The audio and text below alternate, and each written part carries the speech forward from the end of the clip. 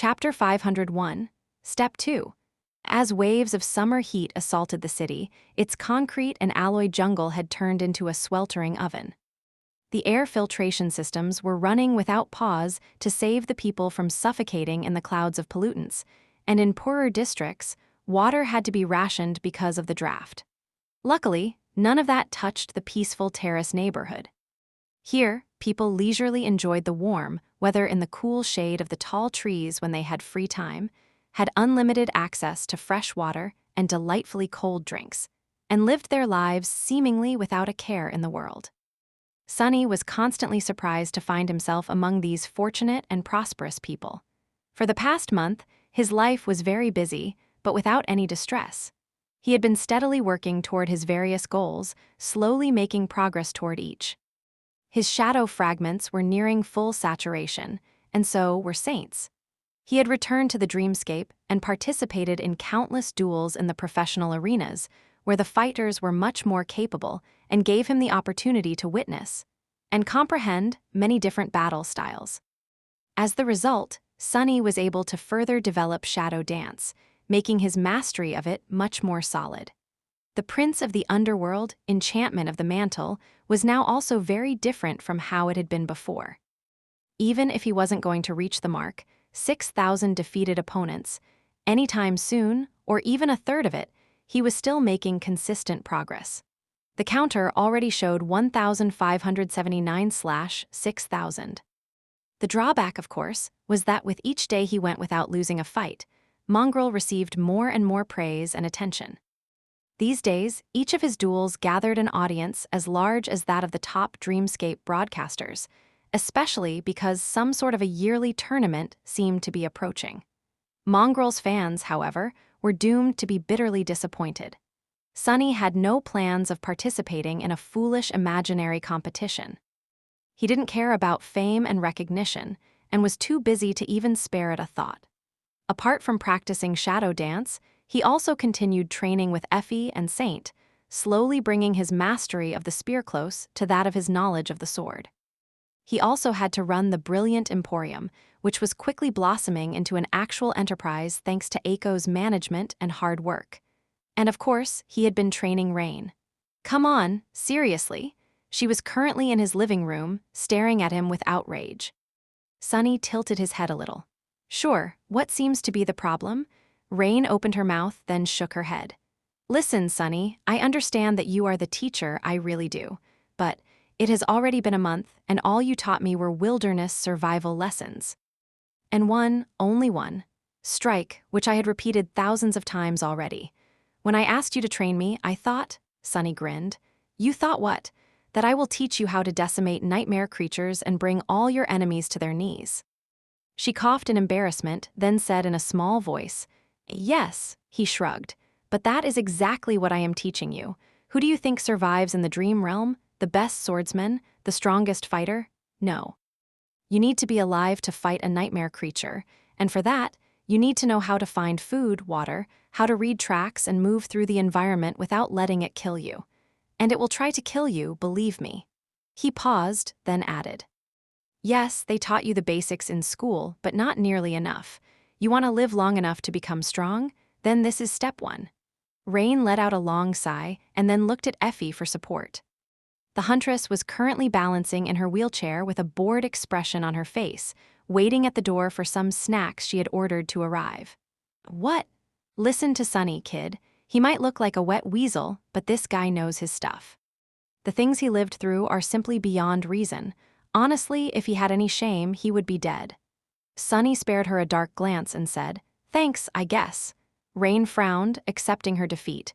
A few moments later, she suddenly asked, What's step 2? He raised an eyebrow. What? You said that learning to navigate the environment without dying is step 1. What's step 2? Sunny looked at her for a few moments, then said, It's about your mindset. You're not ready for step 2 yet, though. We'll get to it when the time is right. For someone like Rain, that step was going to be the hardest. She didn't really have an aptitude for violence, yet, because her life so far had been nice and soft. But she would have to not only come to terms with violence, but also adopt it into the very core of her being, make it one of the cornerstones of herself. That was the only way to survive the spell. Ironically, for Sunny, that step had been the easiest. In fact, he had made it long before his first nightmare, long before the spell even knew of his existence. Rain stared at him with disappointment, then sighed. I just want to be strong like her. He blinked a couple of times. Like who? Rain suddenly smiled. The awakened who saved me. She is so amazing, so strong, so beautiful. A true warrior, not someone like you. Suddenly, a mortified expression replaced her wistful smile. Oh, I'm so sorry. I didn't mean it like that. You are great too, Sunny, I'm sure.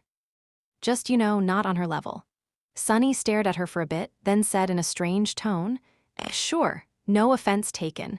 Not everyone is made to be a true warrior, that's right. He wanted to say something else, but at that moment, his communicator suddenly rang, announcing an incoming call. Sunny frowned. Who might it be? Very few people ever called him. Looking at the screen, he suddenly felt a bit cold. It was the Sour Reaper herself, Ascended Jet. What? Why is she calling me? Sunny hesitated for a couple of moments, then answered the call. Yes, Master Jet.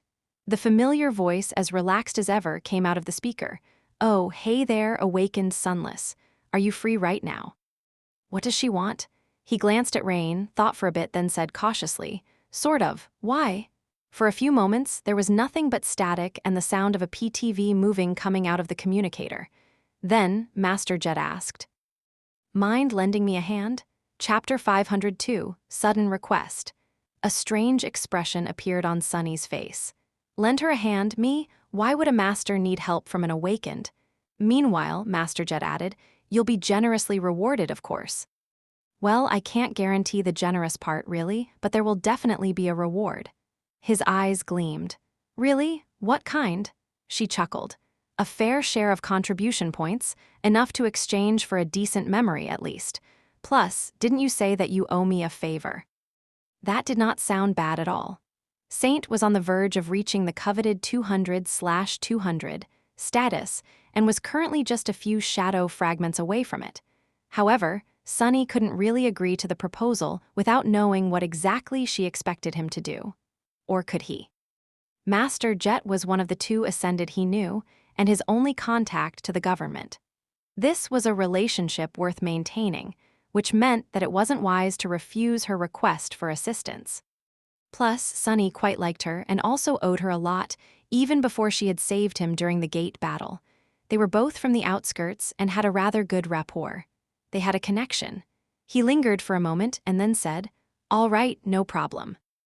I'll do it, Master Jet answered with satisfaction in her voice. Good, I'll come pick you up then.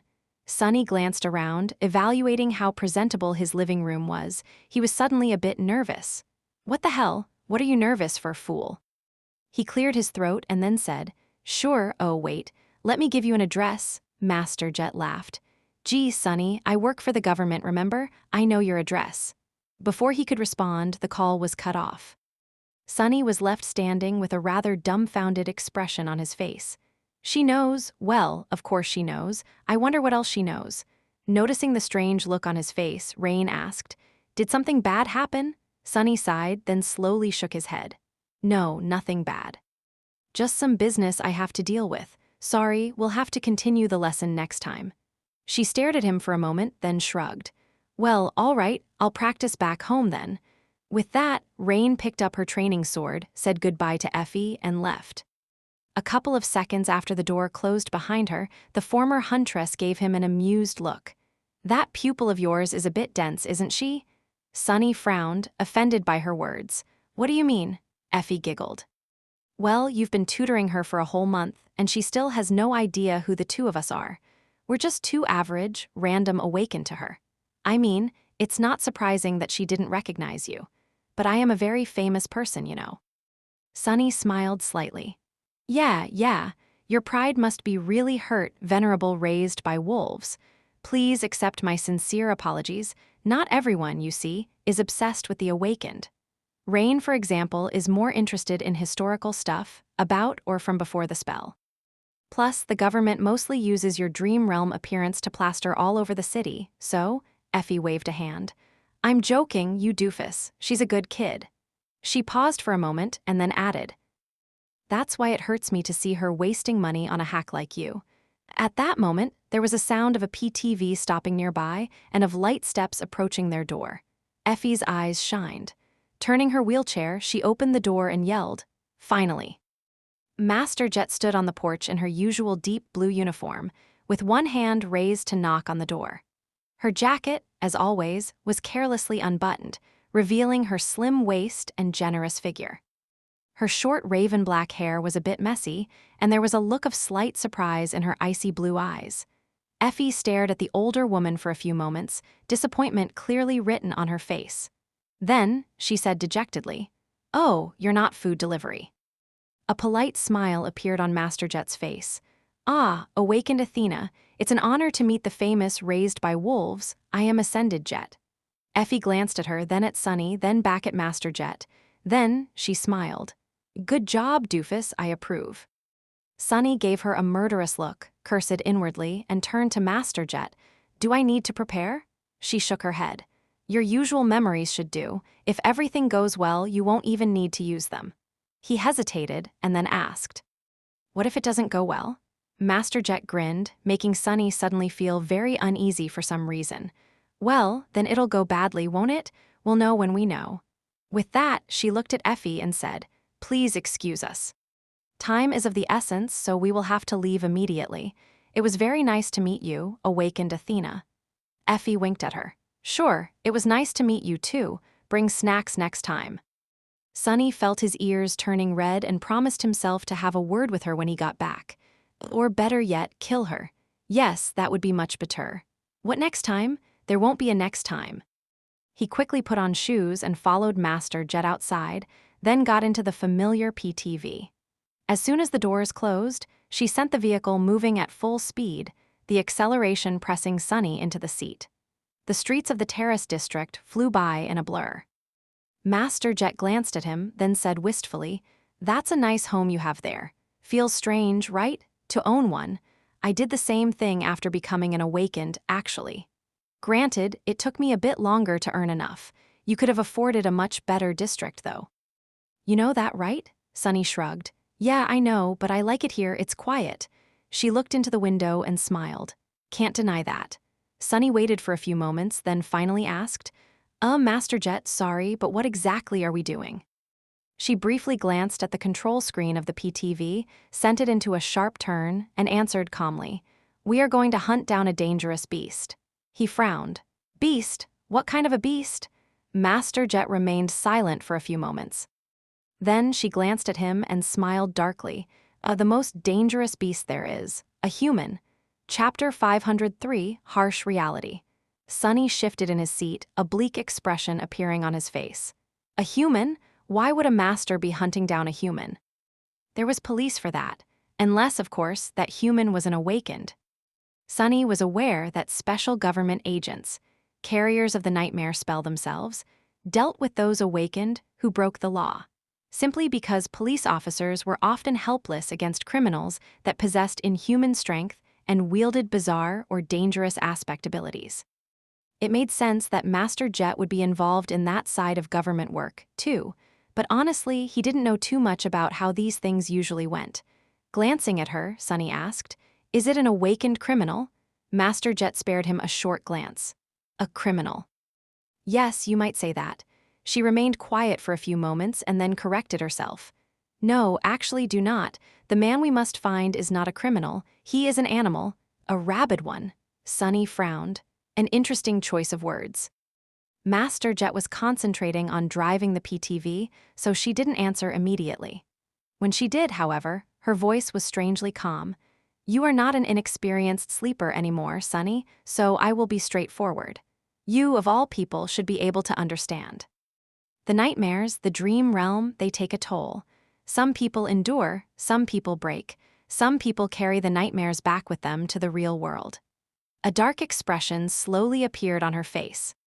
"From what I heard about the Forgotten Shore, you witnessed the worst of what the spell does to us. Yes, we awakened are at the top of the world, those who return alive, that is. We have all the privileges, all the money, all the power. But the mark it leaves on us never goes away. After all the pain, blood, and horror, after all the crap we, the lucky few, are forced to survive, many crack. Master Jet looked at the road, her icy eyes full of unimaginable coldness. Some crack a little and some crack a lot. The government portrays us awakened as powerful and noble, the saviors of the world. But really, most of us are walking on the edge, just one little step away from madness. All that trauma can mess one up really good, you know? It's all a big, big mess. So, when one of the awakened loses control up and makes that last step, what do you think happens? Sunny remained silent for a while, thinking about the damage a deranged awakened could do in the mundane world. His expression became dark and heavy, he didn't even want to imagine. When that happens, you receive a call. Master Jet glanced at him and smiled. Smart. Yes, when an awakened goes out of control, I, or someone like me, receives the call. Things like that usually don't get out because the government doesn't want them to, for obvious reasons. Everything is dealt with quietly, and so, here we are. Sunny didn't speak for a bit. Then he asked, "So, what exactly is going to happen? We find this guy, talk him down or overpower him, and then put him in cuffs, arrest him?" What a funny thought that was. Him making an arrest.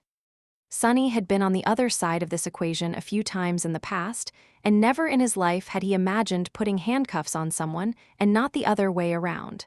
Master Jet gave him a complicated look. There was almost pity. "No, we are not going to arrest him." Sunny blinked a couple of times. "Will he be free to walk around as if nothing happened until the trial?" Of course, there was another, much darker answer. As if reading his thoughts, Jet slowly shook her head. "No. No, he won't be walking around." Sunny looked into the window. "Ah," Master Jet sighed. "If they summoned me, then things are already beyond that. Think about it. If a mundane human needs to be contained, you can put them in prison. But we are awakened. Realistically, there is no prison that can be built to hold us. Not with every aspect being unique and demanding unique means of containment. So there will be no arrest, and there will be no trial." She accelerated the PTV even further and then said evenly, "There will only be an execution."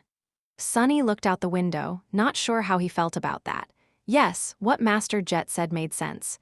Awakened were too powerful and too dangerous. If one of them lost control, then they needed to be dealt with somehow. In a perfect world, they would go through the same process that mundane humans went through. They would be arrested, tried, and either locked in a cell or receive proper help in a mental institution. But this was not a perfect world. So instead, they would just be hunted down and executed, and the whole thing would be swept under the rug to preserve the spotless reputation the awakened enjoyed. Although harsh, this was the somber reality. He wasn't against the idea itself. He just didn't know how to feel about the fact that this time, he was going to be the executioner. Finally turning to Master Jet, Sunny lingered for a few moments and then asked, "So why me, of all people? Why ask me for help?" Master Jet glanced at him, then grinned. "3 reasons, really." She blew through an intersection, almost crashing into a heavy cargo vehicle, and then dodged it at the last second. "First, I know you. There are many people who could have helped, but very few whom I would trust to have my back." Sunny nodded, strangely pleased to hear that.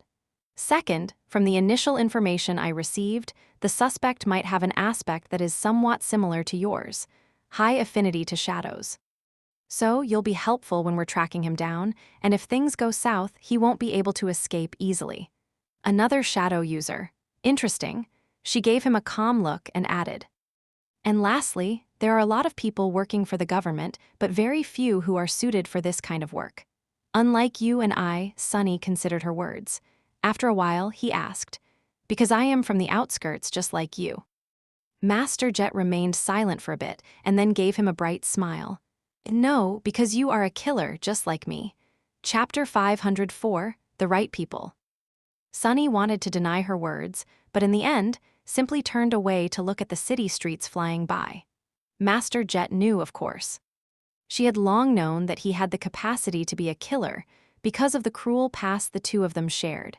And more than that, she had access to the records about the events of the Forgotten Shore that the government agents had compiled. Out there, Sunny had killed his fair share of people. He had not been the most active participant in the civil war for the throne of the Bright Castle, but his hands were covered in blood, too. There were very few survivors of the Dark City who, like Aiko, managed to go through that morbid ordeal without staining themselves with human blood. And then there were other lives that almost no one knew that he had ended: Castor, Harris, the hunters who had kept Kai locked in the dark well, and Harper. Even before that, he had killed the old slaver, Shifty, Scholar, and Aro of the Nine without batting an eye. Honestly, it was not a big deal. Except for maybe Harper, Sonny never lost sleep over any of the humans that had died by his hand. If he was honest with himself, he had to admit that some of them he even enjoyed killing, a little. And it was precisely the fact that he didn't think of it as a big deal that proved Master Jet's words. Sonny was a killer, and not in the sense that he had killed before or had been taught how to. He had an innate aptitude for that sort of thing, and there were not a lot of people who did. In fact, he only knew 3. The first one was himself. The second was Nephis. She was the one who had taught him about murder, after all. Maybe that was one of the reasons why Changing Star had chosen to impart her family battle style to Sonny. Maybe she had recognized that the two of them were similar, that both of them had seen and known the truth of this world, that he would be able to understand. The third one was Master Jet. Sonny suddenly realized that he didn't know much about her, apart from her rank, her past as a kid from the outskirts, and her role as a government operative. Everything that he thought he knew about Master Jet had come from what others told him about her, painting an intimidating and imposing picture of the fearsome Soul Reaper. That picture, however, did not reveal the real human hidden behind the loud nickname. In fact, it only served to obscure her more. What nightmares Jet herself had survived on her path to becoming a master, what were her hopes, her convictions, what were her goals, he had no idea. Thinking about it, Sonny hesitated for a while and then said, "Master Jet, can I ask you a question?" She glanced at him briefly and smiled. "Sure." Sonny carefully chose his words before formulating a question. In the end, he asked simply, "Why are you not a saint?" Master Jet laughed, her voice full of amusement. "What a peculiar question. You say it as though becoming a saint is something that just anyone can do." He shook his head, not willing to let it go. "But you are not just anyone. Sure, you might be younger than most masters out there, but very few of them can compare to you in terms of talent and power. The fact that you chose to challenge the second nightmare proves that you have ambition. So why stop?" She spared him another glance and asked with an easy smile, "Why? What have you heard?" Sonny shifted uncomfortably. "Crap. I've been told that no one wants to go into a nightmare with you because of your problematic personality. Murderous savage and psychopathic killer, these were the precise words they used. Sorry." Her smile turned wider. "Really? Haven't heard those before. Huh, I like it. But what do you yourself think?" He remained silent for a bit and then said with a bit of doubt, "I don't think I buy it. I just took it at face value as an inexperienced sleeper. But after the Forgotten Shore, that statement doesn't seem to make sense. Sure, it is important to trust those who you enter the nightmare with, but at the end of the day, strength is strength. And you are very strong. You also work for the government, which proves your ability to be an adequate part of a larger collective. To work in a team, so I simply don't understand." Master Jet did not speak for a while, concentrating on the road. Eventually, she answered, a hint of darkness finding its way into her voice. "That is because you don't know enough. You're young and haven't had to deal with the awakened affairs a lot. Plus, some of these things people only learn after reaching a certain stage. You're not at that stage yet, but since you asked, I'll answer." She looked at him, the smile disappearing from her face. "It is very simple, really. Basically, you need the right people to help you become a master. But to become a saint, you need for the right people to not obstruct you. Take it as you will." She didn't say anything else, and Sonny did now ask, a deep frown appearing on his face. For the right people to not obstruct you? He understood what Master Jet was hinting at, of course. He knew enough to come to the right conclusion. What she just told him was that to become a saint, one had to receive permission, and it wasn't too hard to realize who had to give that permission. The sovereigns, who else but them? The 3 supremes who ruled the most powerful awakened, the legacy clans from the shadows. Come to think of it, such an arrangement made a lot of sense. There were just a few dozen saints in the world, and each of them possessed unbelievable, mind-boggling powers. Would the sovereigns have allowed for such powerful individuals to exist outside of their control? From everything that Sunny knew about the vile nature of power and how the world worked, the answer was obvious no. So, did every saint out there actually belong to one of the sovereigns? It seemed that they did. Even Sky Tide of the White Feather Clan, who gave Sunny an impression of being a reclusive and fiercely independent woman, was beholden to a great clan.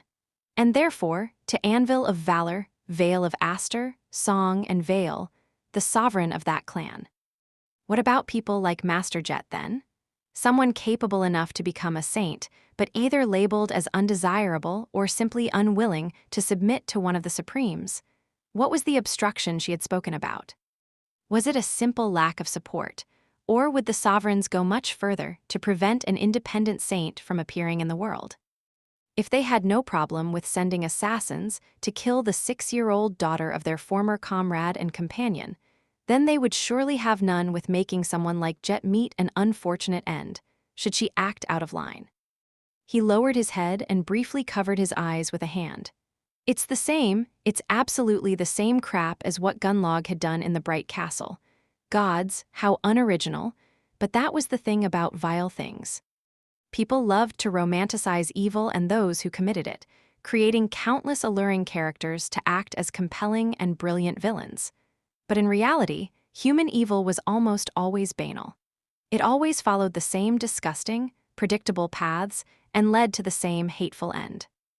No wonder Nephi's wanted to destroy them so much. Sunny's thoughts were suddenly interrupted by the PTV coming to an abrupt stop.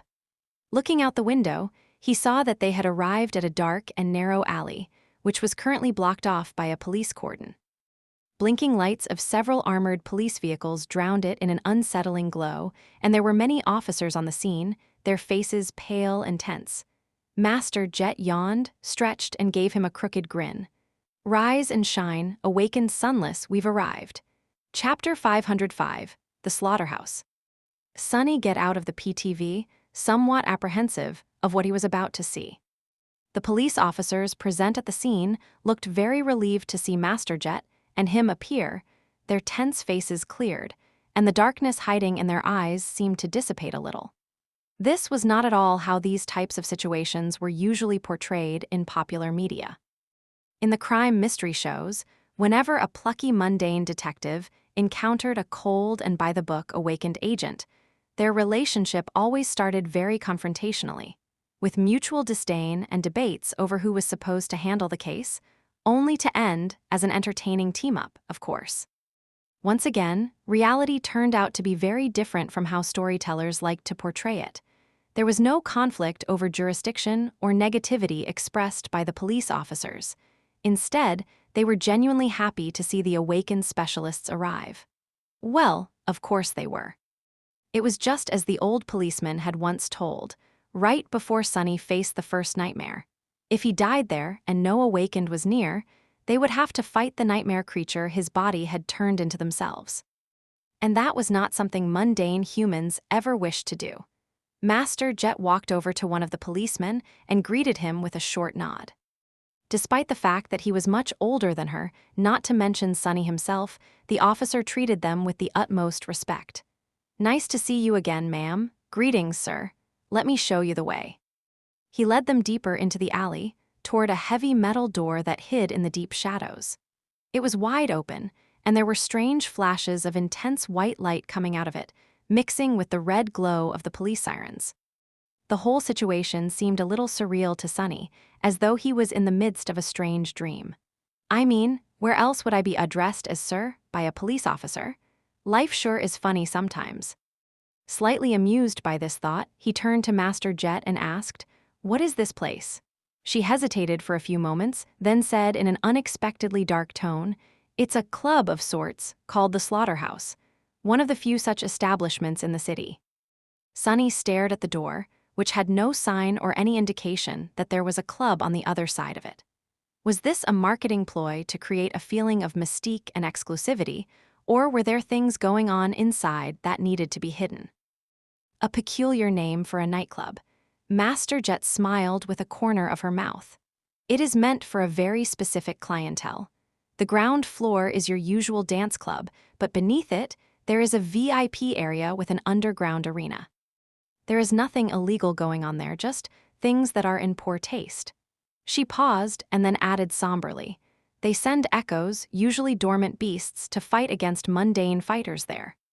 The fighters are paid generously, of course, and the club profits from the rich assholes who enjoy watching this sort of thing enough to recoup losses if one of the echoes is accidentally destroyed. Everyone wins, I guess. Sunny frowned. He knew that wealthy people were big fans of wasteful forms of entertainment, and that there were arenas where precious echoes were made to fight each other just for the spectacle of it.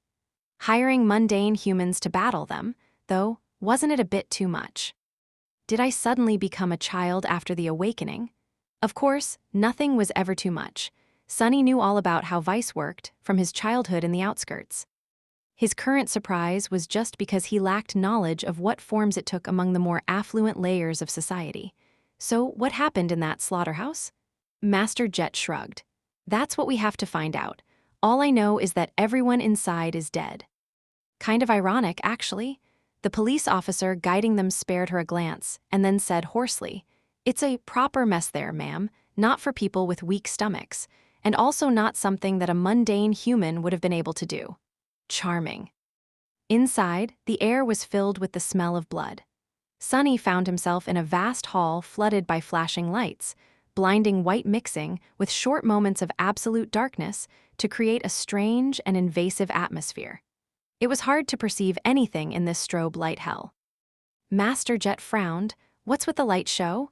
The policeman looked down in embarrassment. "Sorry, ma'am, we figured out how to turn off the music, but the lights are giving us some trouble." She gave him an unamused look. "Well, get on with it." The officer turned around and walked away, shouting at his colleagues. A few moments later, the hall suddenly became enveloped in darkness, and then the regular illumination kicked in. Without the constantly flashing strobe lights, the club looked smaller and more worn down than Sunny had expected. He did not pay too much attention to the design of the interior, the raised stage, or the bar with hundreds of expensive-looking bottles standing on the shelves behind it. With a gloomy expression on his face, Sunny was looking at the bodies. There were more than a dozen of them, all broken and terribly disfigured, as if chewed and spewed out by a tornado. But of course, a natural disaster had nothing to do with what had happened in the seedy club. The result only looked like it. This was the work of an awakened. Suddenly, he remembered Master Jet's question, seeing it in a new light. When an awakened loses control, what do you think happens? The answer was right in front of him. Terribly battered human bodies were lying on the floor, drowning in pools of blood. Indeed, this was not a sight for those who had weak stomachs. But, for better or worse, Sunny had seen enough horrors to not be moved too much by such a scene. It left a deep impression even on him, though. Sunny didn't have to look too closely to realize what had transpired. The position of the bodies, the nature of their wounds, the murderer had not used some powerful memory or let an echo loose on these people. No, it was much simpler. They just did it with their hands. Back during the gate battle, Sunny had thrown a heavy vehicle at the advancing horde of nightmare creatures, carving a bloody path in their ranks. That was the strength of an awakened. Even if he had been augmented by a shadow, his own strength was still vastly superior to that of a mundane human. A frenzied awakened could tear through a dozen humans in a matter of seconds, and none of them would be able to do anything to stop it. In front of a spell carrier, mundane humans were like paper dolls. It only took a little effort to destroy them. That bastard! Sunny remembered how he had doubted whether or not he wanted to play the role of an executioner on the way to the crime scene. Rain could have been one of the victims. He could have been one, too, before becoming an awakened. As he was looking at the broken bodies, all his doubts disappeared. Chapter 506, Silent Witnesses. As Sunny studied the bodies, Master Jet went away to talk to the police officers and then returned with one of them. There was a disappointed expression on her face. No usable recordings left. Figures, Places like this one only exist because they value the privacy of their clients. And the few cameras they did have show nothing but darkness. Sunny looked at her, then sighed. Not much to tell from the victims, too. The murderer just used their fists. She shrugged. That's how it usually goes in situations like this.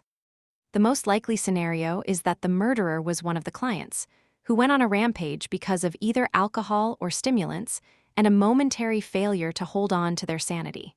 So I doubt that this mess was premeditated. Master Jet remained silent for a moment and then added, he was lucid enough to use his aspect to obscure the cameras, though, so dealing with him won't be too simple. With that, she turned to the police officer and asked, any survivors? Do we have witnesses? He hesitated for a bit, then gave her a strange look. Yes, actually, there are a few, but the officer didn't finish the sentence and just stared at them with an uneasy expression. Sunny raised an eyebrow. But what? Are they refusing to talk? The policeman shook his head slowly. No, they're not refusing. They just, I don't know, something is wrong with them. They just don't speak or even react really. I've seen a lot of people in shock, and sometimes they can seem almost catatonic. But this is something else. Gave us all the creeps, to be honest. Sunny and Master Jet glanced at each other, and then one of them said, lead the way. The officer sighed, then escorted them to the back of the club, where an inconspicuous door led to the service rooms. The witnesses were gathered in a small office, standing there motionlessly, with nervous paramedics trying to determine the reason for their condition. There were 5 of them, all sharing the same blank, strangely peaceful expression on their faces. They were completely silent, motionless, and still. They did not react to the arrival of new people at all. Their eyes were calm and empty. Sunny paled. How is this possible? It only took him a second to recognize what was wrong with the survivors, of course. In fact, they weren't survivors at all. These people were dead. To be more precise, they were hollow.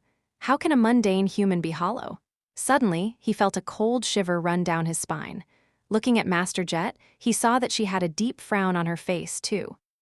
The massacre in the dance hall was bad enough. But this just made the whole situation frightening and eerie.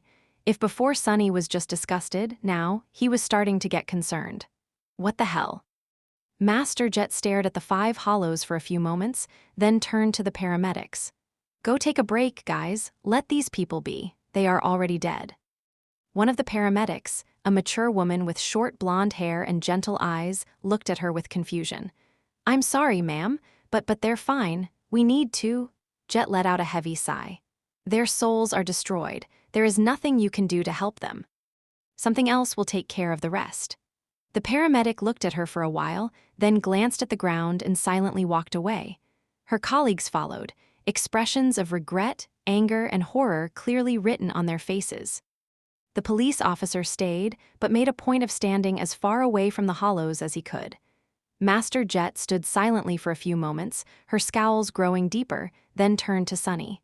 Answering your question, I don't know. He hesitated for a bit, then asked. But how can a mundane human become a hollow? It's only supposed to happen to those who die in the dream realm, right? She glanced at him, then silently shook her head. Eventually, Master Jet said, wrong. There's a very small chance of a powerful soul attack creating a hollow. But beings capable of dealing direct soul damage are very rare, so it doesn't happen too often. Almost never, really. Sunny walked closer to the 5 empty humans and studied them. Can you do something like this? Master Jet lingered for a bit, then answered simply, if I am really precise. Something was very wrong with these people, and not just the fact that they were hollow. There was something else, something that almost made Sunny's hair stand on end. A feeling of subtle but profound wrongness. He reached out with shadow sense and flinched. Master Jet did not miss that sudden reaction. What? Did you discover something? Sunny gritted his teeth, then nodded. They're shadows, they're dead. She stared at him with a raised eyebrow. How does this work? I don't know much about shadow affinity. Sorry, it's a very rare type of aspect. Does damage to a shadow correlate to soul damage? Sunny thought for a bit, then shrugged. I am not so sure myself. There's no manual for it, after all. But only 2 things ever managed to damage my shadow. One was another shadow, and the other was a soul attack. Sunny wasn't sure that he was comfortable providing Master Jet, a person specializing in exactly such a type of attack, with this information, but decided to share it nevertheless. He trusted her that much, at least. So, since shadows are susceptible to soul damage, it is not too much of a leap to assume that they share a deep connection to the soul or are tied to it somehow, at least. She nodded and remained silent for a while, thinking.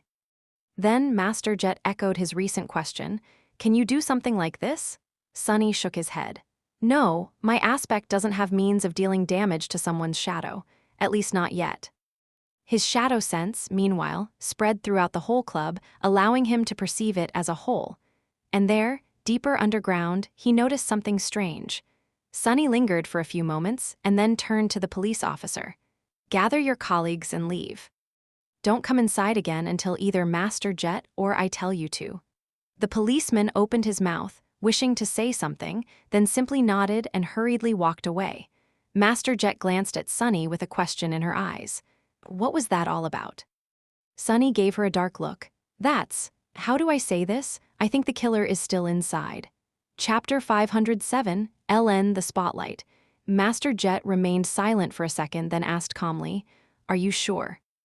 "This place has been swept multiple times before we arrived." Sunny nodded. "He is here, underground." She looked down, her face slowly turning somber. "Well, I guess we should go and say hi." Sunny nodded and made a step toward the door of the small office. However, she suddenly stopped him. "Wait." He looked at her with a bit of confusion. "Yes." Master Jet hesitated for a few moments. There was a complicated expression on her face. Finally, she said, "There are very few people with a shadow affinity aspect in the world, and even fewer who frequent places such as this." Sunny frowned. "What are you trying to say?" She looked at him darkly. "I'm saying that I might know this guy. In fact, when I heard that there was an incident in the slaughterhouse, I already had a suspicion of who was responsible." He blinked a couple of times. "You know the murderer?" Master Jet shrugged. "There are hundreds of thousands of awakened in the world." That seems like a big number, but in fact, it is not. If you live long enough, sooner or later, you will know of everyone who is worth knowing, more or less. It's a small world. She paused for a moment and then added, "Point is, if I am right, then this will be dangerous. This guy is not someone who has spent his whole life behind a citadel wall. Was the real deal, a specialist." Sunny glanced at the 5 hollows, then frowned slightly. A specialist? What a peculiar word. But he understood what Master Jet had meant. Most of the awakened were thrust into the spell and tried desperately to survive, striving to return to a semblance of a normal life. A much smaller amount, for whatever reason, embraced their new nightmarish reality and adapted to it, even thrived in it. They shaped their lives to suit the deadly challenge of the nightmare spell, and not the other way around. Sunny was one of these specialists himself, after all. If he is such a specialist, then how did this mess happen? Master Jet shook her head. "Who do you think are the most compromised awakened? Folks who spent as little time as possible in the dream realm and then returned to their actual lives. No, it's people like us, the professionals." He thought on it for a bit, then said with confusion, "I don't get it, even if he is a seasoned fighter, so what? You are an ascended. Surely, dealing with him will be easy." Master Jet shook her head. "Nothing is ever easy, Sunny. That is a mindset that will get you killed. No matter how powerful you are, one mistake is all it takes. Raw power doesn't always decide the outcome of the fight. You should know this already. Every aspect has a flaw, and every power has a counter, so keep your guard up." Sunny had to agree that she was right. His own experience served as the perfect proof. Harris had died by his hand because Sunny's aspect was a perfect counter to his formidable ability, and Castor had been undone by his flaw. He remained silent for a few moments, and then said, "When we confront this guy, pay attention to your shadow. Don't let him get anywhere near it." Master Jet frowned and then gave him a simple nod. Together, they returned to the dance hall and then found another heavy metal door. Behind it, a narrow staircase led further down to the underground arena. The arena itself was larger than Sunny had imagined and looked more like a luxurious theater than a fighting pit. The rows of seats were furnished with red velvet, and there were private boxes for the most affluent of the visitors. The arena itself resembled a stage and was surrounded by a protective barrier fashioned out of transparent alloy. The whole space was sparsely illuminated, with deep shadows nesting between the areas of light. Still, one could more or less see everything. Master Jet studied the interior of the arena, then said quietly, "There's no one here." Sunny lingered for a moment, then walked over to a control panel hidden in one of the boxes and moved several switches. A moment later, bright spotlights ignited on the ceiling, flooding the arena with a bright radiance. The wave of light chased away the shadows, and suddenly, a figure of a man could be seen in the very center of the stage, sitting on the floor with his face buried in his hands. Previously, that place had seemed to be utterly empty. The man grimaced and then raised his head to stare at the lights with a dark expression. A hoarse voice resounded in the silence of the underground theater. "Bastards, why can't they just leave me alone?" The murderer was around 30, with a gaunt, unshaven face and bloodshot eyes. There were several used stimulant packs lying on the floor around him, as well as shards of a broken liquor bottle. His clothes, hands, and face were covered with blood, but the man didn't seem to mind. Blocking the light with one hand, he lowered his gaze and slowly focused it on Master Jet and Sunny. A hint of recognition slowly appeared in his eyes, which was then replaced with contempt. "Is that you, Soul Reaper?" "Hell, they sent the attack dog herself after me? Ha, what an honor," Sunny sighed inwardly. What was it with people and calling others dogs? He really didn't get it. Dogs were marvelous creatures from what he knew. Of course, only the rich could afford to have one. Dogs were the rich man's best friend. Jet took a step forward, piercing the man with a cold, cold gaze. The murderer shivered. "Hi there, Kurt. Long time no see." After hearing her voice, the man called Kurt suddenly grinned. "Yeah, long time indeed. You got really full of yourself lately, haven't you, Jet? Funny that a government lapdog like you finds it beneath herself to associate with upstanding people like me. Back in the day, you at least knew how to show respect, bitch." Ignoring his insult, she smiled, too. "Do you even understand what you have done, Kurt?" The grin disappeared from his face. As Sunny and Jet slowly walked toward the arena, he furtively looked away. "What, that mess upstairs? Aw shit, who cares? They were just cattle anyway. Mundanes only exist to produce more of us, right? So what's the big deal?" Sunny's eye twitched. "He's a proper bastard, isn't he?" Master Jet, meanwhile, stopped smiling. "I care, Kurt, I care." He suddenly laughed. Wait, you're being serious. You're really going to do the whole thing? I'm getting the full parade? Fuck, that's hilarious." Suddenly, an ugly expression appeared on his face. "Have you forgotten who you are, Jet? Gods, did becoming a master give you that big of a head? Come on, we all know who you work for and who I work for. You'll still be a master when I am a saint, wench." He glanced at Sunny and then added in a mocking tone, "Look, you even had to bring a kid to help you out. I guess no adult is willing to get your stench on them." Then, Kurt got a bit serious and stared at Jet darkly, deep shadows slowly gathering around him. "Look, I get it. I fucked up, so let's have it. Give me a slap on the hand, be on your merry way, all right? I'm having a really hard day as it is. We all know that you won't dare to do more anyway." Master Jet tilted her head a little and then said with amusement, "Ah, but that's where you're wrong, Kurt. I do dare. Yeah, we both know who I work for and who your sorry ass works for. But the thing is, I don't give a damn." She chuckled and outstretched one hand as if ready to summon her weapon. Kurt laughed again. This time, however, his laugh was a bit desperate. Then he looked down and whispered, "Ah, well, not like it matters anyway. You know about the Obel scale, so why even bother? Nothing will change." He remained still for a moment, and then suddenly exploded with movement. After that, everything happened very fast. Chapter 508, Battle of the Shadows. Kurt moved with terrible speed, covering the distance between the center of the arena and the first row of the seats, where Sunny and Master Jet were, in a split second. Just from the way he moved, it was easy to tell that his soul core had been fully saturated a long time ago. He was indeed a powerful awakened. Still, it wasn't enough time to summon a memory. The white sparks that were supposed to form into a glaive were just starting to manifest themselves around Jet's hand, but he was already upon her.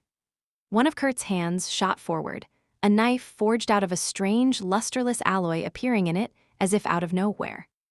There was no magic involved in its sudden appearance, though. The knife had just been hidden in a secret sheath on his forearm. Of course, Master Jet was much faster. She blocked the strike before it could ever reach her flesh. At the last moment, however, Kurt twisted his wrist and let go of the handle, sending the knife flying past her. Right at Sunny, he had barely any time to react. The cruel sight was still in the process of being summoned, so Sunny used his other hand to try and swat the knife away. It jerked up, but then froze. No, wrong.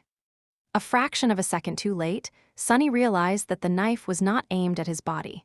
It was aimed at his shadow. And since he had wasted precious time being mistaken about the killer's intentions, it was too late to move his body away to make the shadow shift out of harm's way. Luckily, Sunny's shadow could move on its own. It suddenly went out of the sync with his movements and jumped away, letting the knife bury itself in the floor and send a net of cracks through the sturdy synthwood boards. Shaken, Sunny belatedly jumped back. What is this? Any other awakened would have been killed by that devious attack, most likely. To Kurt's misfortune, though, he had met a fighter well-versed in all things shadow.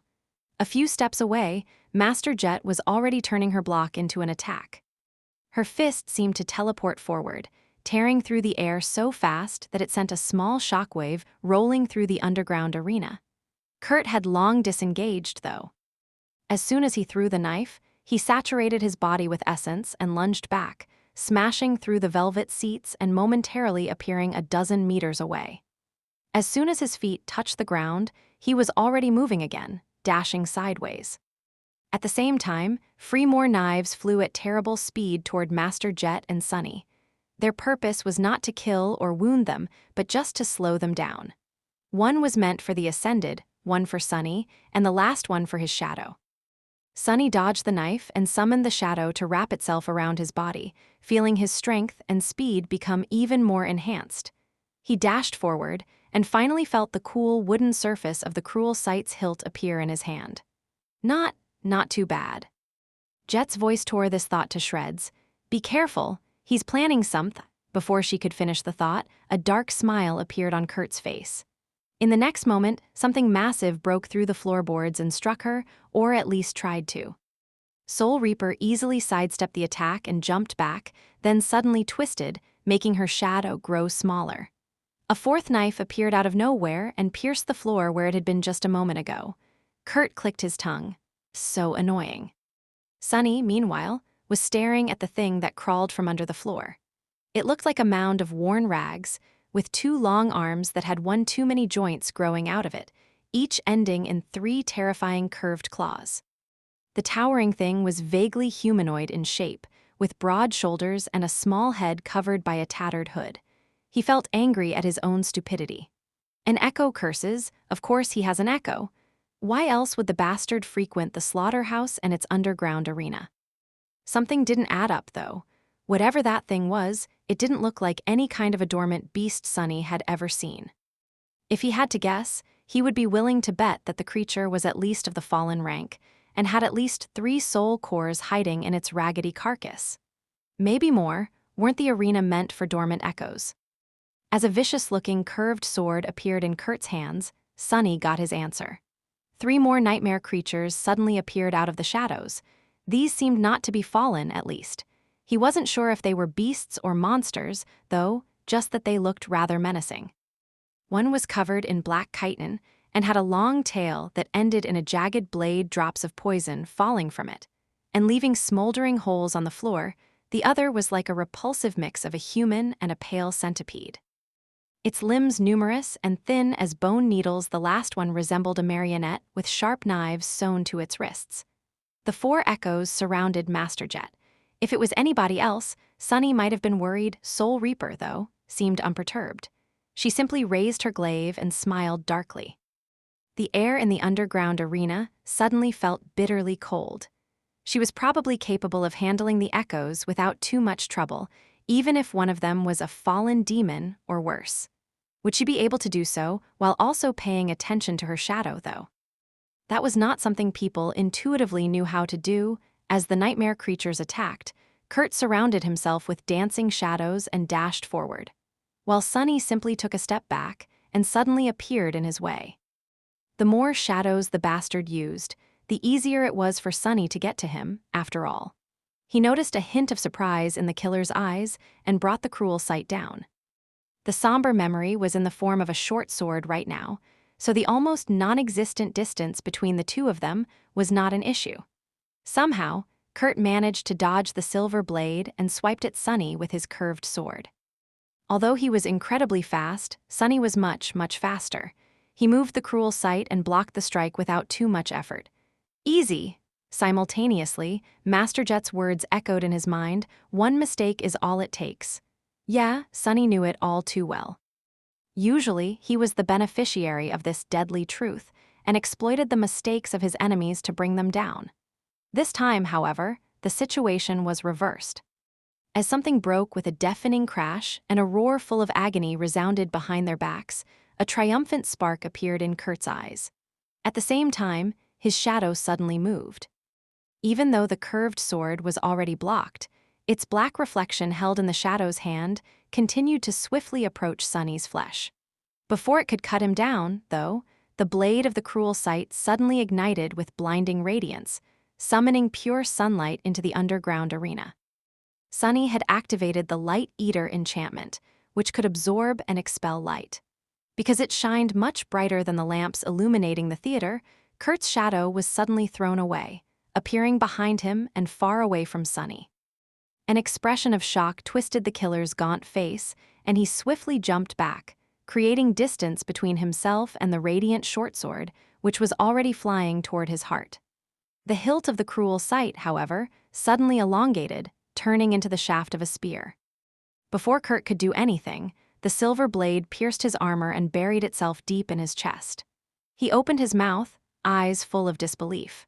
Before any words could escape it, though, the spearhead turned furiously incandescent, and suddenly the killer's body became enveloped with white flames. In mere seconds, he had turned into ash. Sunny sighed. "You have slain an awakened human, Kurt. Your shadow grows stronger. What a pity. I hope to receive more than a single fragment from a fellow shadow user." The spell wasn't done talking, though. You have received an echo. Chapter 509, Ghastly Reward. In the deadly silence that settled over the underground arena after the spell had spoken its last sentence, Sunny stared motionlessly at the flakes of ash swirling in the air. An echo. He was now in possession of a new echo, a human echo. Of course, it was only logical that an awakened could leave one behind. Sunny had received his first ever memory after killing a human, after all, and those were not too different. However, somehow, he had never considered commanding an echo left behind by a dead man. One that he had killed with his own two hands, no less. Wasn't it a little bit too ghastly? He imagined the soulless, empty copy of Kurt staring at him with lifeless eyes, and shivered a little. The situation was only made more morbid by the fact that a softly glowing soul shard was left in the pile of ash that the killer had turned into. Just like with nightmare creatures, the strange nature of Sunny's aspect left the crystal intact despite absorbing the shadow fragment. If an ordinary awakened was in his place, the shard would have formed empty and cracked. Sunny had never dug into the corpses of his human victims to retrieve one, so this was his first time seeing a soul shard left behind by one of his own kind. Before Master Jet could see it, too, Sunny bent down, picked up the luminescent crystal, and hid it in his sleeve. His face twitched slightly. Just as he did, an amused voice resounded from behind him. "Well, I'll be damned, that was fast." He hesitated for a moment, and then turned around. Master Jet was surrounded by a scene of devastation, the interior of the underground theater in her vicinity completely destroyed. She was casually leaning on her glaive, and there was an amused expression on her face. Kurt's echoes, of course, had disappeared after his death, however. Sunny didn't know how many of them she had killed before that happened. In any case, there were no wounds on her body. Master Jet whistled. "You actually put down the bastard all by yourself. That's, nicely done, Sunny."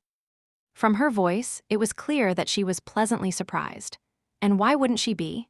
Kurt had been an awakened with at least 10 years of experience under his belt, with a fully saturated soul core and an insidious, deadly aspect. While Sunny had become an awakened less than a year ago. He was never formally trained and had no clan or organization supporting his growth. Not bad for a kid from the outskirts. He shrugged. He was overly reliant on the unique nature of his powers. A little knowledge of the shadows was all it took, really. She slowly shook her head. Maybe you're right. Still, Kurt had quite a reputation back in the day. But hey, why am I surprised? They gave you the SS designation for a reason. With that, Master Jet sighed and looked at the pile of ash with a complicated expression. After a few moments of silence, she added, "You know, he was a promising young awakened too once. One of the few who didn't treat me like a walking corpse back in the academy." Sunny glanced at the ashes, trying to imagine Kurt as young and promising. It wasn't too hard, however. Thinking about a person he had killed this way made him uncomfortable. It was better to remember him as he had been at the end, a depraved, demented murderer. More of a rabid beast, really, than an actual human. Sunny scratched the back of his head. So then, what happened to him? Master Jet lingered for a bit and then shrugged. Life, I guess. Not everyone is cut out for the kind of life we live. In fact, very few are. Sunny dismissed the cruel sight, thought for a few moments, and then asked the question he really wanted to ask. So, that stuff he told about having a powerful protector. What was that all about? Are you going to be in trouble? Wait, am I? Jet smiled. What did you believe, that fool? Don't worry, he was just being delusional. Sure, he had rather powerful masters. But these people, they're not going to make a fuss about someone like him. Kurt became of no use to them the moment he lost control. What's more, he turned into a liability. So, if anything, we did them a favor by taking care of the mess ourselves. Her smile suddenly grew wider, but also darker. And if they decide otherwise, I'm not so easy to deal with, Sunny, and they would have to go through me first to get to you. He frowned a little, then nodded, accepting her reasoning. It all made sense, after all. Powerful people were also practical sort. They wouldn't hesitate to discard a broken tool, and that was what people like Kurt were, tools to be used and discarded once they couldn't be used anymore. Good thing I didn't join a legacy clan. I guess that is what I would have become if I did. Master Jet warned me against it for a reason. Then, something else came to his mind. The strange words Kurt had said right before launching his suicidal attack, not like it matters anyway. You know about the Obel scale, so why even bother? Nothing will change. What did he mean? It almost seemed as though the knowledge of this mysterious Obel scale was the real reason for why he allowed himself to lose control. Of why he had lost hope. Sunny lingered for a few moments, then asked cautiously, "Oh, by the way, what was that nonsense Kurt went on about? The Obel scale, what is that?" Master Jet gave him a long, somewhat strange look. Then she simply shook her head. "Don't worry about it. It's not some secret anyway. You can find the information on the network. Obel was the name of a scientist who developed the spelltech system the government uses to detect signs of a manifesting gate. The infrastructure of that thing is getting old, though, so the readings have become less reliable lately. Nothing that some thorough calibrations can't fix." Sunny tilted his head a little. Why was he so fixated on it, though? She looked at him with amusement. How would I know what went on in that crazy head of his? The bastard massacred 20 people and thought that I would let him go after a stern reprimand. He was obviously not all there at the end. He frowned and decided to let it go. Either Jet knew or she didn't. Either way, it didn't seem like she was going to tell him. Instead, Sunny asked, so what now?" Master Jet dismissed her glaive and massaged her shoulders. "Now. Nothing much. Give me 20 minutes to settle things down with the police, and then we'll go get you your reward." She looked at him and added with a smile, "By the way, thanks. This would have been much messier without your help." With that, Master Jet walked toward the exit from the arena, leaving Sunny alone. He stood silently for a while and then sighed heavily. It was time to see about his new echo and decide whether he was going to keep the ghastly thing or not. Chapter 510, Human Echo. Sunny looked around the destroyed theater, then found an intact seat and sat down. Relaxing on the soft velvet cushions, he crossed his legs and looked at the broken stage with a complicated expression. The shards of glass and empty stimulant packs attracted his attention for a moment. Sunny had expected the stimulants to be of the pleasure-inducing variety, but to his surprise, they were more or less the same as the ones he had used to stay awake for an entire week after returning from the forgotten shore. A slight frown appeared on his. Don't tell me, was this guy afraid of going to the dream realm? Kurt might have been even more broken than he had suspected. From how Master Jet had described her former acquaintance, the man had once been a dedicated combatant, a specialist. But what kind of a specialist was scared of his specialty? With a sign, Sunny stared into the distance and summoned the runes. And there it was, written in the ancient symbols in the air in front of him. Echo, Shadow Blade Kurt. Echo type, beast. All humans were considered to be beasts by the spell, since they only had one soul core, so this was not surprising. Well, all humans except for Sunny and Nephi's. As the thought of becoming a demon drifted into his mind, Sunny read further. Echo rank, awakened. Echo attributes, swift hand, shadow sworn, mark of death. Swift hand attribute description, your blade strikes fast and true. Shadow sworn attribute description, you are known to shadows. Mark of death attribute description, you bear a mark of death, as just like death, you were created to be a weapon. Sunny tilted his head a little. So, an attribute that increased perception and agility, an attribute that gifted Kurt affinity to shadows, although to a much lesser extent than his own, and a third attribute that, actually, Sunny had no idea what the third attribute did. Its description, though, was very interesting. He knew that death had been created by Shadow God, and now he learned that it had been created as a weapon, but against whom? What kind of enemy could have demanded the creation of such a terrible thing? Someone immortal, perhaps, no, that didn't make sense. If there had been a time before death was invented, then everything back then was immortal, eternal, and endless. Right? Sunny wasn't sure that he understood the concept of a world without death. What he did know, though, was that something as harrowing as death would not have been invented without a reason. He frowned, then turned his attention back to the runes. Echo abilities. Shadow manipulation, shadow strike, awakened. Shadow manipulation, ability description. You can affect the movement of shadows and walk through them unseen. Shadow strike, ability description. You can strike at the shadows, and your shadow can strike at the living things. As expected. Sunny had more or less surmised what Kurt's aspect abilities had been. They were different, but at the same time similar to his own. Both were much less versatile and powerful than what he was capable of himself, though, even if the ability to deal direct damage to, and through his shadows, was something Sunny would have loved to have access to. Shadow manipulation, especially, was almost no more than a slightly different version of his passive attribute, Child of Shadows. Still, having a shadow like Kurt could add a new layer to his battle prowess. There was also the last ability. Awakened ability description. This echo has the innate abilities of a carrier of the spell. So, using memories, that was a nice ability to have. Even Saint herself was limited to only using weapons and charms. Full of thought, Sunny looked at the last string of runes. Echo description. I have entrusted you with a beautiful blade, but all you created was a hideous nightmare. He blinked a couple of times. What's up with that description? Oh my, am I imagining things, or does the spell sound bitter? What a funny thought that was. Sunny reclined in the chair and waited for a bit, then grimaced and dove into the soul sea. Let's take a look. He walked past the rows of silent shadows, noticing the dark figure of Shadow Blade Kurt standing among them motionlessly.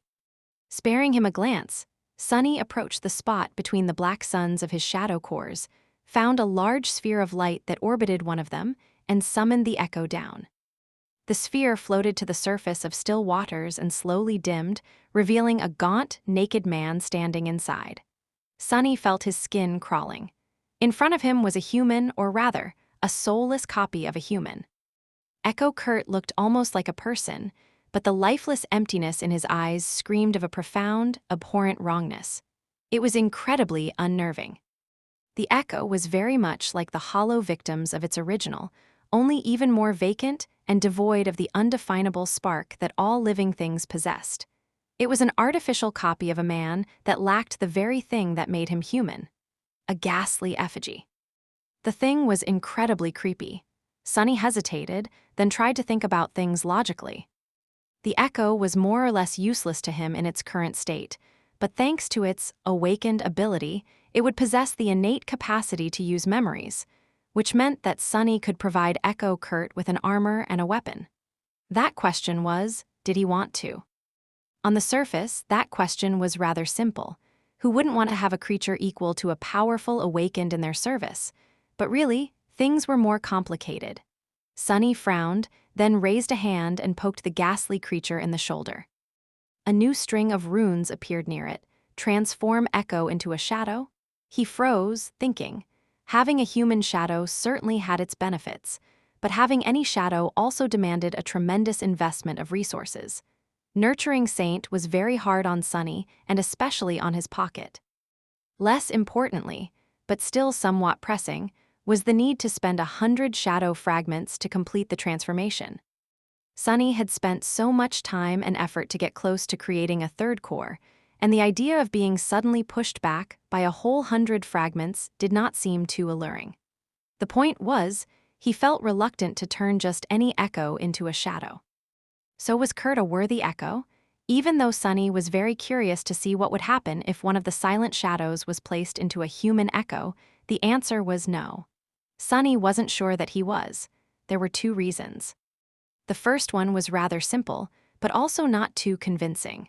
Master Jet had said that all of them, seasoned awakened, were walking one step away from the madness. Sunny felt like dragging around a reanimated copy of a man he killed would bring him closer to making that step. His humanity and sanity, to be honest, were already on thin ice. However, that wasn't the main reason. The second reason, and the most important one, was the nature of the shadows. Shadows weren't soulless, empty copies of their originals. They possessed a semblance of a consciousness and a distinct personality. Saint was living proof. Yes, she was created from a powerful nightmare creature, but her attributes and abilities were not what made her strong. Saint was strong because she was Saint. Her will, intellect, and unbreakable resolve were what made her such a deadly presence on the battlefield and a valued companion for Sunny. And that was why he didn't want to create a shadow of Kurt. Yes, Kurt possessed powerful abilities that shared the affinity with Sunny's aspect. But Kurt himself was weak. His weakness was the cause of why he had drowned himself in alcohol and distasteful hobbies, and why he had eventually surrendered to the burden of the nightmare spell and massacred defenseless humans in a fit of demented frenzy. No matter how powerful, Sunny didn't want to possess a shadow of an unstable butcher, but more than anything, he didn't want to possess a shadow of someone who was weak. How could he rely on someone like that? On the path he was taking, there was no place for weakness, at least not for the weakness of that kind. With a sigh, he summoned Saint and watched her appear near the naked figure of Kurt in a whirlpool of black flames. The taciturn demon stared at him with her indifferent ruby eyes, not paying any attention to the human echo. Seeing them side by side only made Sunny more sure of his decision. He remained silent for a few moments and then gestured at Kurt. "Do you, maybe? Want to eat him?" Saint remained motionless for a few moments, then silently turned to the echo and raised one hand. Her gauntlet easily pierced the chest of the dead killer, and a few moments later, his body disintegrated into a flood of white sparks. Those sparks formed into 3 brilliant streams and entered into the darkness that hid inside the shadow, then flowed into her 3 core remnants. "Your echo has been destroyed." Sunny felt a wave of bitterness wash over his heart, but very soon, it disappeared. He was watching the shadow fragment counter in the runes describing Saint. Apparently, feeding on echoes was much more nourishing for a shadow. She received much more fragments than she would have from an awakened memory of the first tier. Right now, the counter was showing a simple number. Shadow fragments, 200/200. A triumphant smile appeared on Sunny's lips. Chapter 511, Ascension. Finally, how long had it been since he created Saint and saw the dreadful 0/200 written in her runes? A year, no less. That was how long it had taken Sunny to gather enough memories to saturate the dark embers that burned in the black depths of his shadow. What was going to happen now? The last time Saint had evolved, her transformation took a very long time. Was she going to retreat into the chrysalis of his shadow core again? Or was reaching 200 fragments completely different from what had happened to her after the killing of the Black Knight? A few moments later, Sunny received the answer. Bathed in the lightlessness of his soul's sea, Saint suddenly shuddered. The darkness hiding in her body surged, and the 3 embers hidden within it, one in her chest, one in her abdomen, and the last one in her head, shined with black radiance. It was very different, but also very similar to the process he himself had gone through twice, once after the first nightmare, and once after going through the gateway in the Crimson Spire. Is he ascending to a new rank? The thought filled Sunny with a jubilant thrill. Meanwhile, Saint was in the throes of her transformation. The still waters around her were now restless, as though assaulted by invisible winds. Wisps of dancing black flames suddenly appeared around her body, and it rose above the surface of the water, becoming partially obscured. Sunny took a step back and silently watched the strange and beautiful process, his heart beating wildly. After a few minutes, it was over. The invisible winds disappeared, and so did the black flames. The water turned tranquil and still once again. Saint landed on her feet and straightened, her graceful figure brimming with new power. The glow of her ruby eyes seemed to have become brighter. Unlike the previous time, the taciturn demon had not changed outwardly. Her onyx armor was still composed of polished, stone-like metal. Sunny knew that beneath it, her skin was still smooth and white as alabaster. On the inside, though, the changes were nothing short of profound. The darkness hiding in the body of the living statue now seemed much, much deeper, and the 3 embers seemed to have become substantially larger. More than that, they appeared to be more complete somehow. Not yet whole, but also not as broken and fragmented as they had been before. Sunny hesitated, then summoned the runes. Shadow, Marble Saint. Her name didn't change. The next string of runes, however, was vastly different. Shadow rank ascended. He froze. I'll be damned. Ascended, Saint was now ascended. Indeed, she had achieved a new rank, the same rank, in fact, as that of Master Jet, as well as the Black Knight, Mirror Beast, and Mordant Mimic. An ascended human was called a master, while nightmare creatures of the same rank were called fallen. Saint was now somewhere in between, a creature possessing multiple cores, but following the path of ascension as opposed to the path of corruption. Like Sunny himself. Of course, she was much more powerful than him now. Sunny was torn between being mad with joy and slightly bitter. Back when he had created Saint, she was stronger than him for a long, long time.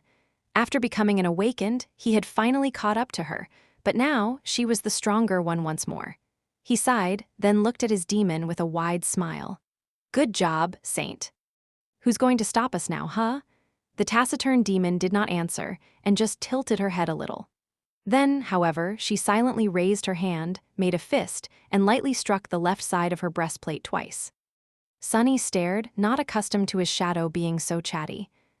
Yeah, exactly. Feeling a little awkward, he lingered for a moment and then looked back to the runes. Saint's class, attributes, and abilities did not change. At the very end of the plane of runes, however, he was met with an unexpected surprise. What? The last string of runes read, Shadow Fragments, 39/200.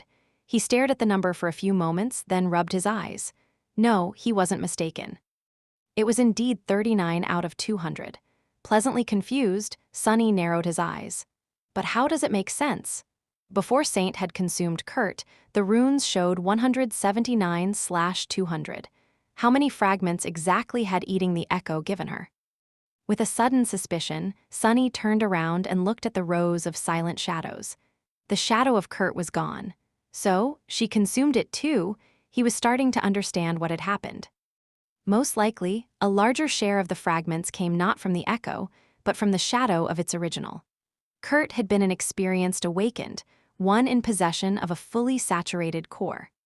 By absorbing his shadow, Saint must have inherited a portion of all the soul fragments he had accumulated over his life, just like a human would after slaying another human. That amount was enough to bridge the gap to the next rank, and then some. Of course, since his shadow was now an ascended, she required shadow fragments of similar quality to grow one-to-one. Those that came from Kurt were only awakened, though. So, in fact, the current number would have been 78/200 if Saint's rank had not changed.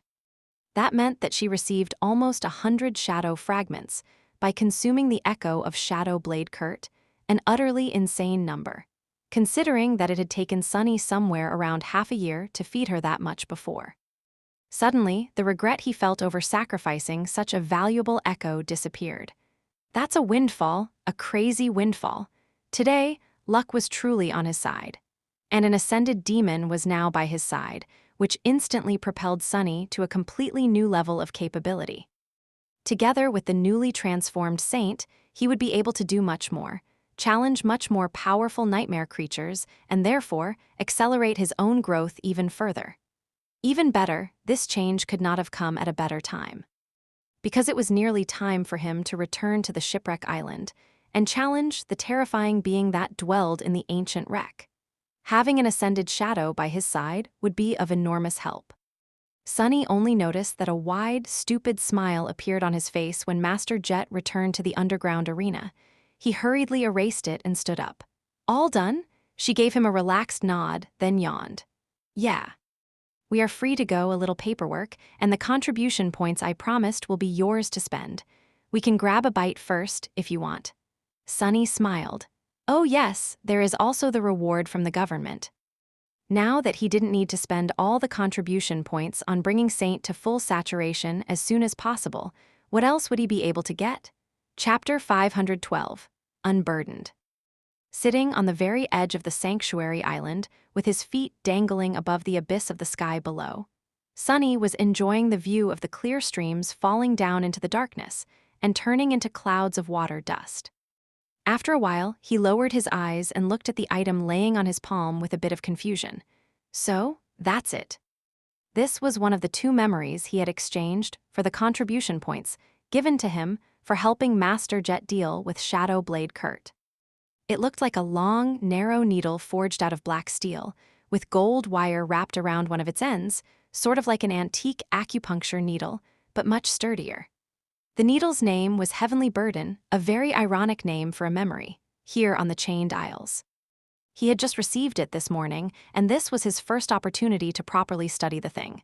Very curious, Sunny summoned the runes: Memory, Heavenly Burden, Memory Rank Awakened, Memory Tier, III, Memory Type, Tool. Memory Description: to be free of a burden, one has to let go of all attachments they hold in their heart.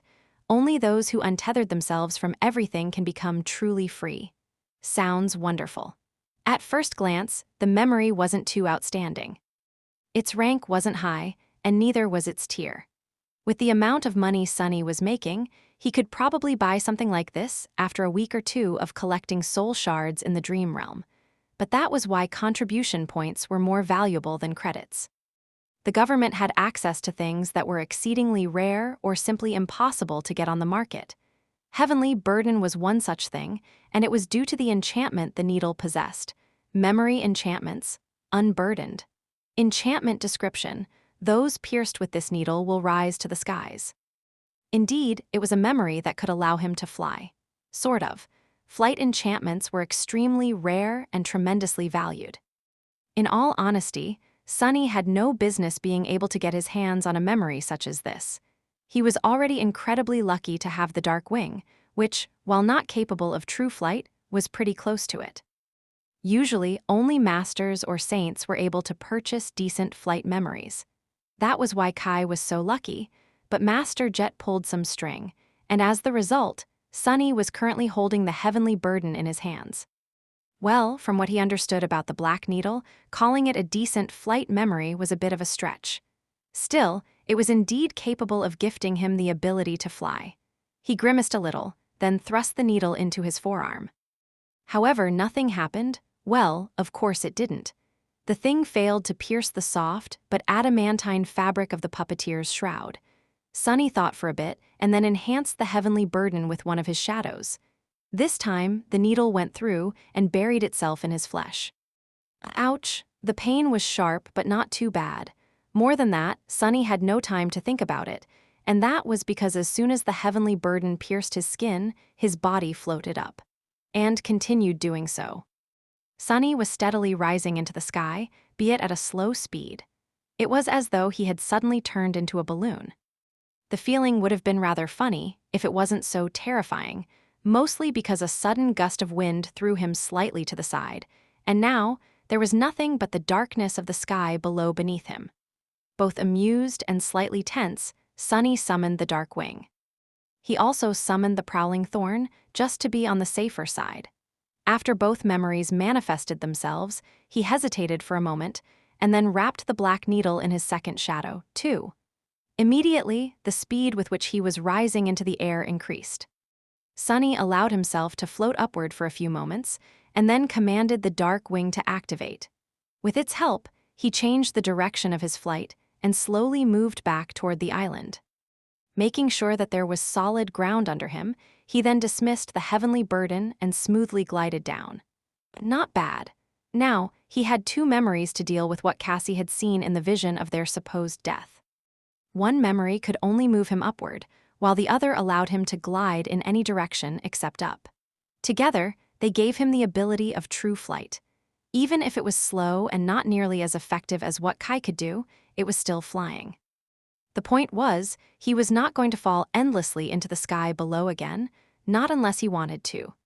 Sunny returned to the edge of the sanctuary, sat down, and stared at one of the chains leading to a neighboring island. It was early morning, and he was waiting for someone. They're still not here. With a sigh, he looked down and summoned the second memory he received from the government. A piece of beautiful ember that looked like solidified flame appeared on his palm, inlaid in a frame made out of dull metal. He summoned the runes: memory, memory of fire. Memory rank ascended. Memory tier, memory type, charm, memory description. And then there was nothing but flame. Short and sweet. Memory enchantments, scorching heat. Enchantment description: this charm provides the wearer with moderate resistance to fire. And that was that. With these two memories, Sunny felt more or less ready to plunge into the dark abyss below the chained isles once more, when the time came. With dark wing and the heavenly burden allowing him to fly, or rather, float, and the underworld armament of the mantle enhancing the protective effect of the memory of fire, his next trip to the Ebony Tower would be less perilous. Hopefully, his thoughts were suddenly interrupted. Looking at the chain, he noticed a row of black dots moving across it, far in the distance. Straining his vision, Sunny sighed. They're here. Chapter 513, War Council. Soon, he was able to make out the silhouettes of 7 people walking across the chain. They were led by a delicate beauty in a light polished armor, her pale blonde hair dancing in the wind. Cassie walked with her eyes covered by the silver half-mask, her hand resting on the hilt of the quiet dancer. If Sunny didn't know that she was blind, he would have not suspected it. The fire keepers had returned from their lengthy expedition to the desecrated grove. In the end, it took them almost 2 months to find whatever they had been searching for on that remote and ghastly island. And now, it was time for Sunny to join them in the assault on the ancient shipwreck. He grimaced. After 2 months spent without returning to the real world, members of Cassie's cohort looked weathered and exhausted. They were covered in dirt and dust, and their armor bore marks of countless battles. However, these young men and women seemed to be healthy and in good mood. There was a spring to their steps, and as they got closer, Sunny could see smiles on their lips. 2 of them were carefully carrying a large box fashioned out of crude wooden boards. He assumed that it contained the thing Cassie had spent 2 months looking for. Sunny tilted his head, curious. What might it be, I wonder? Eventually, they noticed him, too. Cassie slowed down a little, and in the next moment, the fire keeper walking behind her gently touched her on the shoulder and said something. Then he gestured toward Sunny and waved a hand. Sunny sighed and dismissed the memory of fire. Hey people. In the 6 months spent on the chained isles, he had gotten accustomed to only dealing with other awakened in small doses. Knowing that he was going to have to be in the company of relative strangers for a while and fight with them side by side did not make Sunny happy. In that regard, Mordred had been a perfect companion. He only appeared once every few days for a short while, helped Sunny with advice, and then disappeared without a trace, not asking for anything in return. If only all relationships could be so simple. Sadly, the mysterious prince was still nowhere to be found. Sunny had not heard from him ever since returning from the ivory tower, almost making him think that he had simply imagined the whole thing. The mirror shard he kept in the covetous coffer reminded him that he had not, though. Sunny forced a smile to appear on his face and waved at the firekeepers in return. "Welcome back, guys. It's good to see you." Sort of. After the firekeepers had time to clean themselves up and fill their stomachs, they gathered in a spacious room provided to them by the White Feather clan. Sunny looked around the room and sighed inwardly. Why were his own quarters so tiny? Even if his true name remained a secret, Sunny was still an SS class awakened. Where was his preferential treatment, huh? The large wooden box was placed in a corner, and the 7 awakened gathered around a table. He hesitated a little, then joined them. "Hey, Sunny. How have you been?" Sunny remained silent for a few moments, then said in a neutral tone, "Busy, really busy." The young man who had asked him the question smiled. "Really? What's keeping you busy?"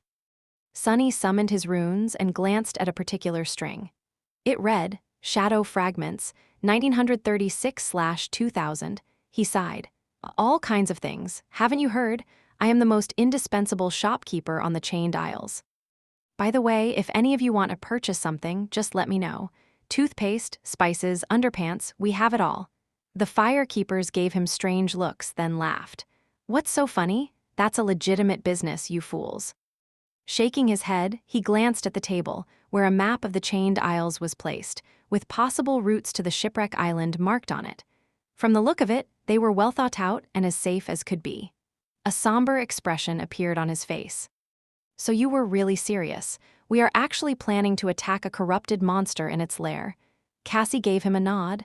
"Indeed," he sighed. "Let me ask you this. Are you CR?" However, then, Sunny fell silent without finishing the question and suddenly cleared his throat in embarrassment. The blind girl frowned. "Are you all right?" Sunny waved a hand. Yes, don't mind me. Oh right, you haven't been back to the real world in a couple of months." One of the firekeepers raised an eyebrow and asked with confusion, "Sure, why is that important?" Sunny looked at him with an unreadable expression. "It's not, don't worry about it. No, really. Anyway, let's get back to the corrupted monster. How much do you guys know about that thing?" Cassie lingered for a few moments, then said, "We know its rank and class, the general characteristics, and a few details that the White Feather clan had shared with us." Master Roan had thought the thing in the past, but only briefly. Sunny looked at her, then shook his head. "Well, I don't know what he told you, but I've seen that monstrosity in action with my own 2 eyes, so let me paint you the picture." He pointed to the shipwreck island on the map and said in a dark tone, "The wreck is situated in the center of the island, and the creature itself made a nest in its main cargo hold. Don't think that you'll be safe before we reach the ship, though. Actually, its vines stretch beneath the ground throughout the whole island." He paused and then added, "Since it's a corrupted monster, most of you won't even be able to cut the vines, let alone sever them. You don't have the Dawn Shard augmenting your memories anymore, after all. However, if you do manage to cut the vines, each cut will produce a cloud of poisonous mist. There will be poison in the air whether you cut them or not, though, especially inside the wreck. There, breathing is almost impossible." With each word he said, the firekeepers grew more and more serious. However, they were still in too good of a mood. "What is wrong with these idiots?" Sunny cleared his throat. "Oh, and by the way, there are other nightmare creatures on the island, too. Big nasty fallen beasts called sailor dolls." He hesitated and then said, "Well, if there is one good about the whole situation, it's that the creature in the wreck usually slumbers until one of its vines is disturbed. Cassie told me that it is weak to fire. So my suggestion would be to just burn the whole ship down and the scary bastard with it." The firekeepers glanced at each other with strange expressions. Cassie remained silent for a bit and then said awkwardly, "No, we can't burn the ship." Sunny blinked a couple of times. "And why, pray tell, is that?" She turned her head to the large wooden box in the corner, lingered for a moment, and then answered, "Because we are going to repair it." Chapter 514, Hidden Blade. Sunny was at a loss for words. Had he even heard it right? You are going to repair the ancient, broken, monster-infected ship? Well, it made a lot of sense, actually. Cassie nodded. Yes, we are going to cleanse, repair, and make it fly again. Oh, so it was a flying ship, too. Perfect. Honestly, Sunny shouldn't have been surprised. All the clues had been there for a long time. He had already known that the ship depicted on the miraculous coins was, most likely, the very same that lay broken on the shipwreck island.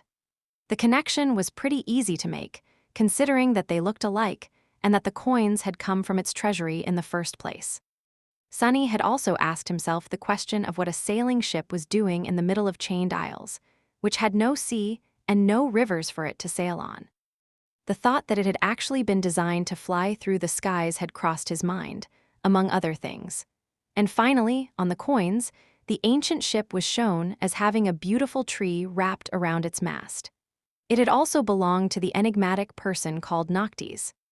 Wasn't it too much of a coincidence, then, that Cassie had come to the sanctuary of Noctis and ventured on a long expedition to a desecrated grove? The word desecrated implied that the burned grove had been sacred once. After all, only sacred things could be desecrated.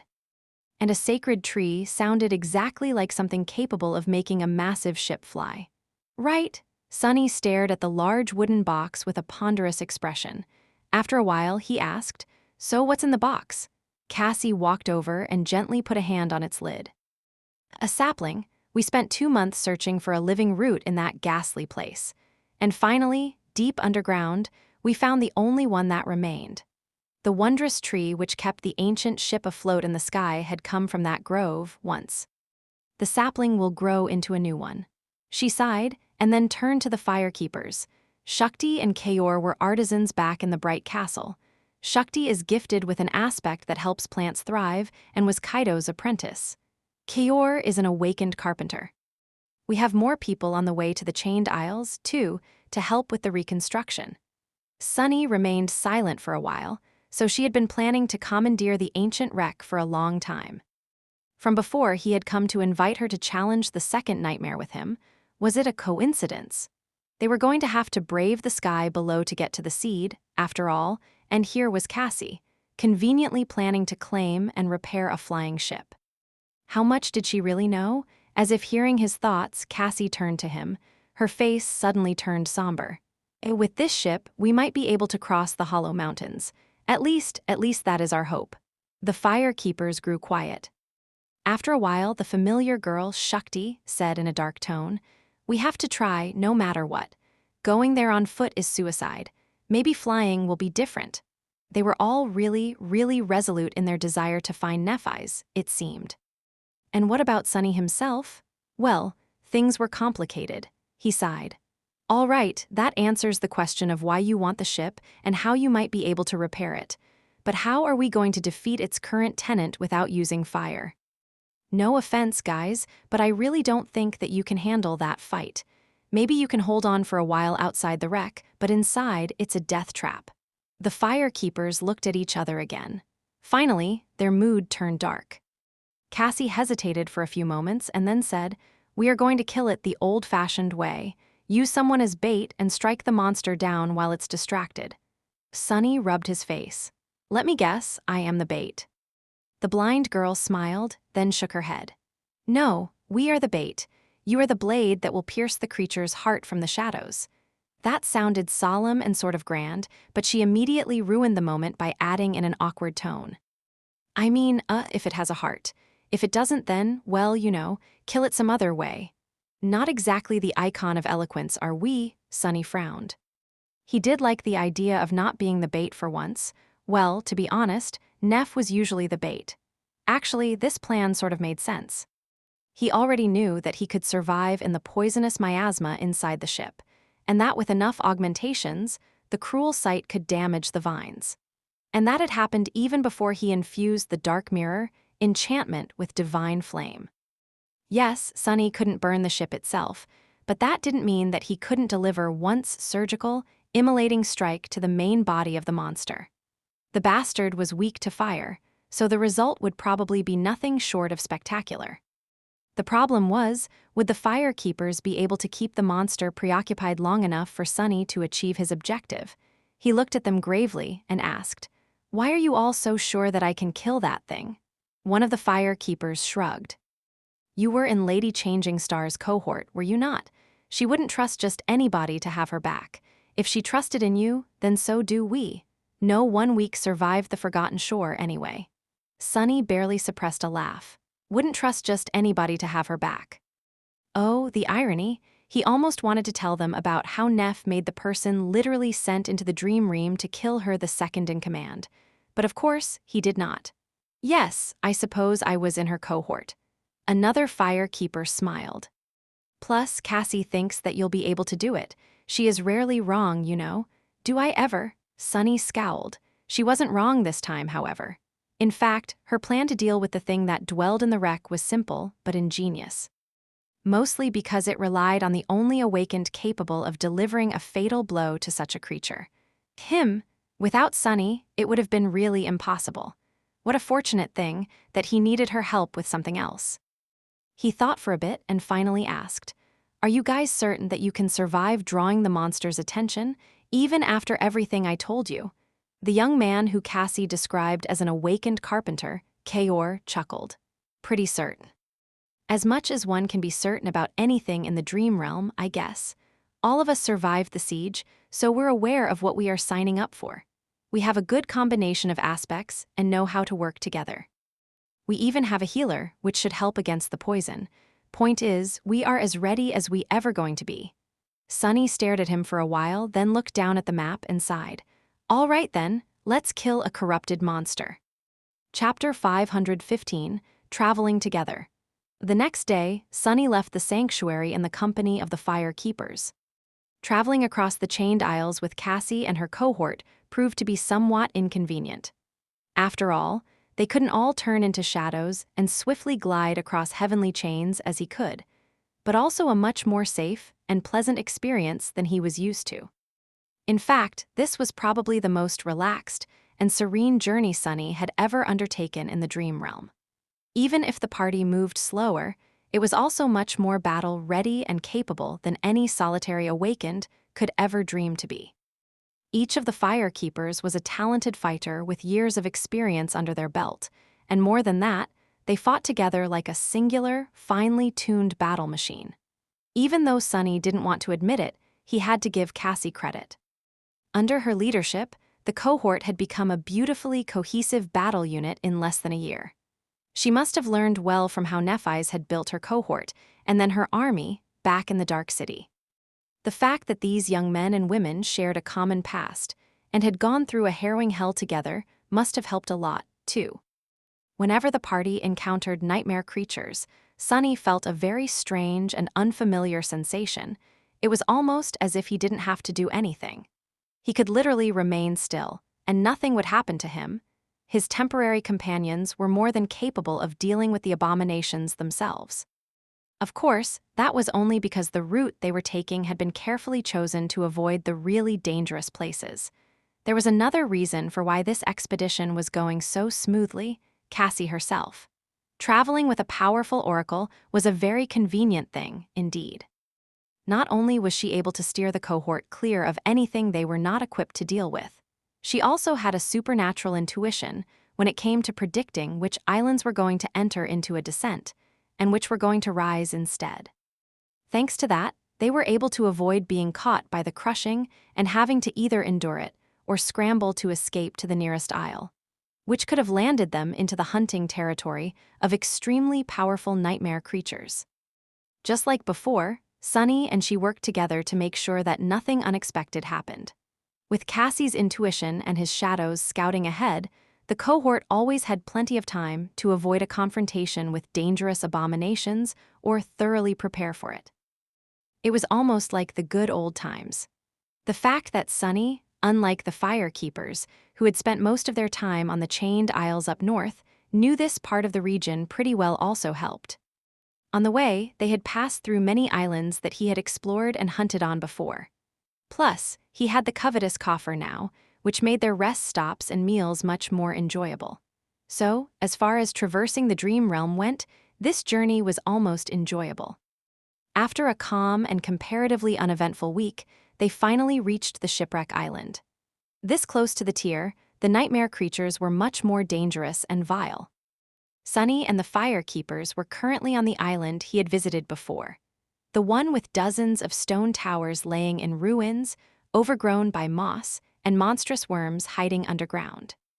They had just fought off a swarm of them and were now approaching the edge of the isle. Soon, the sight of the gargantuan chain stretching into the distance opened to them, and they heard the sound of rusty metal scraping against ancient iron on the wind. The fire keepers froze and stared at the distant shipwreck island. And the corpse of the metal giant that was entangled in the remnants of a broken chain, swaying slowly above the dark abyss of the sky below. They were as stunned by this forlorn visage as Sunny had been when he first saw the mangled remains of the steel colossus. After a while, one of them said, "That wound in his chest, what kind of force could have shattered such a creature? And his arm, we saw it already, didn't we?" Sunny didn't respond, since the question wasn't directed at him, and thus his Flaw remained silent. Another fire keeper lingered, then asked in a curious tone, "Maybe we should climb down and investigate after taking control of the island." Sunny glanced at her, then shook her head. "I wouldn't recommend that." The young woman raised an eyebrow.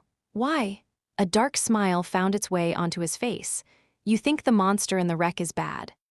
The being that dwells on the dark side of the island is much, much worse.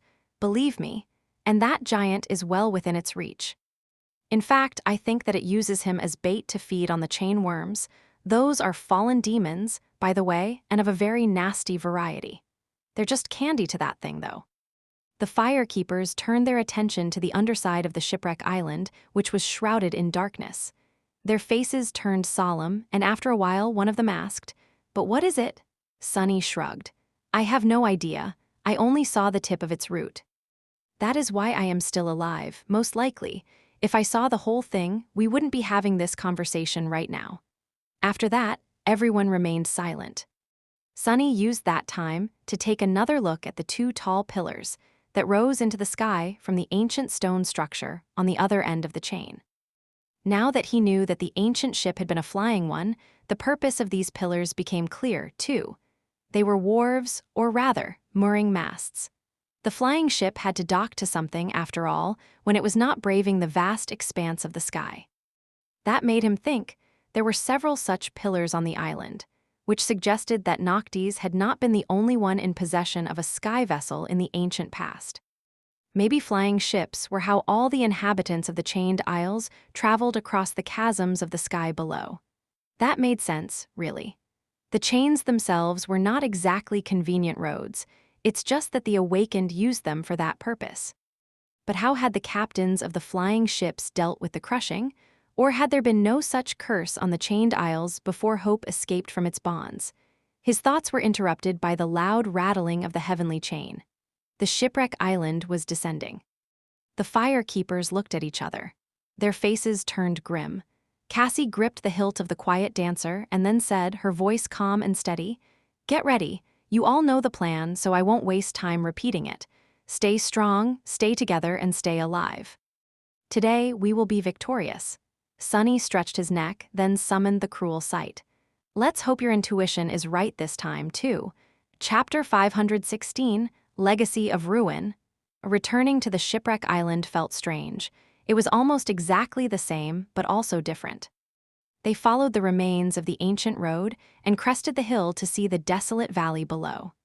The wreck of the once graceful ship was at its center, the dead tree wrapped around its mast. Thick vines were growing out of the breaches in its hull and spreading outward, some laying on the ground, some buried beneath it. Here and there, piles of wooden debris could be seen. Those were the sailor dolls, which had yet to assume their humanoid form after shapeshifting to withstand the crushing. What had changed, however, was that there was no chain on the other side of the valley anymore. The twisted rock had been destroyed and crumbled into the sky below, and now the shipwreck island directly bordered the tier. Sunny felt as if the air itself was slightly different as the result. He gestured at the wooden debris and said, "Those are the sailor dolls. In a few minutes, they will assume their usual form, and after one notices us, the others will know of our presence, too. They'll swarm you pretty fast." The fire keepers had already summoned their weapons and were prepared for a fight. The faces were calm, cold concentration burning in their eyes. Cassie nodded. "This is it, then. We will see you on the other side." Sunny hesitated for a moment, then glanced at the members of the cohort. Out of habit, he had wanted to tell her to be careful, but then remembered who she was and who he was, what they had been through together, and how it all ended. The corner of his mouth twitched. "Give them hell." The fire keepers smiled. One of them laughed. "I'm pretty sure that this place is already enough of a hell. You stay safe too, Sunny." He sighed, then took a step back and disappeared into the shadows.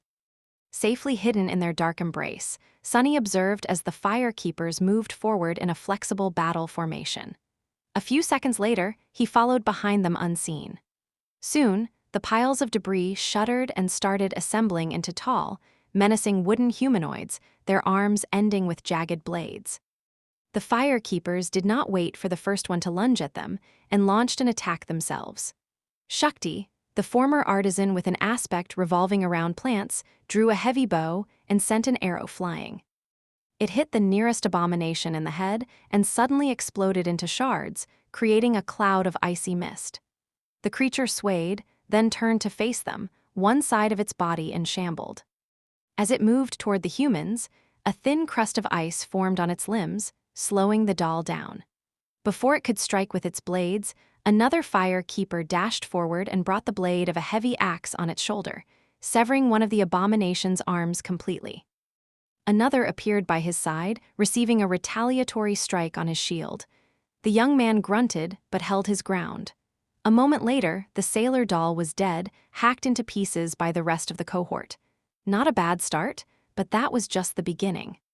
Soon, the 8 humans were surrounded by a dozen more fallen beasts, all towering above them with menacing, bloodthirsty determination. Things were about to turn bad for the fire keepers, but at that moment, Kaor, the artisan specializing in carpentry, froze for a moment and narrowed his eyes. Immediately, a subtle change happened to the wooden creatures. While not really rendered weak, they did, however, become a bit sluggish and slow. That made it possible for the members of the cohort to hold against the onslaught of the nightmare creatures a whole rank above their own. It was not easy, though. The fire keepers held their formation, but only just barely. The young man armed with the heavy axe was now using his aspect ability, which made the blade of his weapon shine with an angry red glow. It bit into the wooden flesh of the abomination he was fighting, penetrating much deeper than it should have been able to. His partner was like a wall, refusing to take even a step back. He blocked strike after strike with his heavy shield, lashing out from behind it with a short spear from time to keep the enemies from simply overwhelming him with their size and mass. This was the healer of the cohort, so his fortitude and grit came from his physical prowess alone, not from any kind of ability. There was another fire keeper that used a shield, a young woman with dirty blonde hair and an aspect that allowed her to exert vicious strength with each strike of her sword. She fought in tandem with a young man who wielded 2 great swords in his 4 hands. The second pair appeared when he activated his own aspect ability. These two were quite devastating together. Shakti continued to fire her bow, switching between memory arrows and mundane ones, which were crafted by Kaor. Her bow was powerful enough and her aim precise enough to deal heavy damage to the advancing sailor dolls. The carpenter himself was sustaining the strange hex he put on the abominations and covering her with a wooden staff in his hands, his face grim and full of resolve. Another fire keeper possessed an aspect that allowed him to gift his companions with an augmentation to stamina and endurance, as well as making one of them much more resilient. He wielded a curved sword and covering Cassie's back.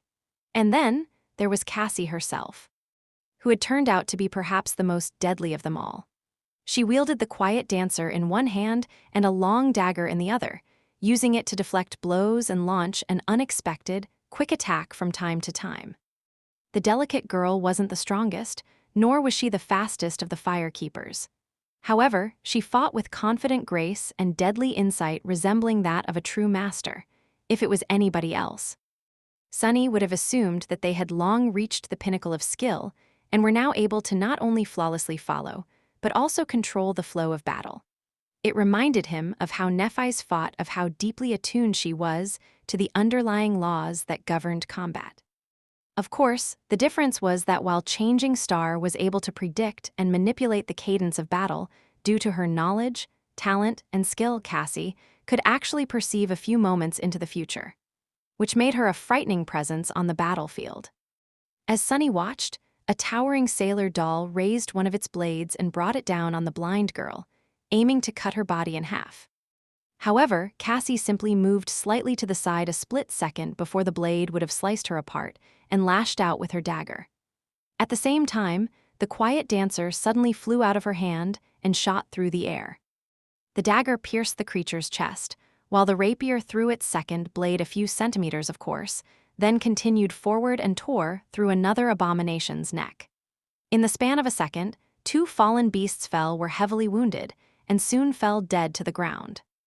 Still, Sunny recognized the truth of it behind the superficial appearance. Yes, Cassie had an incredible advantage due to her unique and powerful aspect, but not just anyone would have been able to make use of it. In fact, almost no one could have done what she did.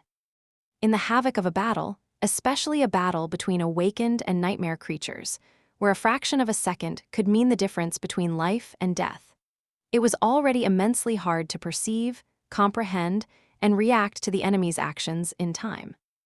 It must have been so much harder, then, to perceive both the present and the future, to comprehend not one but 2 states of the battle, and swiftly act in response to achieve the result, not to mention that Cassie was doing all that while being blind. The mental strain and burden it all, Sunny couldn't even imagine it. What he did know, however, was that it was impossible to perform such a feat without one crucial thing: clarity. It seemed that Cassie had not listened to the lessons Nephi's had taught them for nothing. She was Changing Star's other pupil, after all. Soon, the Fire Keepers had dealt with the first wave of the sailor dolls, but the second, larger one was already approaching. Before it could reach them, though, Cassie grabbed the quiet dancer from the air, turned to her cohort, and yelled, "Prepare!" Then, she covered her mouth and nose with a hand, turned the rapier down, and thrust it deep into the earth. A moment later, the ground shook. Chapter 517, Baiting the Monster.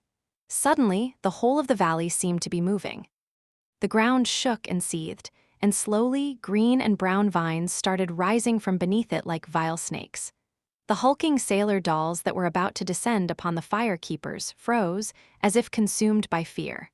Then, they turned around and stumbled away. Some simply crumbled into piles of debris, pretending to be dead. Even these fallen beasts were terrified of the being that dwelled in the heart of the ancient wreck. Cassie and her cohort, however, remained unperturbed. Moving with swift determination, they made their preparations. Just a moment after the blind oracle thrust her rapier into the ground, the Fire Keepers had strips of cloth wrapped around their mouths and noses. The corpses of the slain sailor dolls were dragged to form a circle around them and set aflame. Soon, the cohort was surrounded by a ring of tall bonfires.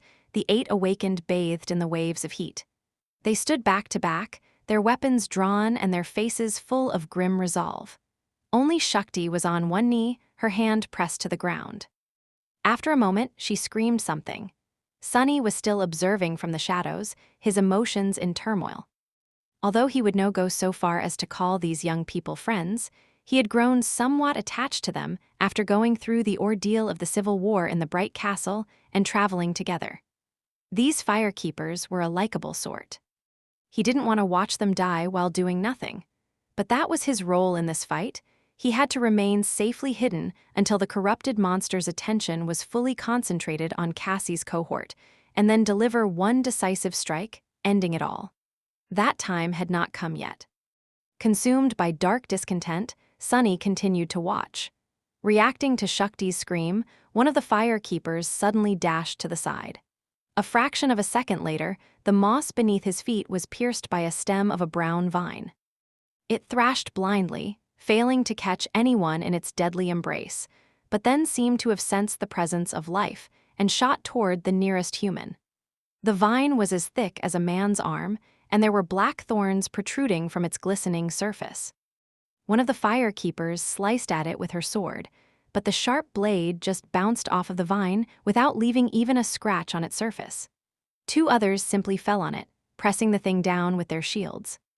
That gave enough time for the young man, whose aspect allowed him to enhance his weapon-type memories, to bring his glowing axe down, severing the vine. As soon as he did, a cloud of poisonous mist shot out from the cut, enveloping the young man. Luckily, he knew to hold his breath and immediately jumped back. Cassie, who had sheathed her rapier and was now holding a familiar wooden staff, pointed it forward and summoned the wind. The cloud of poison was blown toward the bonfires and devoured by flame. That axe is an ascended memory. Indeed, it was. In fact, all of the fire keepers seemed to be equipped rather well, and several of them wielded weapons above their rank. Quiet Dancer was also not the only echo in their possession. Just as another vine appeared from the flames, its stem singed and damaged. A familiar shape suddenly weaved itself from sparks of light just beyond the ring of bonfires and pounced on it. It was a creature that looked like a giant praying mantis, its flesh composed of glass and blood-red clay. Sunny remembered seeing these creatures during the siege of the Crimson Spire. Two scythes came down on the vine and bit deep into it. A moment later, the mantis dashed away with incredible speed, avoiding being entangled and shredded to pieces by the jagged black thorns. Despite this efficient start, more and more vines were crawling toward the circle of fire, and several more appeared from beneath the ground inside it. With each moment that passed, the size of the vines attacking the fire keepers was bound to increase, too. The further from the wreck, the thinner and weaker the vines were. But closer to the ancient ship, truly monstrous ones were already in motion, spreading outward with murderous intent. It was as though the monster was slowly unfurling its long limbs, which both spelled doom for the cohort of awakened and was their intent. Only when the primary vines were too far away from the main body of the creature to return at once could Sunny make his move. After that, he was either going to succeed and end the whole battle, preventing the fire keepers from perishing in the flood of vines, or they were all going to die together. That moment of truth was swiftly approaching. Faced with more and more vines, Cassie and her cohort did their best to resist. They cut apart those that were damaged by the fire enough for their weapons to become effective, and concentrated the efforts of several members on those which did not. But no matter how hard they fought, soon, the scales started to tilt in the favor of the corrupted monster. Their formation was on the verge of being broken, and their actions, perfectly coordinated at first, were slowly turning desperate and hectic. Despite its terrifying speed, the echo of the blood-red mantis was finally caught by the vines. Its glass body was immediately shredded, and the creature was only saved from being completely destroyed by the swift reaction of its master, who dismissed it just in time. That was the moment when the primary vines finally reached the ring of bonfires. Sunny threw one last glance at the desperately fighting fire keepers. His gaze lingered on Cassie, who wielded her long dagger at the head of the cohort, for a few moments.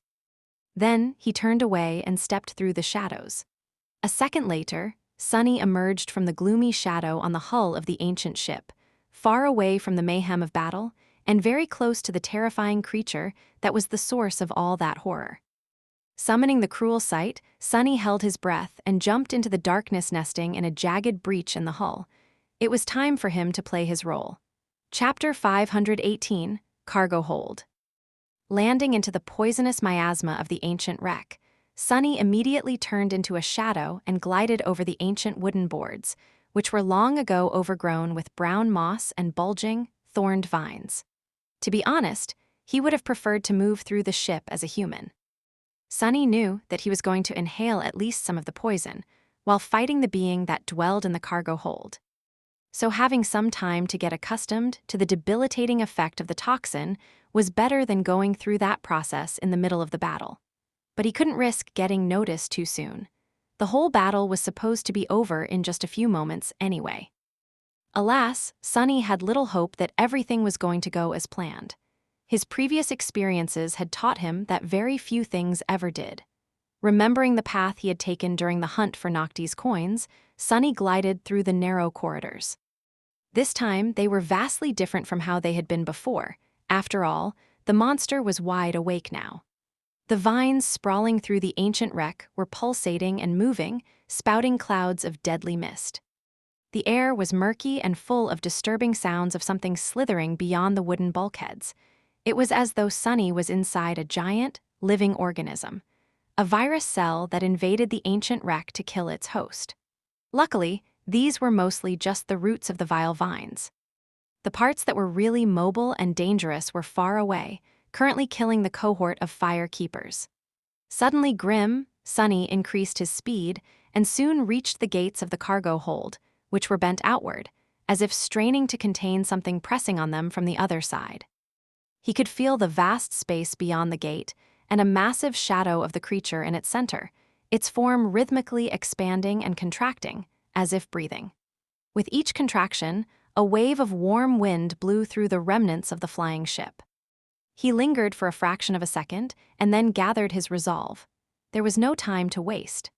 Spending a small fraction of his essence to step through the shadows once more, Sunny appeared in the cargo hold and froze, slightly stunned by the terrible visage of the corrupted monster. What the hell is that? The cargo hold was very large and filled almost entirely with thick, brown vines that snaked outward and disappeared in the breaches in the ancient wood. They all originated from a single source, a vast, pulsating mass of moss in its center. In the very heart of the mass, however, there was a shape of a human, their body twisted in a terrible convulsion. Sunny couldn't tell if the human was a man or a woman, alive or dead. But he was sure of one thing: the vines sprawling through the entire island all came from within the flesh of that creature. They grew from the mouth of the abhorrent corpse, from their ears, piercing their chest and abdomen, snaking from beneath the skin of their arms and legs. The sight of it was both terrifying and repulsive, but most of all, it was ghoulishly wrong. It was as though the vines had once exploded from the body of the ancient human, killing them, but also somehow keeping them alive and breathing. And as long as the human breathed, the vines would continue to exist and grow, too, slowly absorbing the ancient ship, the valley beyond, all of the shipwreck island, and then, one day, who knew? That is the thing I need to kill. Sunny had seen many horrors in his life, and killed his fair share of them, but no matter how experienced and powerful he became, there were things that humans were just not meant to be able to behold calmly. Staring at the ghastly being trapped in the cargo hold of the flying ship, Sunny didn't lose his composure or resolve, but he couldn't help but feel a deep, cold sense of fear. Fear, however, was a welcomed guest. Fear told him that he was still sane and had some measure of humanity left in his soul. As long as Sunny did not surrender to fear, it was all right to feel it from time to time. One strike, get close, exit the shadows, and thrust the cruel sight into its chest. The divine flame is going to do the rest. Steeling himself, he began to glide forward, trying to traverse the vast cargo hold as quickly as possible. The plan, however, went wrong just a moment later. Because as soon as Sunny moved, and long before he was able to get anywhere near the terrible creature, the corpse suddenly opened its eyes. Those eyes were empty, dead, and as dark as the abyss of the sky below. And they were staring directly at him, as if the creature could easily pierce the veil of darkness and separate the intruding shadow from all the rest. Sunny was caught. No way. He froze for a fraction of a second, stunned by the fact that the incredible stealth augmentation of his aspect was broken with such ease. And then, all hell broke loose. Sunny's first thought was to retreat and run as fast as he could. After all, he was currently a shadow, and as far as he knew, thorny vines and poison were not capable of harming a shadow. But if he did so, the fire keepers were going to die. And more than that, he was determined to kill this thing. He wanted its shadow fragments, its memory, if there were to be one, and its secrets. The terrible creature had to die for his plans to go smoothly, for his challenge of the second nightmare to have as high a chance of success as possible. So he didn't run. Instead, Sunny dashed forward, flying toward the pulsating mass of brown moss and vines with as much speed as he could muster. It was only going to take him a second to reach the ghastly corpse, as long as simply stepping through the shadows would. However, the host of the ancient wreck did not remain idle. Countless vines sprawling on the floor and the walls of the cargo hold suddenly surged, spewing clouds of poison, and more emerged from the mangled flesh of the ancient being. These vines, however, did not shoot at Sunny in a futile attempt to catch a shadow. Instead, they flew upward, tearing the hull of the ship apart. Bright sunlight flooded through the wide breach, and as it banished the shadows populating the cargo hold, Sunny was suddenly expelled from their safe embrace, rolling on the floor while the sharp thorns of the vines bit into his flesh through the fabric of the puppeteer's shroud. His thoughts were in a state of momentary panic. Not good. Chapter 519, Trapped. Sunny rolled over his shoulder and jumped to his feet, the blade of the cruel sight slicing through a vine that was flying through the air to ensnare him. Blood was streaming down his back, and poison was entering his lungs. What's worse, a concentrated dose of it must have been infused into his bloodstream by the black thorns. Sunny suddenly felt feverish and weak, and a sense of cold paralysis was spreading through the left side of his body, which took the most damage. He was still able to move, and blood weave was already working to contain and devour the toxin. But before it prevailed, Sunny was in a dire situation. Gritting his teeth, he dashed to the side, hoping to escape the sunlight and use shadow step to reach the abominable creature in the center of the cargo hold. Before he could dive into the saving darkness of the shadows, however, a massive vine crushed into the floorboards, shattering them and barring his way. Sunny froze for a fraction of a second, realizing that there was nowhere to escape. Dozens of vines were already moving in his direction, glistening in the sunlight as clouds of murky mist escaped from the pores on their surface. Even though the root section of the vines was not very mobile, the sheer amount of them made it almost impossible to survive the onslaught. What's worse, the vines were contracting, pulling more and more of their length into the cargo hold. He cursed. At least the pressure on the fire keepers should have diminished. Sunny was 1 moment away from being killed. He was not going to be able to reach the monster without the help of the shadows, but bathed in the merciless sunlight, he also had no chance of diving into their embrace. All he could do was use his own. Commanding one of the shadows to unwrap itself from his body, Sunny sent it toward the ghastly corpse and staggered as the strength and resilience provided by it disappeared. The second shadow slid from the cruel sight and attached itself to his feet, meant to serve as a threshold through which he was going to step.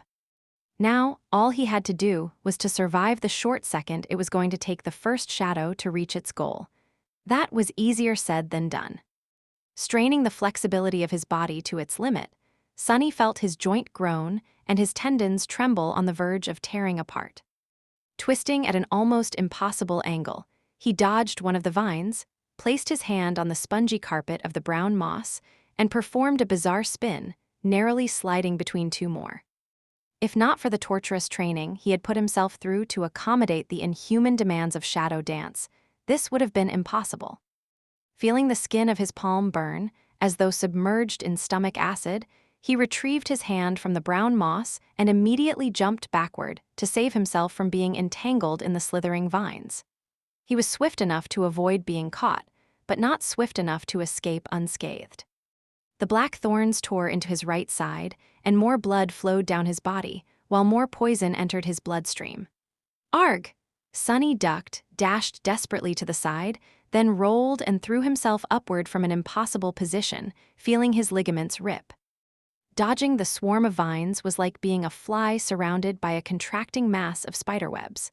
Luckily, he only had to survive in their lethal, moving maze for a second. Before the vines could turn into an impenetrable barrier all around him, Sunny dove into his shadow and emerged right in front of the vile mass of brown moss, and the remains of the human encased within it. The cruel sight flashed with pure light, and in one fluid motion, he thrust its incandescent blade into the chest of the monster. Got you. And then, nothing happened. The corpse didn't react to receiving a mortal wound at all. Its ghastly face remained unmoving, its eyes full of terrifying emptiness, its body a harrowing mess of torn flesh and slithering brown vines. The mass of moss continued to contract and expand, and the vines themselves continued to pursue the invader. Even the divine flame seemed to have no effect on the corrupted monster. Sunny paled. Crap! He twisted the cruel sight, hoping that it would have some effect, but all was in vain.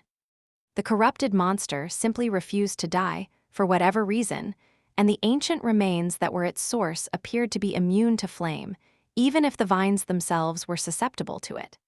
The information Cassie shared with him came from Master Roan, who had fought the vines once.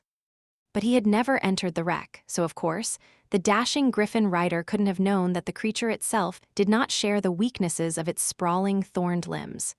Damn, now what? The vines were already upon him. Before they could ensnare Sunny, though, two ruby eyes ignited in his shadow, and a graceful figure of the demonic knight lunged forward out of it. The blade of her stone-like sword flashed through the air, easily severing several vines, and then her shield crashed into the slithering vernicose wall, pushing it away and making the whole cargo hold shudder. Now that saint was ascended, and augmented by one of his shadows, her strength was truly frightening. The taciturn demon spun in the mass of vines, cutting them down like a demented gardener. For a moment, none of them could reach her. Sunny wrapped the second shadow around himself and retrieved the cruel sight, thinking feverishly. What the hell, how do I kill this thing? He could try to place the broken oath near it and retreat, but no, that wouldn't work. Unlike the mordant mimic, who had been paralyzed by the crushing, the being trapped in the cargo hold of the ancient ship could simply move the charm away with one of its vines, or crush it. And if Sunny tried to prevent it from doing so, he would succumb to the soul damage first. Even with the help of the mantle of the underworld, he would still be just an awakened. A corrupted monster's soul was much more vast and resilient. Leaving Saint to fend for herself was also not an option, since even with her newfound might, she had no chance of surviving in a battle against this powerful creature alone. Not all corrupted monsters were created equal, and the two foe them had the misfortune of stumbling on an especially dreadful one. So, what else was there? Sunny couldn't damage the abhorrent abomination itself, but he could damage the vines. That would buy him some time to come up with a solution, at least, jumping back. He sliced at the root of a thick vine growing out of the ancient human's forearm, severing it. As a side effect of this attack, the corpse seemed to retrieve some control of its hand, which slowly rose and stretched toward Sunny. Damn! Suddenly feeling a sickening, cold sensation in his heart, he hurried to create as much distance between himself and the corpse as he could. However, the abomination didn't seem to be launching an attack. Its hand strained to rise, held down by the mass of vines growing from it. Struggling against this terrible burden, it twitched and moved slightly, then froze. One of its fingers trembled. The creature seemed to be pointing at something. And for the first time, the expression in its empty eyes changed, betraying that there was still a hint of consciousness trapped in this mangled body. Those terrible eyes were not burning with bloodlust, hunger, or wrath. Instead, they were full of harrowing agony and pleading. Chapter 520, Deliverance. Sunny almost stumbled because of the terrible realization. Was the mutilated body inside the nest of moss still alive? How could that be? Thousands of years must have passed since the flying ship crashed on this desolate island. How long had this poor soul suffered this harrowing torture? What sin had they committed, and who had doomed them for an eternity of ghastly suffering? How had the vines ended up growing from their flesh, and why? But most importantly, how the hell was that mangled thing not dead? Even divine flame was powerless to end its grisly, gruesome existence. If Sunny could find the answer, maybe he would be able to kill the corrupted monster, after all. Using the momentary lull in the onslaught of the vines that Saint's appearance had bought him, he faced away from the fight and tried to understand what the host of the abominable growth was pointing at. He desperately hoped that the ancient human was, indeed, trying to point at something, and not just convulsing in terrible pain. Where is it? What is it? His gaze flew to a certain point on the wall of the cargo hold and lingered on it. At first glance, there was nothing different about it. That section of the bulkhead was just like all the rest, ancient and overgrown with brown moss. But as he looked closer, he noticed a small gap in the layer of moss, as well as a strange bend to the vines growing on that particular wall. It was as though they, too, wanted to avoid something lodged into the wooden boards. That had to be it. However, Sunny didn't see anything in the small circular gap, just a splinter of wood sticking out of it at a sharp angle. His heart was beating like a wild beast in a cage, consumed equally by hope and despair. Throwing a glance at Saint, who was slowly drowning in the flood of slithering vines, he hesitated for a moment, and then rushed toward the wall instead of joining her in the fight. There has to be something, there has to be. He was certain that the ancient human pointed at that section of the wall for a reason. Or rather, he hoped that they had. Jumping over an attacking vine and staggering sideways to avoid another one, Sunny slashed, hacked, and tore his way through the cargo hold, feeling more wounds appearing on his body and more poison flowing through his bloodstream. At this point, even Blood Weave was having trouble resisting the deadly toxin. Well, it was miraculous enough that he could withstand it at all, considering that the poison came from a creature 2 whole ranks above Sunny. Weaver's lineage was, indeed, a terrifying thing. Maybe there was a reason for why it was described as forbidden. Finally, Sunny sliced through the last vine in his way, leaving it broken and singed, and crashed into the overgrown bulkhead near the small gap in the brown moss. Drawing in a hoarse breath, he stared at it with enough intensity to melt stones. Wait, is it? His eyes widened slightly. The thing that he had thought to be a splinter turned out to be something else. Out there, on the wall of the cargo hold, thrust deeply into it by someone's hand, was a rather simple-looking knife. Its shape, however, was very familiar to Sunny. It was exactly the same as the knife that lay on the white altar of the sanctuary of Noctis, except for the fact that this one wasn't cut from a single piece of obsidian. However, it also wasn't cut from ivory. Instead, it seemed to be made entirely of wood, as if a tree branch had somehow grown in the shape of a knife and was then broken off to become one. What does it mean? Sunny allowed himself to remain confused and perplexed for a split second, and then decisively grabbed the handle of the knife. Act now, think later, damn it all. Please don't tell me that I need 1,000 coins to lift this one too. Luckily, this time, there was no need for an offering. Although it took some effort, a moment later, the wooden blade slid from where it was thrust into the wall, and Sunny found himself holding the cruel sight in one hand and the strange wooden knife in the other. Something else happened, though. As soon as he laid his hands on the wooden handle, all the vines in the cargo hold surged in his direction with frenzied fury, utterly forgetting about Saint and her vicious sword. Sunny paled. Crap! Before the mass of slithering vines could crush him, he abandoned all attempts to escape and thrust his hand forward instead.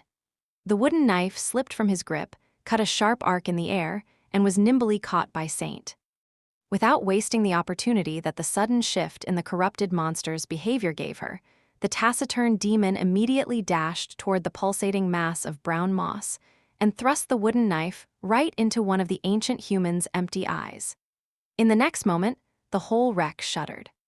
The mass of moss violently contracted, throwing Saint away. The vines suddenly lost any semblance of cohesion and thrashed violently, forcing Sunny to retreat as close to the wall as he could. Still, the sea of black thorns was mere centimeters away from his face, raging in a storm of chaotic movements. Even the brown moss he was pressed against seemed to be convulsing, as if overwhelmed by unbearable pain. Despite all that, the only thing Sunny saw was the one remaining eyes of the terribly malformed ancient human. It stared at him for a few moments, the emptiness and darkness slowly giving way to something else. A feeling of relief so vast that it was almost beyond the concept of emotion. Then, that look of deliverance was gone, too. The terrible eye was empty once again, now truly and forever. The head of the ancient human lifelessly rolled back. And as soon as it did, the vines suddenly fell to the ground, too, dead and motionless. Suddenly weak, Sunny powerlessly slid to the floor. The voice of the spell whispered into his ear, "You have slain a corrupted monster, Wormvine. You have slain a transcendent human, Solvane. Your shadow grows stronger." Chapter 521, Undying Chain. Sitting on the floor of the cargo hold, with his back against the soft and spongy layer of rotting brown moss, Sunny bent down and spat a mouthful of blood.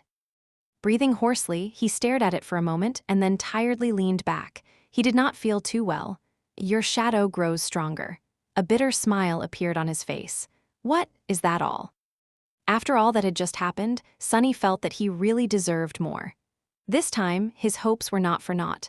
The spell remained silent for a bit, as though to torture him, and then added, "You have received a memory. Better." After that, he groaned and coughed some more blood.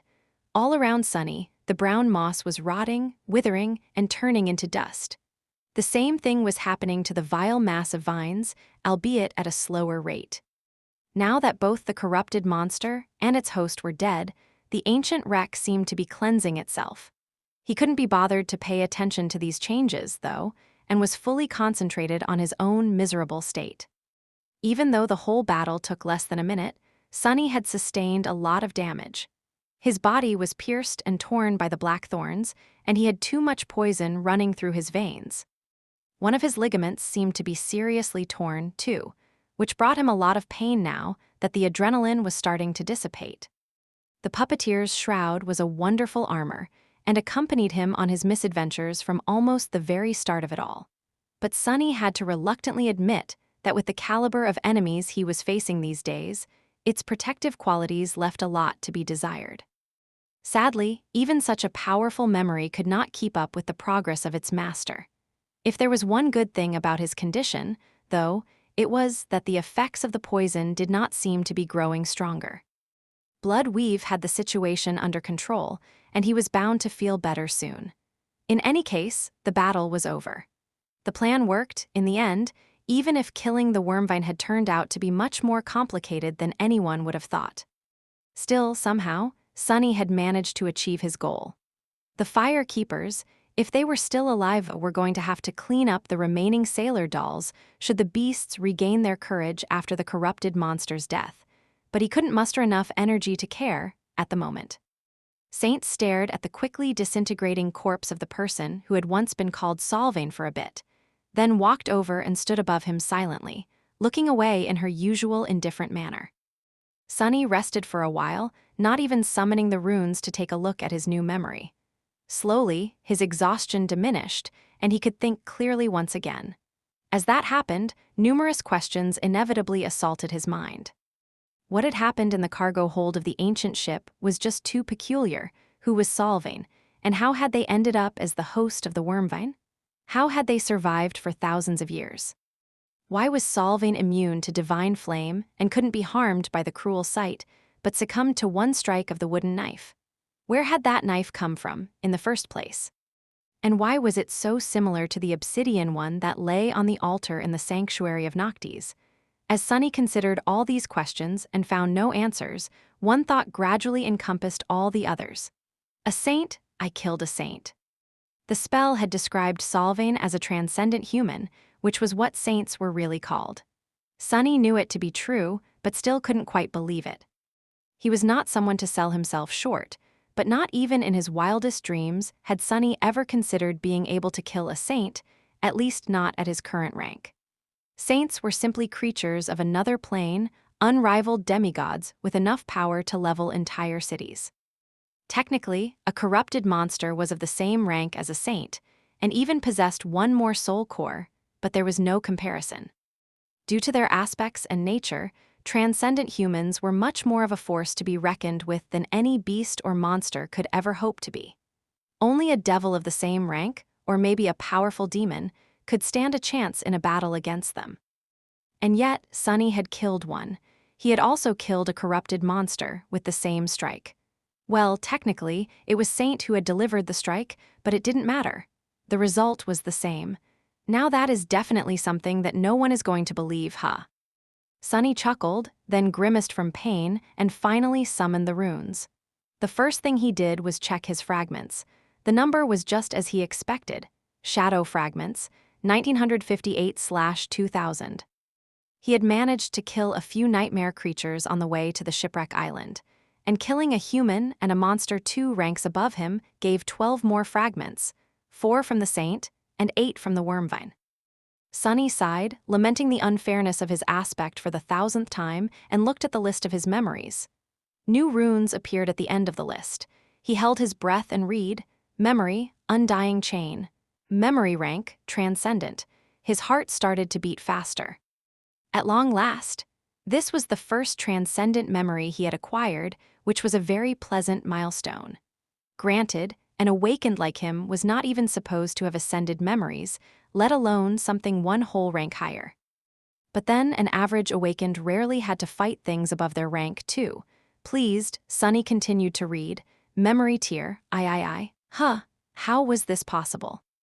The memory could have either come from the wormvine, in which case it was supposed to be of the second tier, or from solvane, in which case it was supposed to be of the first. However, it seemed as though the undying chain had actually come from both of his kills, maybe because solvane and the parasitic wormvine were irrevocably connected. As such, it ended up being of the third tier. Sunny had not even known that something like that was possible. Even more pleased, he grinned in satisfaction and returned his attention to the runes. Memory type, armor, his eyes glistened. Now that's what I'm talking about. Chapter 522, El Invincible. Sunny was really beyond himself. A good armor was exactly what he needed, and what could be better than a transcendent one? Most of the enemies he fought would not even be able to scratch it, let alone pierce it. His smile turned a little bitter when he remembered receiving the puppeteer's shroud, and imagining how he would be nearly invincible to all the dormant creatures trying to attack him come winter solstice. Who knew that he would end up in a place where there was not even a single dormant bastard around? Not counting Sunny himself and all the other misfortunate sleepers on the forgotten shore, of course. Still, he would have died 100 times if it hadn't been for the puppeteer's shroud. The undying chain was an undeniable improvement, so he had high hopes for it. Moving his gaze lower, he read the armor's description. Memory description. In a beautiful tower at the end of the world, Desire was bound by 7 brilliant shackles. She was meant to be chained there forever, and so her shackles were made eternal. Yet in the end, Desire was unleashed upon the world. Her shackles were destroyed, and the will of the gods was broken. Sunny stared at the shimmering runes, wondering. He knew that the spell, for whatever reason, behaved strangely when speaking about demons. In fact, he had never seen or heard it use that term, as though the word itself was somehow forbidden. Sunny only learned it from the writings left behind by the prisoner of the hidden cell beneath the ruined cathedral in the Dark City.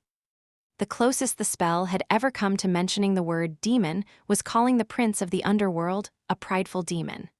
Yet, there was no doubt that the Desire it spoke about here was a demon, the demon of hope, who had been once chained in the ivory tower.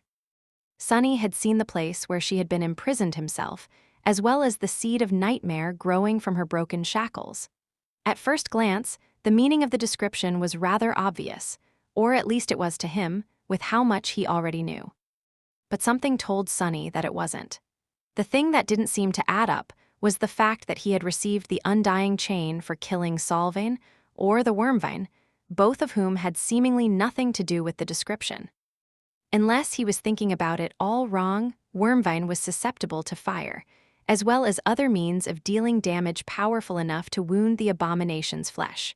But Solvane was not so simple.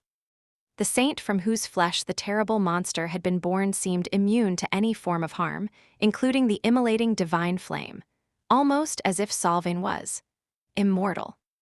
That would certainly explain how the poor saint had survived thousands of years of harrowing torture after becoming Wormvine's host, and why the memory Sunny received from their death had the epithet of undying. Was there a second, less literal meaning to the 7 brilliant shackles mentioned in the description of the undying chain, which apparently were made eternal, just like Solvane had been? Sunny frowned. This is just too weird. Even if his tentative theory was technically not impossible, the existence of the wooden knife went against it. What was that knife, and why had it killed Solvane when nothing else seemed to have been able to? The knives, perhaps, were an even greater mystery. In any case, he didn't have enough information yet to try and glean the truth. With a sigh, Sunny returned to the runes. Learning what his new armor could do was much more interesting than trying to guess at the ancient mysteries with no clues anyway. Memory enchantments, chains of longing, brilliant will, undying, chains of longing, enchantments description. This armor provides the wearer with high protection against mind attacks. Sunny blinked. What are the chances? Resistance to mind attacks was the second rarest form of protection, right after resistance to soul damage. And yet, this was the third armor-type memory he had received that boasted it.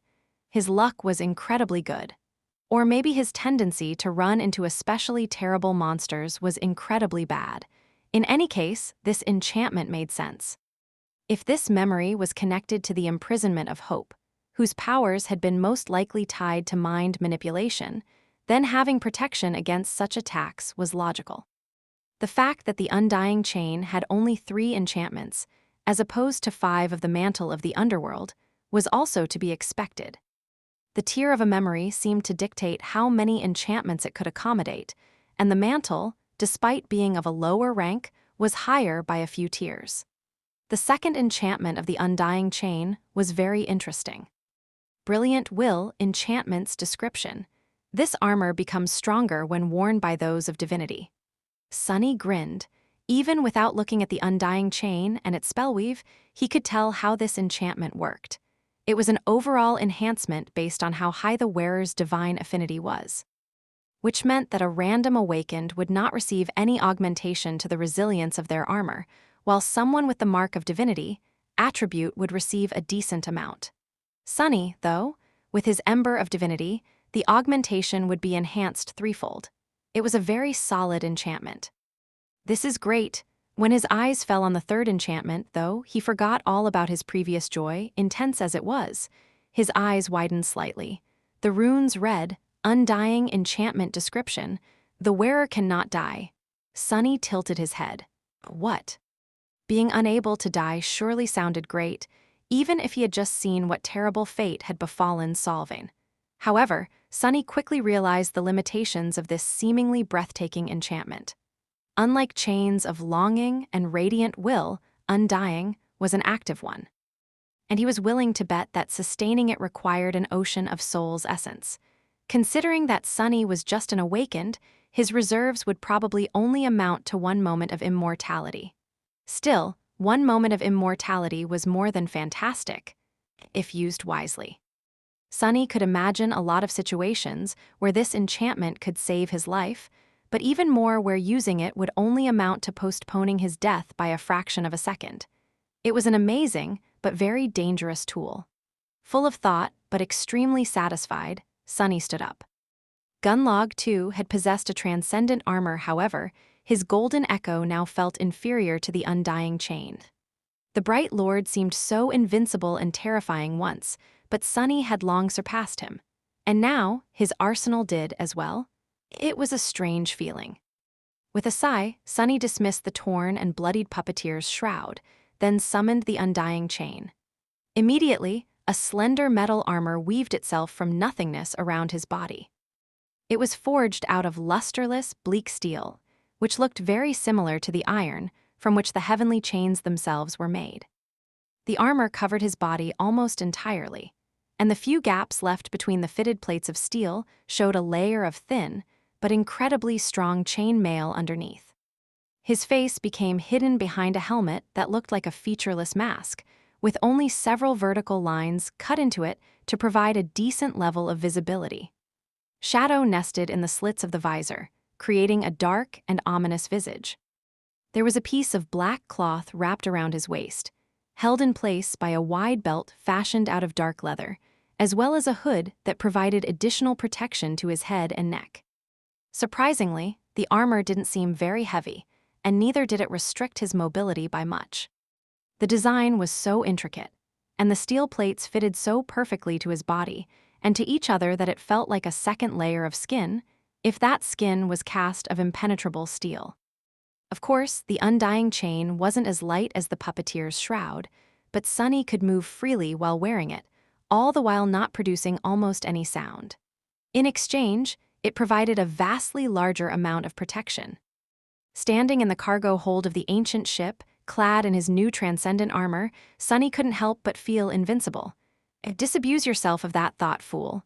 He smiled darkly, then looked at Saint. Well, what do you think? The taciturn demon didn't answer, of course. However, Sunny could swear that the glow of her ruby eyes, which were hidden behind the visor of a similarly closed helmet, became a bit approving. His smile widened, but then slowly disappeared. A steel armor. Suddenly grim, Sunny dismissed his helmet and turned in the direction where the fire keepers were supposed to be. After a few moments, he said quietly, "I see. Chapter 523, Made Eternal." Bloodweave was slowly devouring the toxin, but Sunny still felt weak and feverish. Dismissing Saint, he walked around the cargo hold, getting used to the feel of the undying chain and looking around to see if there was something interesting laying around. Like another chest full of Nocti's coins, for example. Sadly, he didn't find anything. Even if the cargo hold had once stored ancient curios and treasures, everything was destroyed by the vines and the brown moss over thousands of years. However, he was pleasantly surprised to realize that the lusterless steel armor was not constricting his movements at all. It was really like a second layer of skin, perhaps. If Sunny wasn't augmented by the shadow, the undying chain would have been cumbersome. But he was, and on top of that, there were almost 2,000 shadow fragments stored in his two cores. Even if an awakened wasn't supposed to be able to wear the transcendent armor effortlessly, Sunny had no such problem. Sweet. Finally, he limped over to the pile of dust that remained of Solvane and knelt beside it, then reached inside the ashes and retrieved the wooden knife. Of course, Sunny had not forgotten about it. To his disappointment, though, what he was holding in his hand was just the handle. The blade had splintered and broken off, and the wood seemed lifeless and dead. It was already starting to rot, and even when Sunny looked beneath the surface of the strange knife, he didn't see anything. No spellweave, no brilliant radiance of a sea of soul essence, and no string of fate folding endlessly on itself in a perfect circle. The wooden knife was truly and utterly broken, almost as if it was created for a singular purpose and had no reason to exist after fulfilling it. Sunny looked at the knife with a thoughtful frown. Interesting. Was the wooden knife created specifically to bring death to the immortal Solvane? If so, were the obsidian knife in the sanctuary of Noctis and the ivory knife in the Night Temple meant to end the lives of two other immortals? Suddenly, he shivered. A single string of fate, folded on itself and creating a perfect circle. If he had looked into the wooden knife before it was destroyed, would he have seen the same thing? A tentative hint of understanding appeared in his mind. Somehow, Sunny felt that he would. He also suspected that the string of fate would not have been just a random one. No, it would have been Solvane's fate. A string that was somehow torn out of the tapestry of fate and tied in an endless circle. Would something like that make a person immortal? And so the shackles were made eternal. Who could have done such a terrifying thing? Well, the answer was rather obvious. The Lord of Light, Sun God, who had destroyed Hope's kingdom and imprisoned her in the ivory tower, certainly could. After all, he was not only the deity of flame and light, but also of passion, creation, and destruction. Looking at the remains of the wooden knife that were rotting and turning to dust in his hand, Sunny couldn't help but shudder. If he was right, then he was holding a weapon created by a god. And he had used that weapon to kill an immortal created by a god. For the first time since Sunny had learned about the divinities of the dream realm, he suddenly felt really glad that they were dead. Sometime later, he jumped through the breach created by the wormvine and climbed onto the ancient ship's hull. Hissing from pain, Sunny staggered a little, then limped toward where the wreck ended. Since the ship was laying on its side, the wooden surface beneath his feet was inclined down and uneven. Almost inevitably, he lost his balance and rolled the last stretch of the way, landing on the ground in a graceless heap. Ouch! Sunny remained motionless for a while, then sighed and picked himself off the ground. Standing up, he studied the desolate valley and then headed to where he had seen the fire keepers last. The landscape of the shipwreck island was changed. The ground was overturned and scarred by deep trenches, looking like a battlefield of an ancient war. Some of the trenches were empty, some were filled with massive stems of dead vines that protruded from the soil like rotting serpents. The air was filled with dust, ash, and smoke. Using the cruel sight as a staff to support his weight, Sunny limped forward and soon found the ring of bonfires. A pale smile appeared on his face. Well, what would you know, they actually survived. Indeed, the fire keepers seemed to be all there. Granted, they looked incredibly exhausted, battered, and injured all over. All of them were covered in blood, dirt, and soot, their armor torn. Some were sitting with tired expressions on their faces, Others lay on the ground, with only the movement of their chests betraying that they were alive. Only the steadfast young man who had wielded a short spear and a heavy shield in battle, the healer of the cohort, was up and about, tending to his companions. Sunny walked between two of the bonfires and stopped, leaning on the cruel sight. His eyes darted around, lingered on the delicate figure of a young woman with pale blonde hair for a moment, and then turned away. "Sunny?" He glanced at Shakti, the artisan girl, who was resting on the ground a few steps away from him. The young woman looked more or less like a corpse.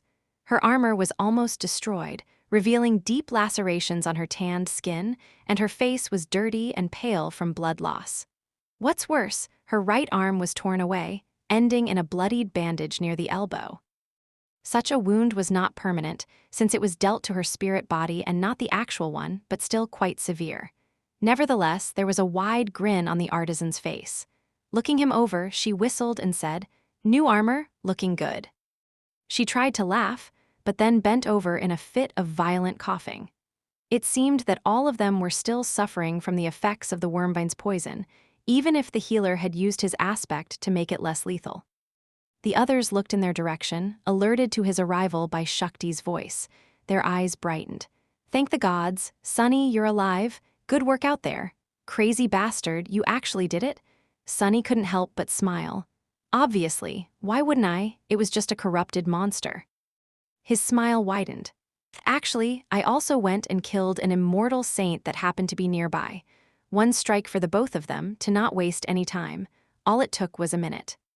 The firekeepers stared at him for a bit, then rolled their eyes. Shakti shook her head. "Sure, Sunny, if you say so, but really, I just don't get you. Killing a corrupted monster is already an incredible thing. Why do you even have to invent some ridiculous story?" Sunny blinked a couple of times with an innocent look. "What do you mean, invent a story? It's the truth. I am a very honest person. The most honest person in two worlds, really." Chapter 524, 42. Sunny slumped on the ground, summoned the endless spring, and greedily drank some water, since his injuries were light. Well, at least compared to those received by the firekeepers. It was some time before the healer got to them. But eventually, it was his turn to receive treatment. The healer, a young man named Shim, was pale and exhausted, his soul essence clearly almost entirely depleted. Still, he managed to repair the ligament Sunny had torn while dodging the vines to a large extent. It hurt like hell, though. Of course, this healing ability couldn't compare to Nef's purifying white flames. But then, it was hard for anyone to compare to Nef. Sunny knew it better than anyone. With a dark expression, he summoned the runes and glanced at the painfully familiar string of them. Shadow fragments, 1958/2000. He was only 42 fragments away from evolving into a demon. This transformation was not only going to allow him to reinforce his body and reserves of shadow essence even further, but also reward Sunny with a third shadow. Having another invaluable helper would increase his power tremendously, making him capable of stacking 3 augmentations on top of each other, or spreading them over between his body, his memories, and Saint. He was almost to 2,000 fragments. To accumulate so many in only 7 months, that was an achievement worth celebrating. Very few awakened ever fully saturated their cores, and those who did usually spent long years slowly collecting soul shards of the nightmare creatures they killed. Decades, even. And that was for only one core. Sunny could be proud of himself, and yet he didn't feel happy. Looking lower, he concentrated on another, much shorter cluster of runes. Master, Changing Star. As soon as he did, new runes ignited in the air. Rank, Dreamer. Class, Devil. Soul cores, 4/7. Soul fragments, 399/4000. 7 months ago, the gap between them had nearly reached 5,000 fragments. Today, it was much smaller, but that was only thanks to the Noctis coins he had sacrificed to the altar. The truth of the matter was that Sunny had been slowly shortening the gap for a long time, but now it had started growing once more. Not too long ago, something had happened to Nef in the dream realm, and as the result, the speed with which she gained soul fragments began increasing with each day. Sunny didn't know what Changing Star was doing. why she had suddenly become so much stronger, and even how she was still alive, but he knew that he was being slowly left in the dust once again. Dismissing the runes, he gritted his teeth and looked darkly at the desolate, hellish landscape of the shipwreck island. I have to get to that seed, that is the only way. Compared to all other awakened and their rate of growth, Sunny might have been a monster. But Neff was not even human. She was the devil himself. He didn't know what else to do to surpass her, to become stronger. His heavy thoughts were interrupted by the light sound of approaching steps. Looking up, Sunny saw Cassie walking over to him.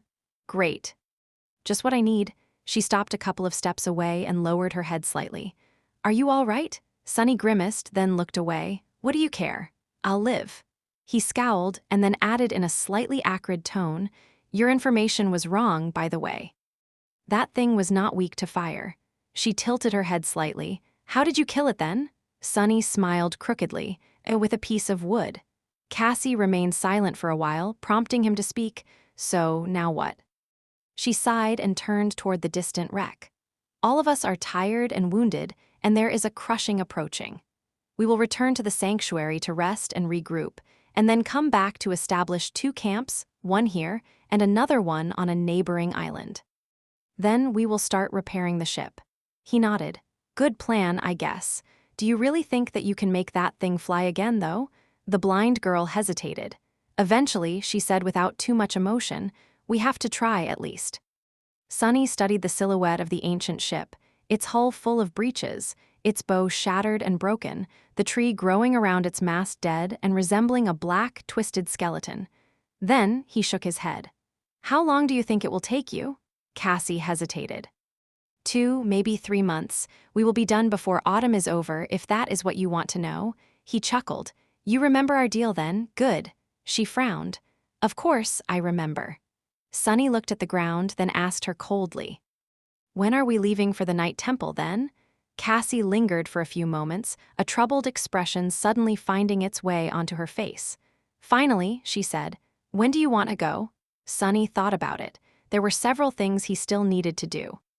After a while, he shrugged. End of September. Everything should be ready by then. The journey to the northern edge of the Chained Isles and back shouldn't take us longer than a month. We'll be back just in time to see your flying ship rise into the air. And use it to reach the nightmare seed. He lingered for a second and then asked, why do you look so uneasy, though? Cassie slowly shook her head. It's nothing, just the night temple, it's a very strange place. Sunny frowned. What is that supposed to mean? How so? She shivered. I'll explain it to you later. Right now, we need to move. This island is about to enter the ascent phase. Which meant that the crushing was not too far ahead as well. Sunny sighed, then stood up. He didn't have to limp anymore, at least. As for why Cassie had said that the second human citadel on the Chained Isles was a weird place, he could wait for the answer. He had no need for this information right now, anyway. Sunny was a very patient man, at least when he needed to be. Besides, he had something else on his mind. 42 shadow fragments, it's not that much. Looking south and slightly to the east, he gripped the shaft of the cruel sight and stared toward the horizon with a dark expression. I'll be a demon before we're back to the sanctuary. Chapter 525, Vengeful Ghosts. 6 days later, the cohort had almost reached the safe haven of the citadel.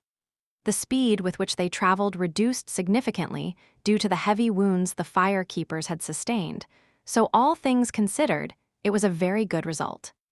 As days went by, their healer had continued tending to his companions, so by now, most had already recovered, except for those like Shakti with especially grave injuries, of course.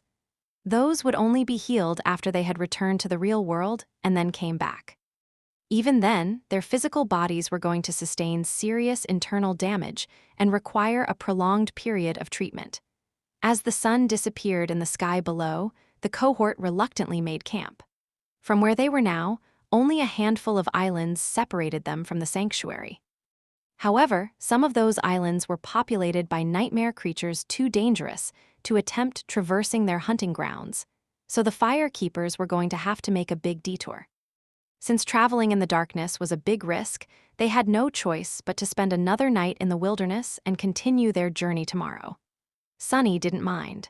When everyone fell asleep, he quietly turned into a shadow and slid unseen between the lookouts. The darkness of the night might have been a threat to them, but to him, it was an ally. For Sunny, it was time to hunt. He had been venturing alone into the deadly expanse of the chained isles for the past 5 nights, and this one was not an exception. During that time, Sunny had taken more risks than he usually would, challenging nightmare creatures that he had studied before, and those that he knew almost nothing about. Hunting the latter ones was a deadly endeavor, but with Saint's help, he managed to emerge victorious from each battle without sustaining too many wounds. The undying chain had also played a big part in his success, since even when Sunny received damage, it blocked most of it. Nothing had been able to pierce the bleak steel of his new armor yet.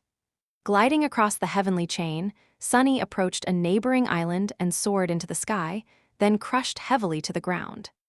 The silver blade of the cruel sight gleamed, reflecting starlight as it manifested in his hand. Sunny rose to his feet and grunted, then walked forward with a dark expression. The island he just reached was descending, but still high enough for him to feel the remnant effects of the crushing. Still, Sunny didn't care. Tonight, nothing was going to stop him. He was just one step away from fully saturating his cores. Sunny walked between tall, jagged stones, approaching a large ruin that stood forlornly near the center of the island. He had been to this place and explored it before, so he knew what kind of abominations made their nest in the ancient structure. The ruin might have been beautiful once, but now it was warped and misshapen, its walls full of cracks and on the verge of collapsing. Sunny didn't know what purpose it had once served and how it was destroyed, but had concluded many months ago that a terrible battle must have taken place inside the ruin once. The clues were in the central hall of the shattered building, where the stones were damaged and looked like melted wax. Its walls had collapsed outward, which told him that whatever force had devastated the structure had come from within, as opposed to from the outside. Regardless of any of that, he had fought the dwellers of the ruin before. There were 2 types of nightmare creatures inhabiting the island of jagged rocks. The first ones were of the awakened rank and resembled stone gargoyles. They had lived near the edges of the island, and Sunny had already killed most of them, if not all. During his first months on the chained isles, the gargoyles never went near the ruin itself, because there were much more powerful creatures dwelling inside the ancient building. Those were of the fallen rank and looked like beautiful specters. Beneath their eerie beauty, though, hid an ocean of madness, evil, and bloodlust. The first time Sunny had encountered these wraiths, he barely escaped alive. Luckily, the wraiths only appeared at night. And now that he was much stronger and had the cruel sight, which had the ability to harm incorporeal enemies, this night was going to be their last. Summoning his helmet, Sunny looked at the ruin through the narrow slits of his visor and walked into the darkness that reigned between the ancient stone walls. "Your shadow grows stronger." Sunny growled, jumping back from the ghostly form of a beautiful young woman he had just pierced with the incandescent blade of his spear. Or rather, she had seemed beautiful before showing her true face. A twisted, terrifying max of inhuman hatred and corruption, ancient madness burning in the dark, bottomless pits of her eyes. Fighting phantoms had turned out to be much harder than he had anticipated, even if the ghost blade, enchantment of the cruel sight, allowed him to strike them down. Not only because their movements were fast and unpredictable, defying the logic of combat he was familiar with, but also because their attacks seemed to be able to deal soul damage as well. In fact, the claws of the wraiths of the ruin were able to bypass armor completely. The undying chain mitigated some damage due to its higher rank, but not enough to make the battle even remotely easy. Currently, Sunny felt weakened and in the throes of terrible pain, as if he had spent too much time in the vicinity of the broken oath. Curses.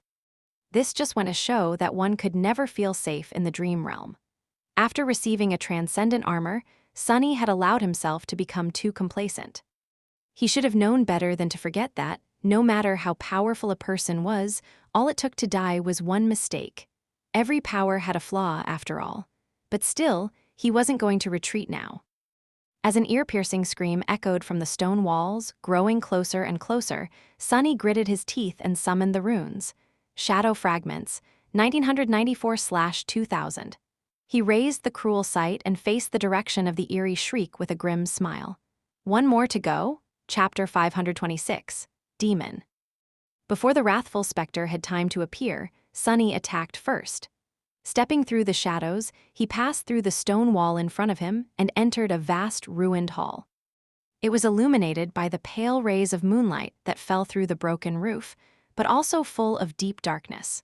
That darkness was cut by the bright radiance emanated by the incandescent blade of the cruel sight.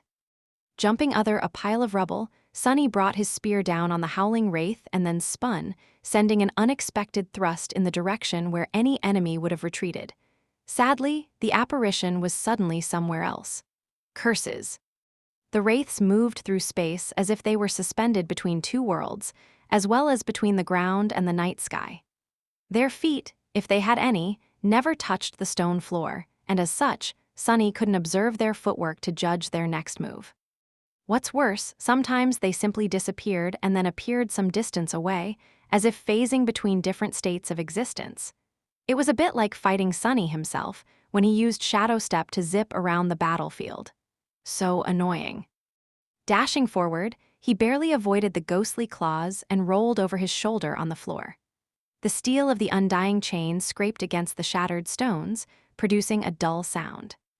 Considering how narrow the slits of the featureless mask that served as the visor of his helmet were, Sunny had a surprisingly wide and unobstructed field of view, almost as if he wasn't wearing any at all. Jumping back to his feet, he was finally able to take a good look at the hall he had entered. Ah, so that's where she was coming from. It was the central chamber of the ruin, where, as he suspected, a fierce confrontation had taken place in the ancient past.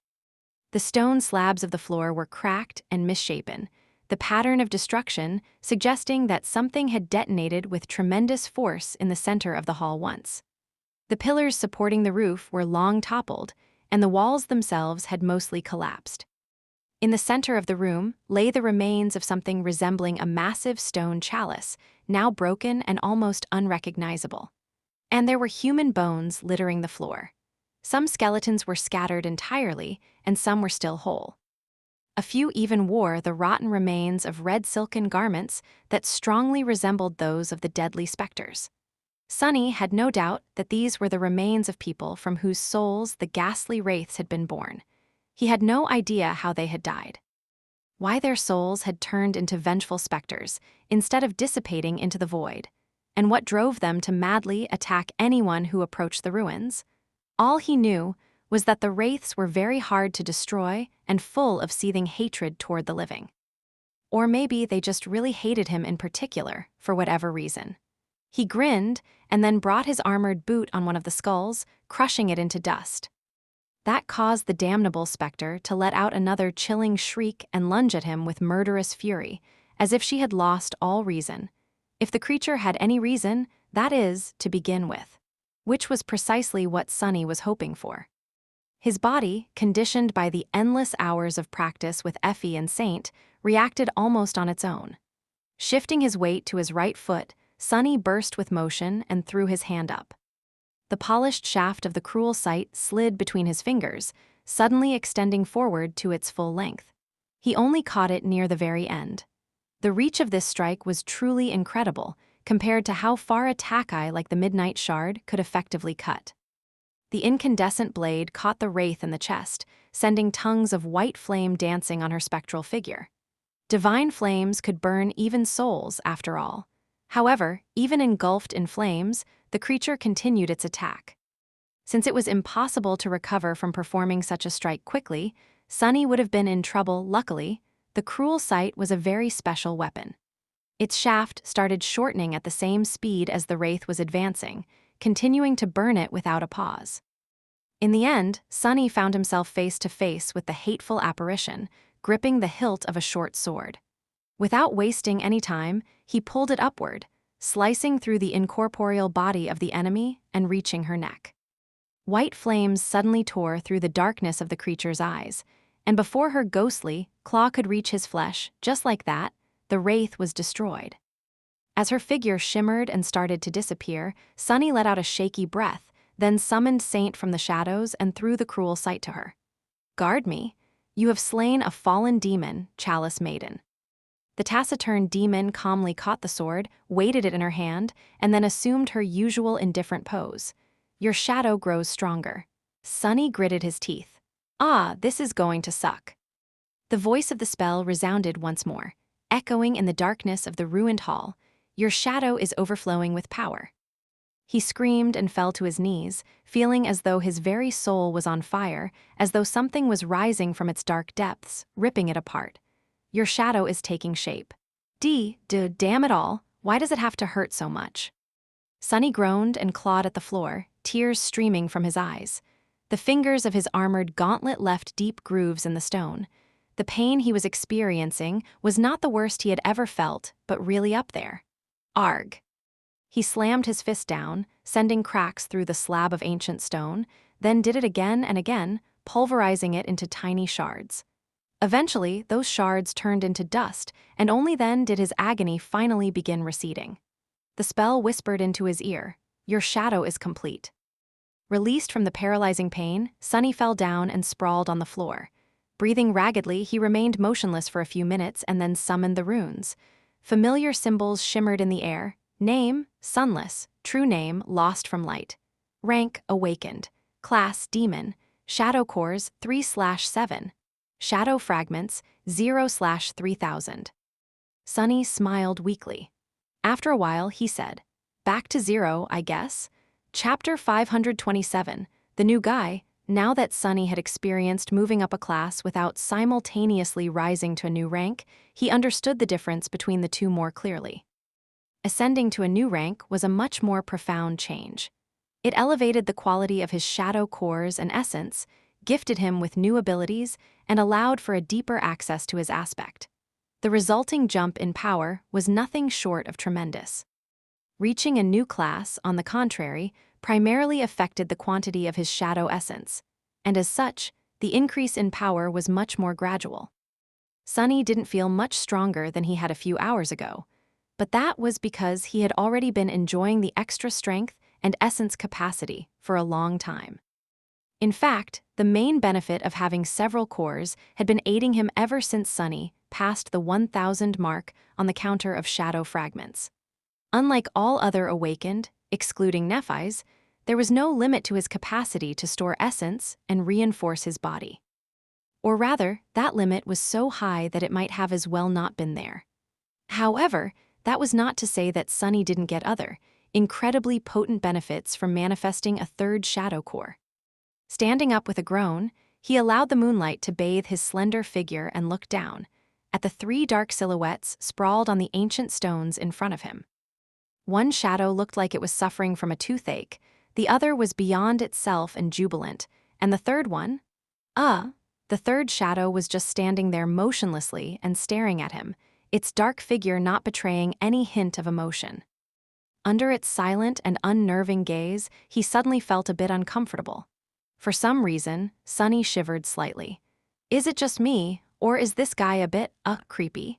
The creepy shadow didn't react at all to this thoughts and just continued staring at him without moving. Sunny hesitated, then cleared his throat.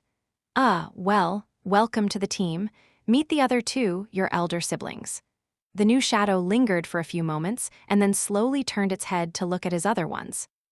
Immediately, the happy shadow made an energetic move to welcome it, but then stumbled mid-step, shivered a little, and slowly backed away, somehow ending up hiding behind the gloomy one. The gloomy shadow sighed with contempt, then faced the new guy and glared at him, clearly unimpressed. Amused, Sunny watched the 2 stare at each for several minutes straight.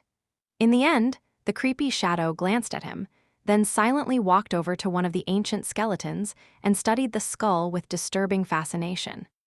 It was trying to act cool, but Sunny could tell that the new guy was a bit flustered. He smiled. "That's right, that gloomy one is a real menace. Even I am afraid of him, a little." The gloomy shadow looked at both of them with disdain, shook its head, and indifferently turned away. Sunny chuckled. All right, time to experiment a little. After that, he summoned all 3 shadows and wrapped them around his body. Immediately, he felt explosive might course through his veins, his skin turning hard as stone, his speed increasing tremendously. It was as though he grew 4 times more powerful than he had been a couple of seconds ago. A dark grin found its way onto his face. "So that is how it feels to be a demon?" Sunny dashed to the wall of the vast chamber, then ran back, raising a gale of wind in his wake.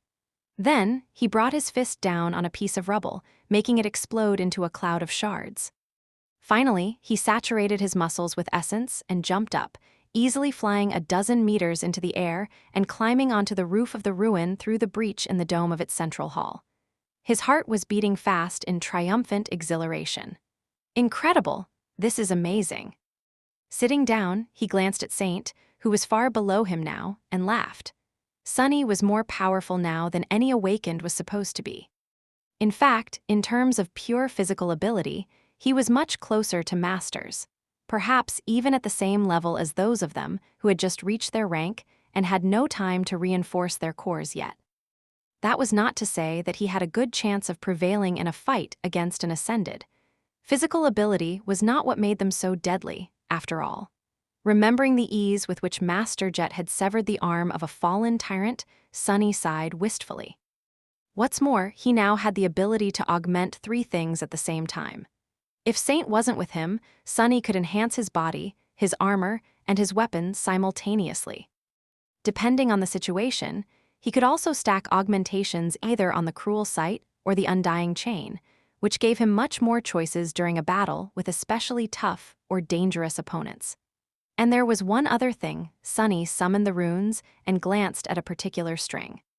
Shadow Soul Serpent, Shadow Rank Dormant, Shadow Class Demon. Aha, just as I thought. Before, the Soul Serpent was a mere monster. Sunny had long thought that the Shadow's rank depended on the level of Shadow Dance comprehension he was able to achieve, while its class depended on his own. Now, he had proof.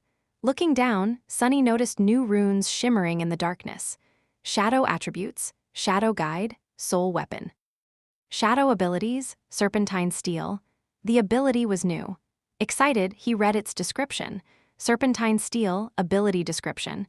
Shadow Serpent's soul weapon form can assume the shape of any weapon. A crooked smile appeared on his face. Commanding the serpent to slither forth and assume the shape of the dark Odachi, he studied the great sword for a few moments, and then gave another command. The lusterless blade suddenly flowed like black mercury, and a few moments later, he was holding a long spear in his hand.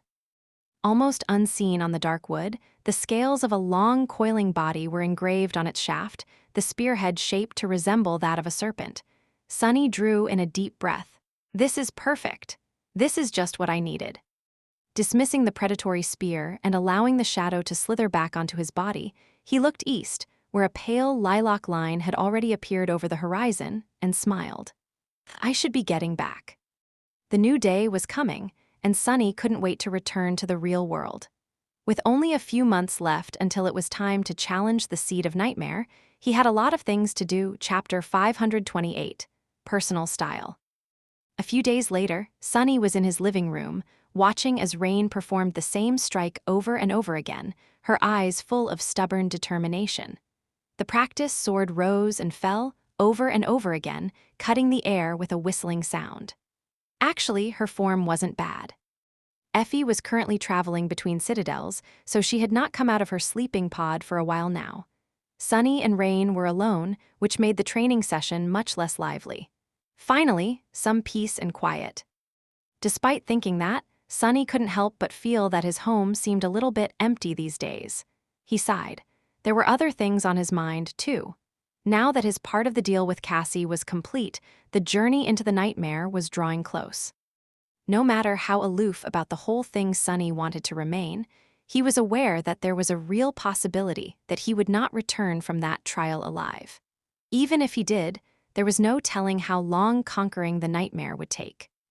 Which meant that his remaining time with Rain was limited, and he couldn't waste it. He had to accelerate her training and teach her some actual battle skills. Observing the teenage girl, who continued to swing her practice sword while drops of sweat rolled down her face, Sunny was in deep thought. What style was he going to teach her? Rain was his sister, so his first instinct was to share his legacy, Shadow Dance, with her. Almost as if they were members of an actual clan. However, That wasn't a very good idea. Not only was her mentality poorly suited for his shapeless and insidious battle art, but she was also physically incapable of learning it.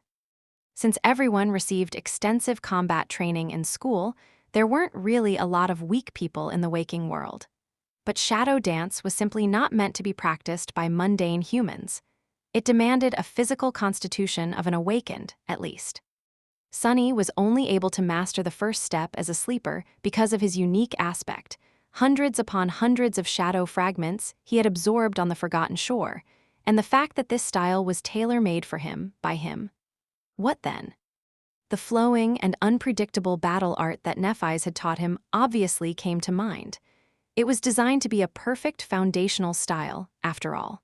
However, Sunny didn't like the idea of teaching it to Rain. Not only because he felt that he didn't have the right, but also because it came from the immortal Flame clan. Sunny suspected that this ingeniously adaptable battle art had been created by the martial genius, Broken Sword himself. He also had an idea of who Broken Sword's killers were. Who could tell what problems knowing this style could drag along? By now, Sunny had also learned a plethora of various battle styles in the dreamscape. However, none of them impressed him too much. That meant that there was only one choice left. Coincidentally, he felt that it was the most fitting. Saint's solid, grounded battle style. It seemed to suit Rain's quiet, thoughtful, and meticulous personality very well. It was also the most precise and methodical technique Sunny knew, and one that provided the best defense. His goal was to ensure that Rain survives for as long as possible, and having a flawless defense went a long way if one wanted to not die. More than that, his sister seemed to share a connection with Saint. If she was such a big fan of the graceful demon, perhaps there was a reason for that. In any case, learning the style of her idol would not be the worst thing in the world. Noticing that he was staring at her with a dark expression, Rain stopped and gave Sunny a questioning look. "What? Did I mess up?" He slowly shook his head. "No, actually your form was perfect for the last 100 strikes." A wide, incredibly bright smile suddenly appeared on the teenage girl's usually calm and collected face. "Aha, see, I practiced every day while you were gone on your trip. All my classmates think that I lost my mind. What do those fools even know?" The corner of Sunny's mouth twitched. Since when does she refer to people as fools? She was such a polite girl before meeting me. Rain blinked a couple of times, then asked, "But if I was doing it right, why were you staring at me with that curses and damnation expression of yours?" What now? I don't have a," Sunny cleared his throat. I think that you're ready to learn more than one strike." Rain beamed. "Yes, finally." She looked around the living room and then said, "So, are you going to show me some real battle techniques?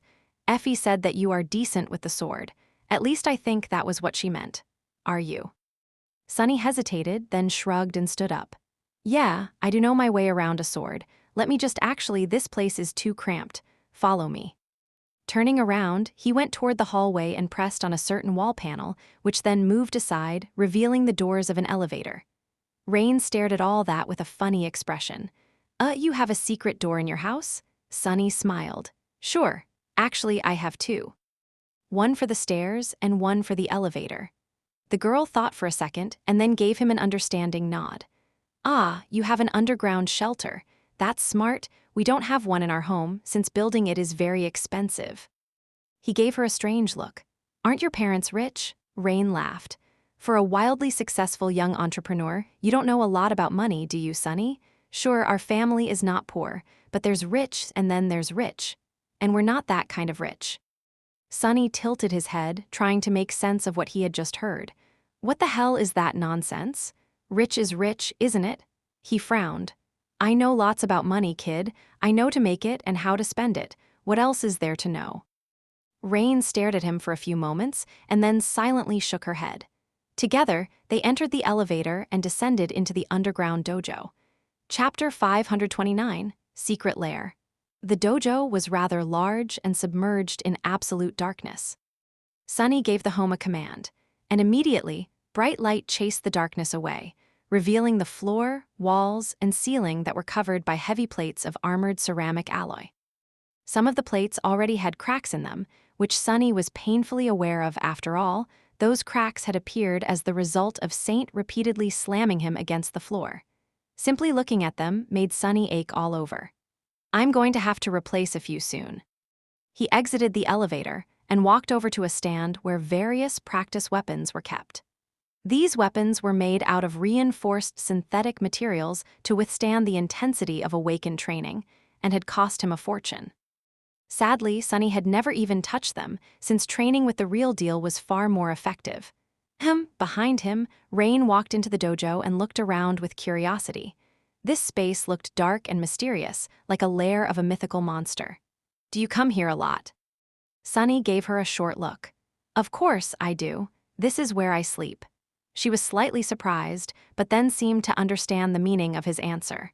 For mundane humans, such a shelter would only be useful if a gate opened nearby. But awakened were more or less defenseless while in the dream realm. They needed the protection an underground bunker could provide much more, since their empty bodies could be easily destroyed when the spirit wandered away. Her gaze traveled to the steel sarcophagus of the sleeping pod and then moved past it. Suddenly, Rain's eyes brightened. Wow, is that a dreamscape pod? Sunny hesitated, surprised by her strong reaction. Sure. Why? My super expensive sleeping pod is much more impressive. Why is she so fascinated by that silly thing? The teenage girl walked over to the alcove with the two machines and studied one of them with excited curiosity. The luxurious, state-of-the-art sarcophagus received zero attention. Do you play often? He rolled his eyes, then shrugged. From time to time, I guess. When I have time, dueling other awakened helps with my own training. Rain sighed with envy. That's cool. Some of my classmates have personal dreamscape pods, too. They play the version for mundane humans, of course, but it still sounds amazing. Sunny smiled. What do you want to play? Rain looked at the pod for a few moments, then slowly shook her head. When she spoke, her voice sounded too mature for her age. No, not really. It's only fun with friends. He frowned a little, then asked in a neutral tone, Why, don't you have any friends? The teenage girl sighed, then turned away from the capsule. No. I used to have a lot in my previous school, but after Dad got me a spot in this one, I just study and go home. People there are not very friendly. That's one way to put it. Sunny looked at her, then smiled widely. Well, friends are overrated anyway. I never had any growing up, and look at me. Have I not turned out just fine? She did look at him, doubt clearly written on her face. Yeah, but... Sunny raised an eyebrow. But what? Rain lingered for a few moments, then asked curiously, Don't you have a girlfriend? Sunny blinked. Wait, what? What girlfriend? Don't tell me that you think that Effie and I, Rain giggled. Actually, I did think that at the start. So I asked Effie, and she told me that you already have a girlfriend. Sunny's eye twitched. Damn Effie, I'm really going to kill her. Better yet, I'll make Saint kill her. How many times will she repeat that stupid joke about us before realizing that it isn't funny? It wasn't funny the first time, and it's certainly not funny the 100th. He opened his mouth to retort angrily. However, Rain's next word made him fall silent. She said that you bring her flowers every week and even visit her mom from time to time. I think it's very sweet. Sunny froze, staring at the teenage girl with a heavy expression. Feeling that his reaction was a bit strange, Rain frowned. Did I say something wrong? He lingered for a few moments, then turned away. No. Effie just likes to run her mouth sometimes. She shouldn't have told you that. Not quite understanding what was happening, but feeling dark undertones in his voice, the teenage girl awkwardly smiled. Oh, did I just get Effie in trouble? Staring at the practice weapons, Sunny sighed.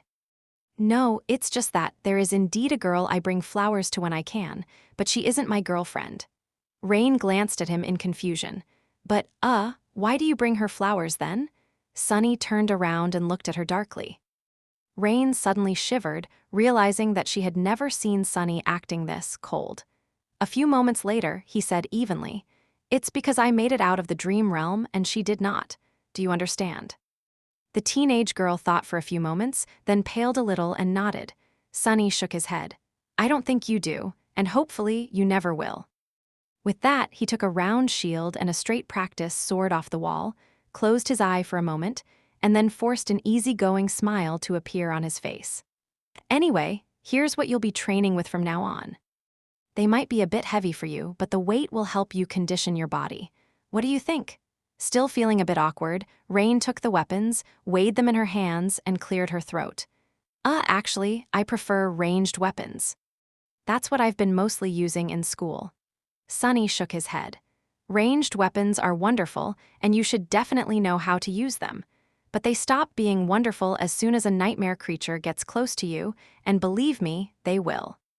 So you should learn melee combat first. Rain looked at him with a bit of stubbornness.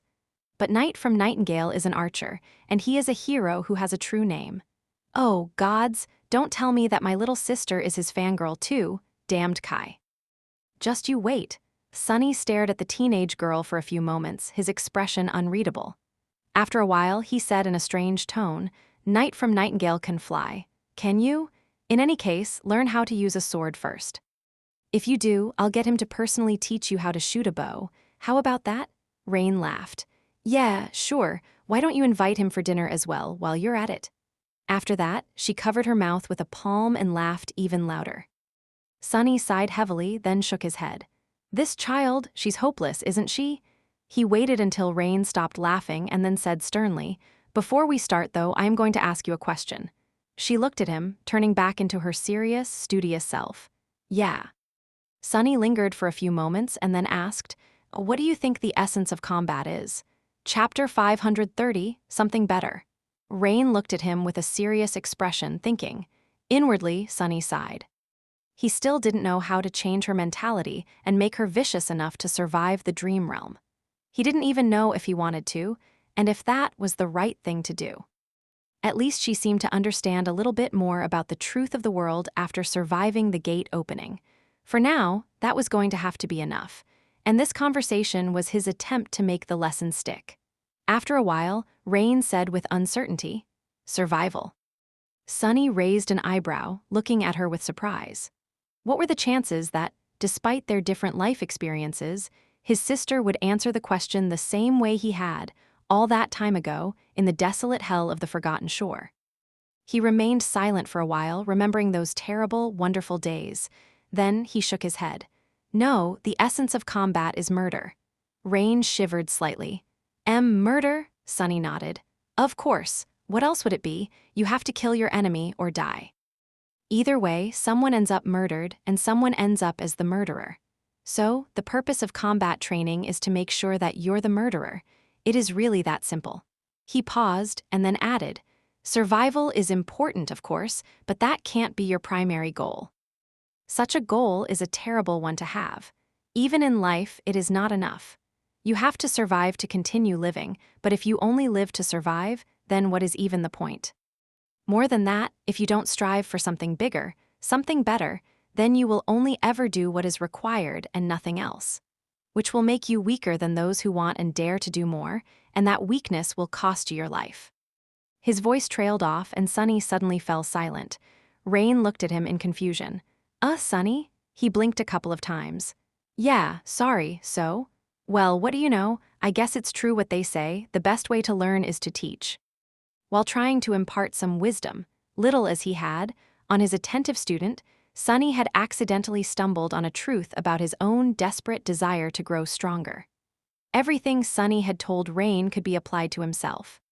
He had long ago abandoned his singular desire to survive at all cost, and now wanted much more. But was his desire to live free and with dignity really comparable to Neff's passionate, immolating obsession? Would he really be able to surpass her while being driven by such a mundane goal? That gave Sunny a lot to think about. He glanced at Rain and then continued.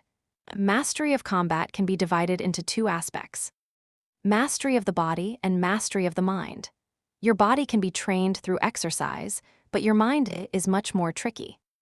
If you can understand the true essence of combat, however, truly grasp it with your very core, then you will have enough clarity to master the mind. Sunny spent some time explaining the fundamental laws of combat, at least to the extent that he himself understood them, to Rain. In the end, he wasn't sure that she really grasped the knowledge he wanted to share with her, but it was at least a start. Thinking back to his own tumultuous education, Sunny couldn't really blame her. It was hard, or maybe even impossible, to really understand battle without experiencing it. He had met Nephi's after surviving the first nightmare and several days of fighting for his life on the Forgotten Shore. Even then, it had taken being nearly killed by a carapace centurion for him to reach the state of clarity. There were no carapace centurions around, and Sunny certainly wasn't going to run her through with a sword. So, for now, this was going to have to do. After the verbal lesson, Sunny showed Rain a few basic stances and katas of Saint's style and watched her struggle to replicate them. The progress was slow, but she was really a talented kid. For now, what held her back the most was her weak body, but that was okay. One couldn't expect a teenage girl to be as strong as an awakened. Her body could be trained, of course. Rain was never going to be as strong and resilient as a burly, able-bodied man. But then, neither was Sunny.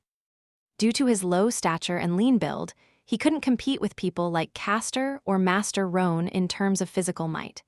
However, this could be mitigated by aspect abilities, absorbing fragments, and mastering precise essence control. What's more, sharp weapons were the great equalizer.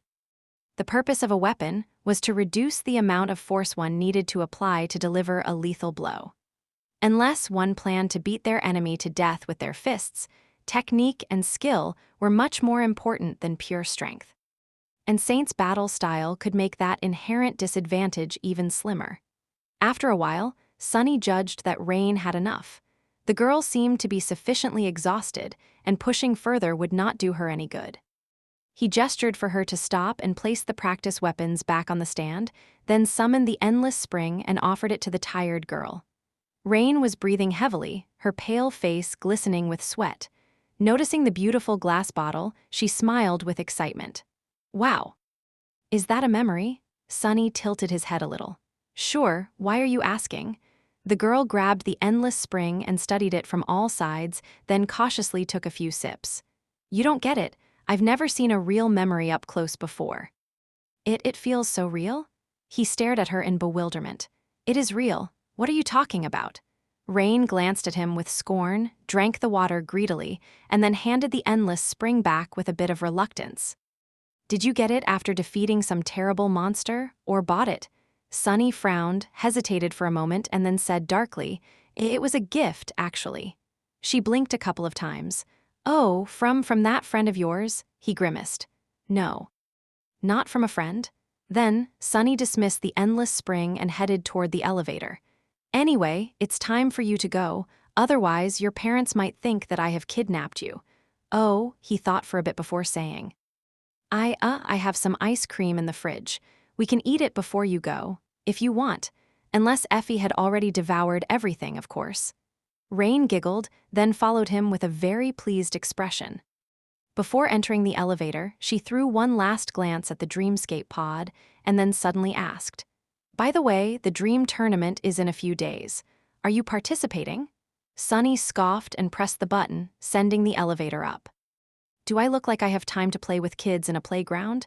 I have real things to do, you know. Rain glanced at him and sighed. Yeah, I get it. What a pity, though. I hear that the main prize this year are especially amazing. You wouldn't be able to win it, of course, but there are many smaller rewards. Sunny's expression subtly changed. As the doors opened, he looked at Rain, remained silent for a moment, and then asked in a very, very disinterested voice.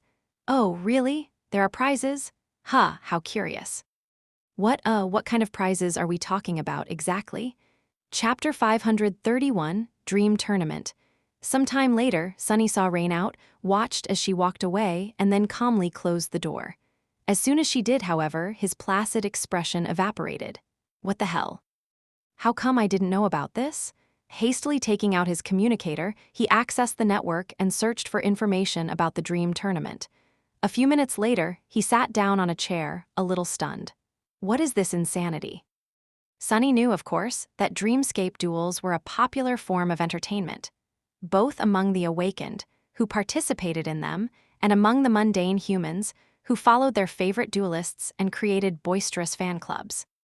However, he had no idea that even the great clans paid attention to the illusory game. Apparently, the creator of the Dreamscape held a big tournament each year, and each year, one of the great clans, either Valor, Song, or Night, sponsored the prize pool. Participants who managed to achieve good results were able to receive cash prizes, memories, and even echoes. The rewards for the finalists were especially generous and came directly from the great clan's armory. They were also of the ascended rank. Sunny trembled, his eyes burning with avarice. No, think about it rationally. The great clans were obviously after a straightforward goal: keep an eye on the rising talents among the unaffiliated awakened. But did it matter? Sunny had already failed to keep his fake persona under the radar. Anyone who paid attention to Dreamscape had at least heard about Mongrel.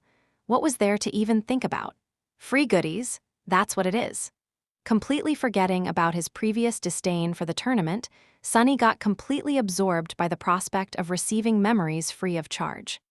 He was almost drooling. And if free memories weren't enough, there was another reason for why this tournament now seemed very alluring to him. For the past months, Sunny had participated in hundreds of duels in various arenas. His goal was to absorb as many styles as possible, to reinforce the foundation of shadow dance and make it more efficient. This way, he hoped to achieve the next level of mastery over his elusive battle art. Not all battle styles were made the same. Some were simple and straightforward, while others were complex and unique. The more unique a style was, the harder it was for Sunny to gain insight into its principles. It was not like he had a magical ability to peer into the very essence of a style. This ability of his was more or less mundane, based on his own talent, mastery, and sensitivity to shadows.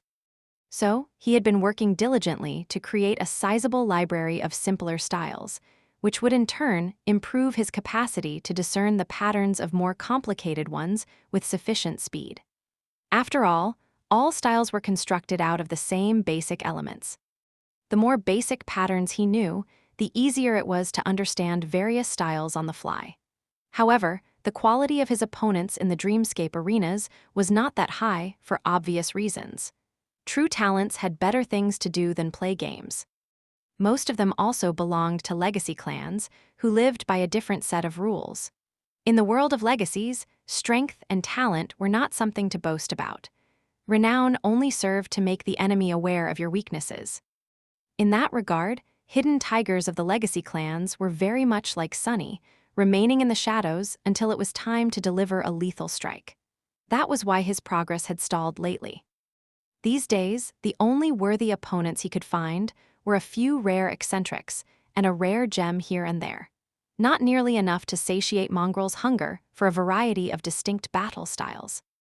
What's more, at the highest levels of awakened battle skill, styles were not only about physical movements and mindset anymore. They weaved unique patterns of essence control into the technique, too, which Sunny couldn't perceive and was only able to infer from indirect clues. Sadly, he wasn't exposed to a lot of opponents practicing such styles in the arenas. The tournament was going to change that, however. With the valuable prizes added into the mix, people who would usually not waste time in the Dreamscape were bound to show up, lured by the scent of rare memories and echoes. Even people from lesser legacy clans would, without a doubt, be tempted to participate. A powerful ascended weapon or armor could change their lives, too. So, Sunny could kill two birds with one stone, compete for these prizes and enrich his library of styles at the same time. Forget it, I'd be a fool to miss this chance. Even knowing what a headache it would be to bring even more exposure to Mongrel, Sunny couldn't let such an opportunity go. Plus, he had some free time while Effie and Kai were traveling to the Chained Isles. Scrolling through the feed, he started reading everything he could find about the upcoming tournament. Several days later, Sunny locked the door of his house, descended into the basement, and approached the Dreamscape pod. As soon as he entered the fake black void, the familiar pleasant voice greeted him. "Welcome back to the Dreamscape, Challenger Mongrel." Sunny didn't pay attention to it and briefly looked at his status. Mongrel, victories, 813, defeats, 0. With a quiet sneer, he turned to several images floating in the boundless darkness in front of him. These were the arenas he had access to, and by now, there were significantly more of them than had been there at the start. Today, however, the list looked different. The images of the arenas were pushed to the sides, and a new one appeared in the very middle. It was completely white, with a golden shape of an olive wreath depicted beneath two shining words. Dream Tournament. Sunny lingered for a moment, summoned the mantle of the underworld and Weaver's mask, and then stepped toward the image. Chapter 532, Ancient Forest. The golden wreath disappeared, and Sunny found himself facing two new images. On one, a knight in a suit of polished armor was depicted holding a bloodied sword. On the other, a warrior in an archaic armor was shown standing back to back with the knight, a slender huntress drawing her bow behind them. The pleasant voice announced, "Challenger, select your dream." Several words appeared above the images. Dream of glory, dream of camaraderie. What's with the bells and whistles? Sunny rolled his eyes. The choice was very simple.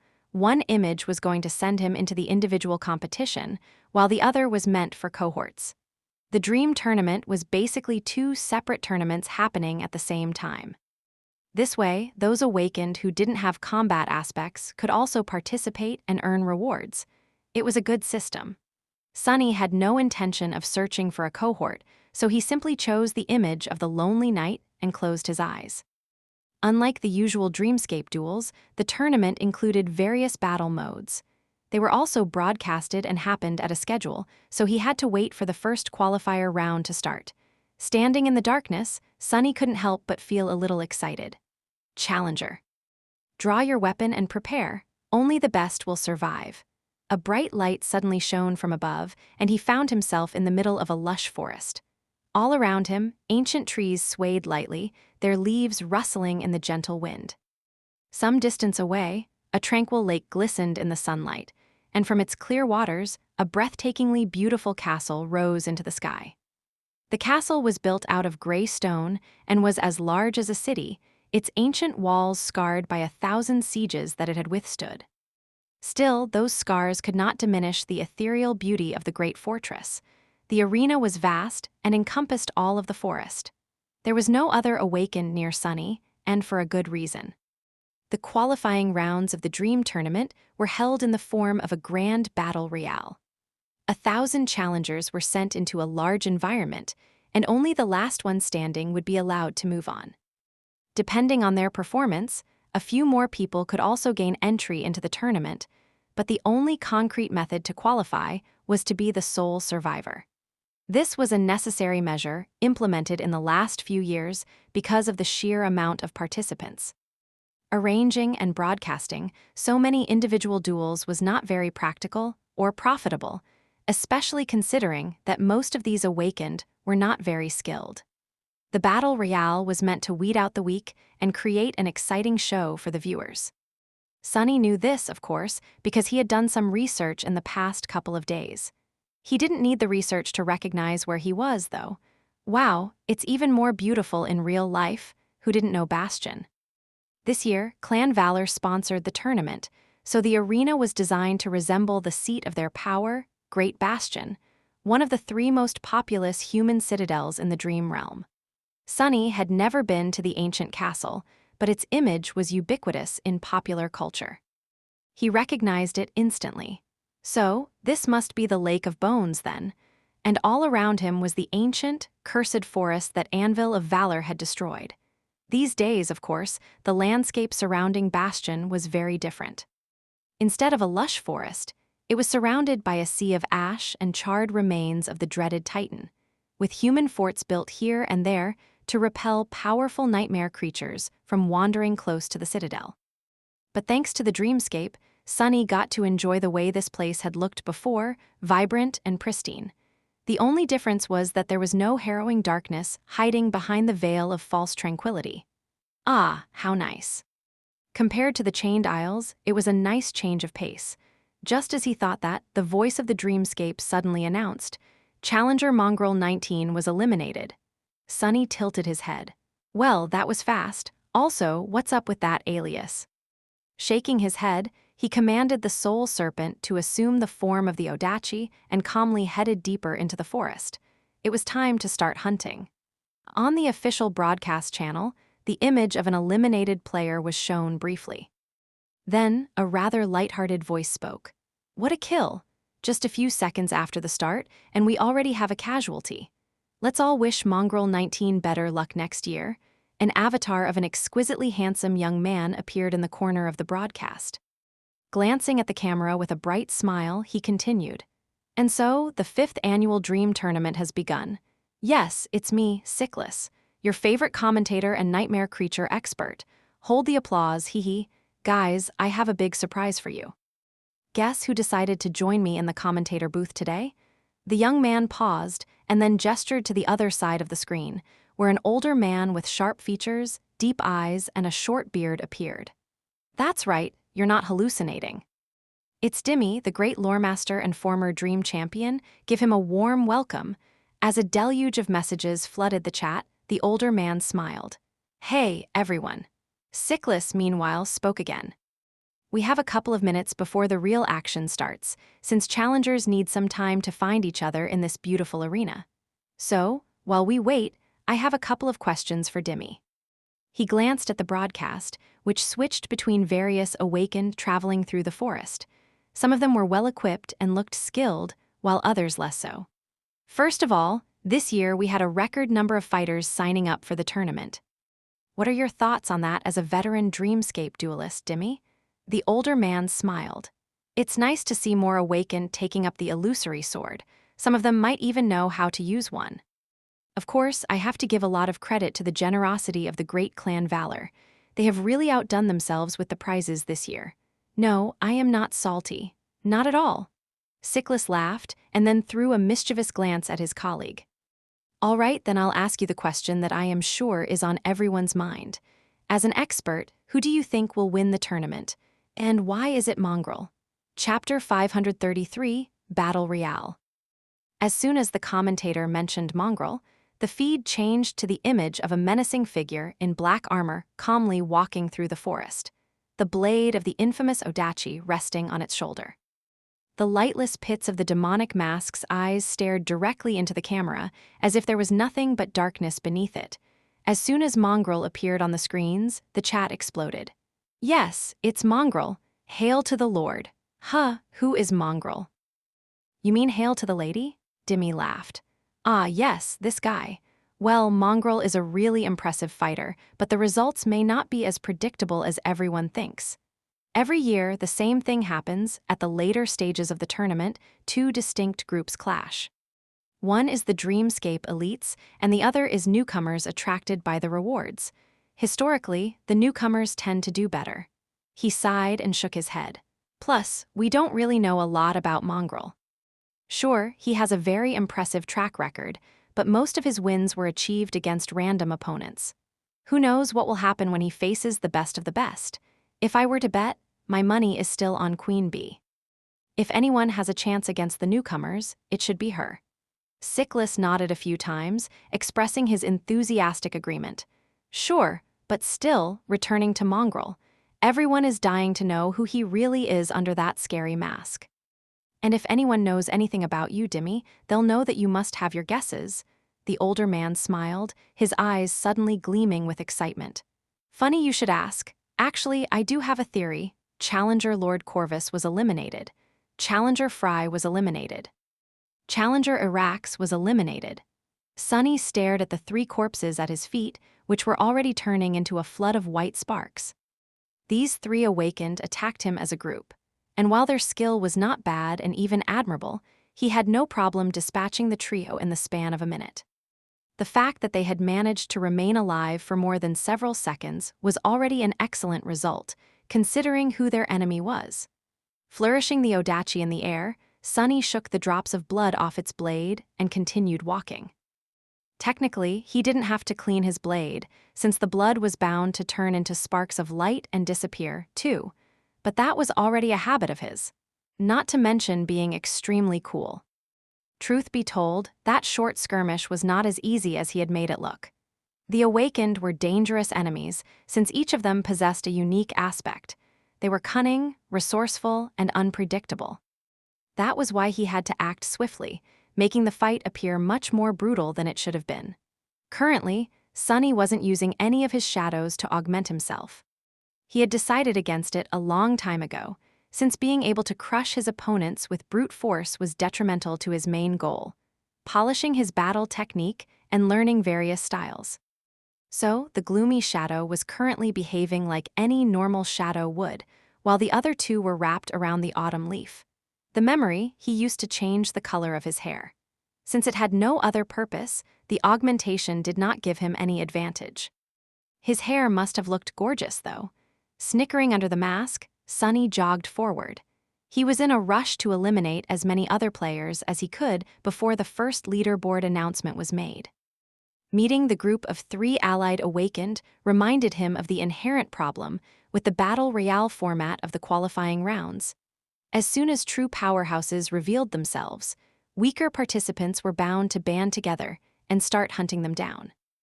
Very soon, there could be a dozen fighters launching a coordinated attack on him, or even more. Sunny was confident of his skill, but not to that degree. Even for a battle-hardened veteran like him, someone who had spent hundreds of days fighting for his life in the darkest depths of the dream realm, such a fight would not be easy. This battle royale is going to be much more intense than I have expected. Before Sunny could finish this thought, an ancient tree next to him suddenly exploded into a cloud of splinters, and something sharp shot at him with incredible speed. Cursing, he dashed to the side and barely dodged out of the way. The next moment, a giant arrow whistled past him and embedded itself into the trunk of another tree, its trembling shaft as long as he was tall. Sunny rolled over his shoulder and glanced at the arrow, then lunged into a sprint. Curses! A sniper. A second later, another giant arrow fell from the sky, almost skewering him to the ground. Sunny gritted his teeth and continued running. On the countless screen, an image of a broad-shouldered young man was shown, drawing the string of an oversized bow. His mighty muscles strained, and when he released the string, a thunderous sound rolled down the slopes of a tall hill the archer was standing on. Meanwhile, the 2 commentators were not paying him attention. And so, I can say without a shadow of a doubt that Mongrel is not, in fact, one of the Forgotten Shore survivors, but actually the son of the secret child of the legendary Nightwalker, the founder of the House of Night. Oh, well, this is my theory anyway.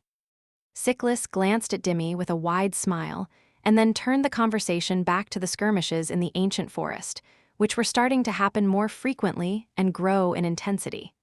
Is that so? Well, that secret grandchild seems to be in big trouble. Despite Mongrel's savage victory over the 3 other challengers, now he seems to be in the crosshairs of one of the newcomers you spoke about earlier. Let's take a look. The feed changed to the image of Mongrel running swiftly through the woods, dodging one giant arrow after another. His movements seemed steady and precise, as though he had a second pair of eyes at the back of his head. Cyclus glanced at the indifferent black mask and involuntarily shivered. Wow, look at that! What a commendable feat to maintain calm and composure in such a tricky situation.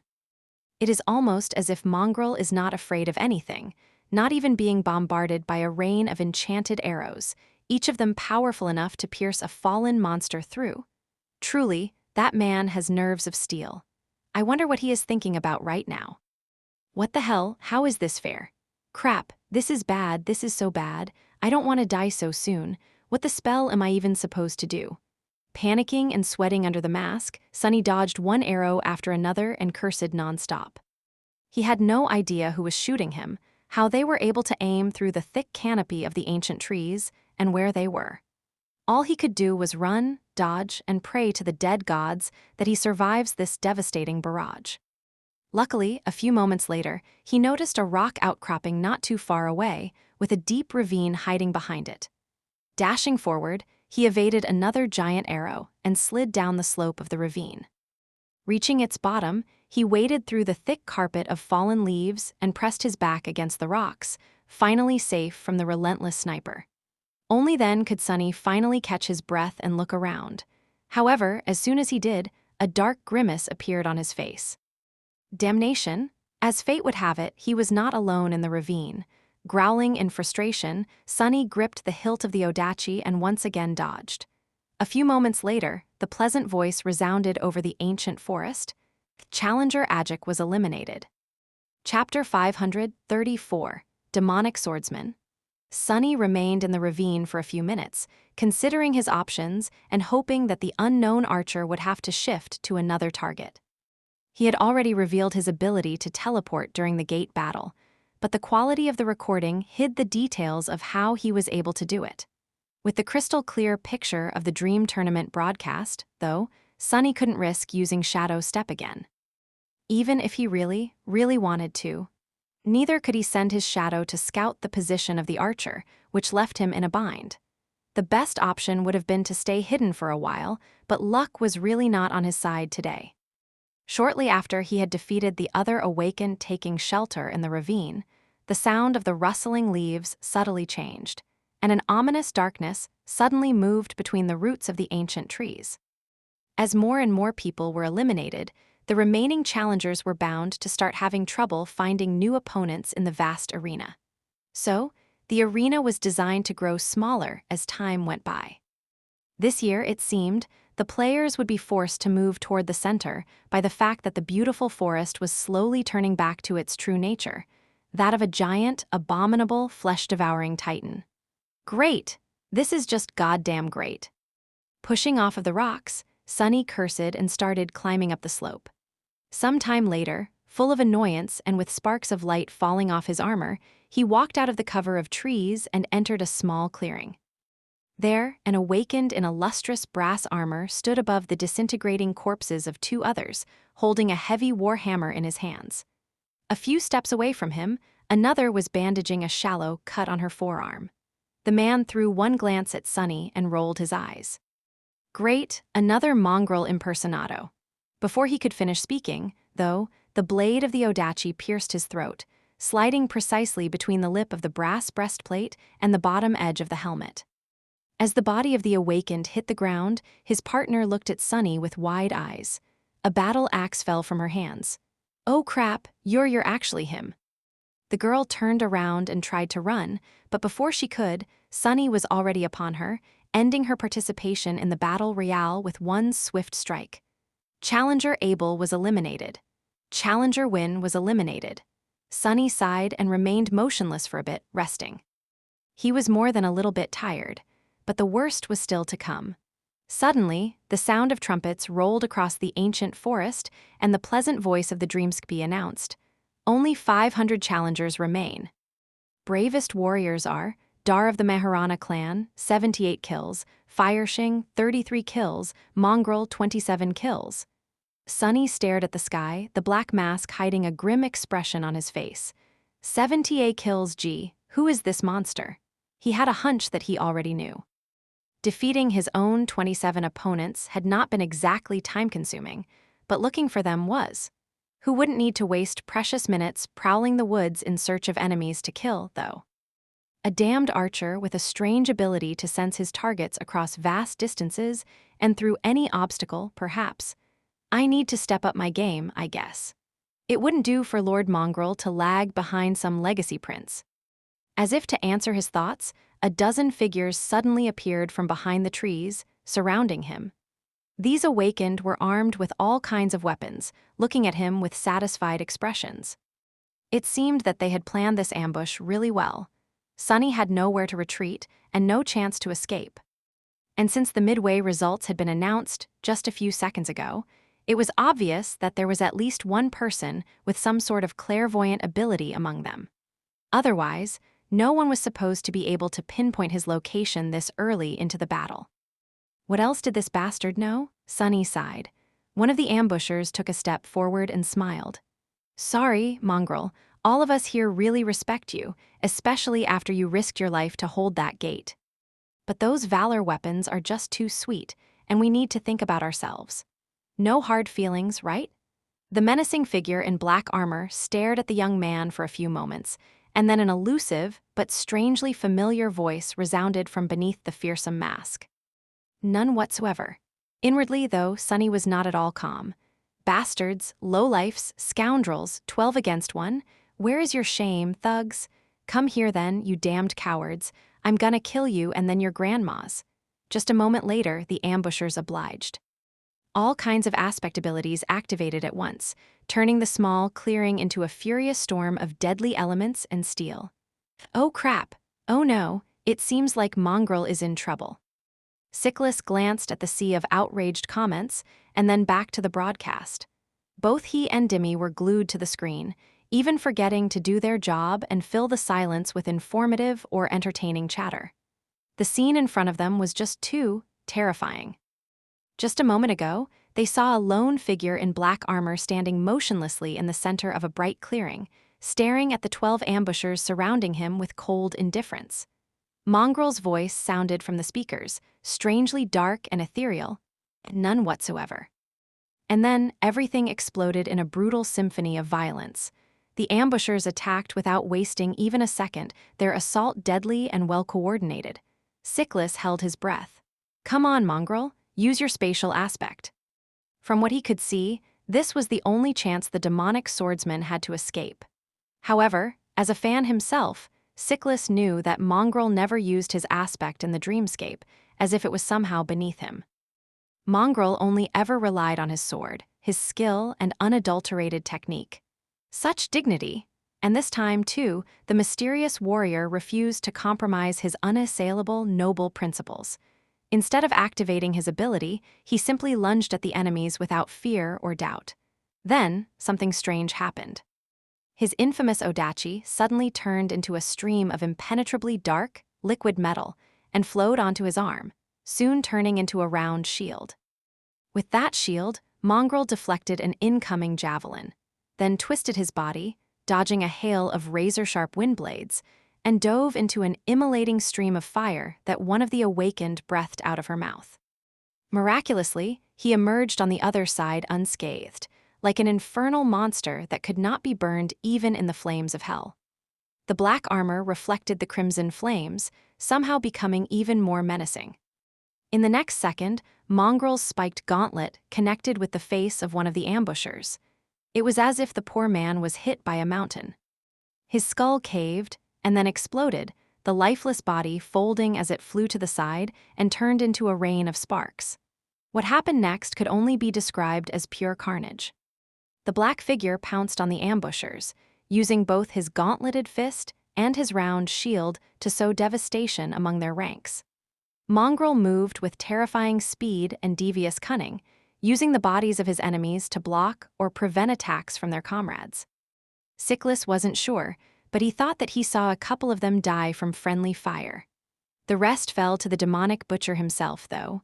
Every move Mongrel made was precise, calculated, and deadly, but also brutal and utterly cruel.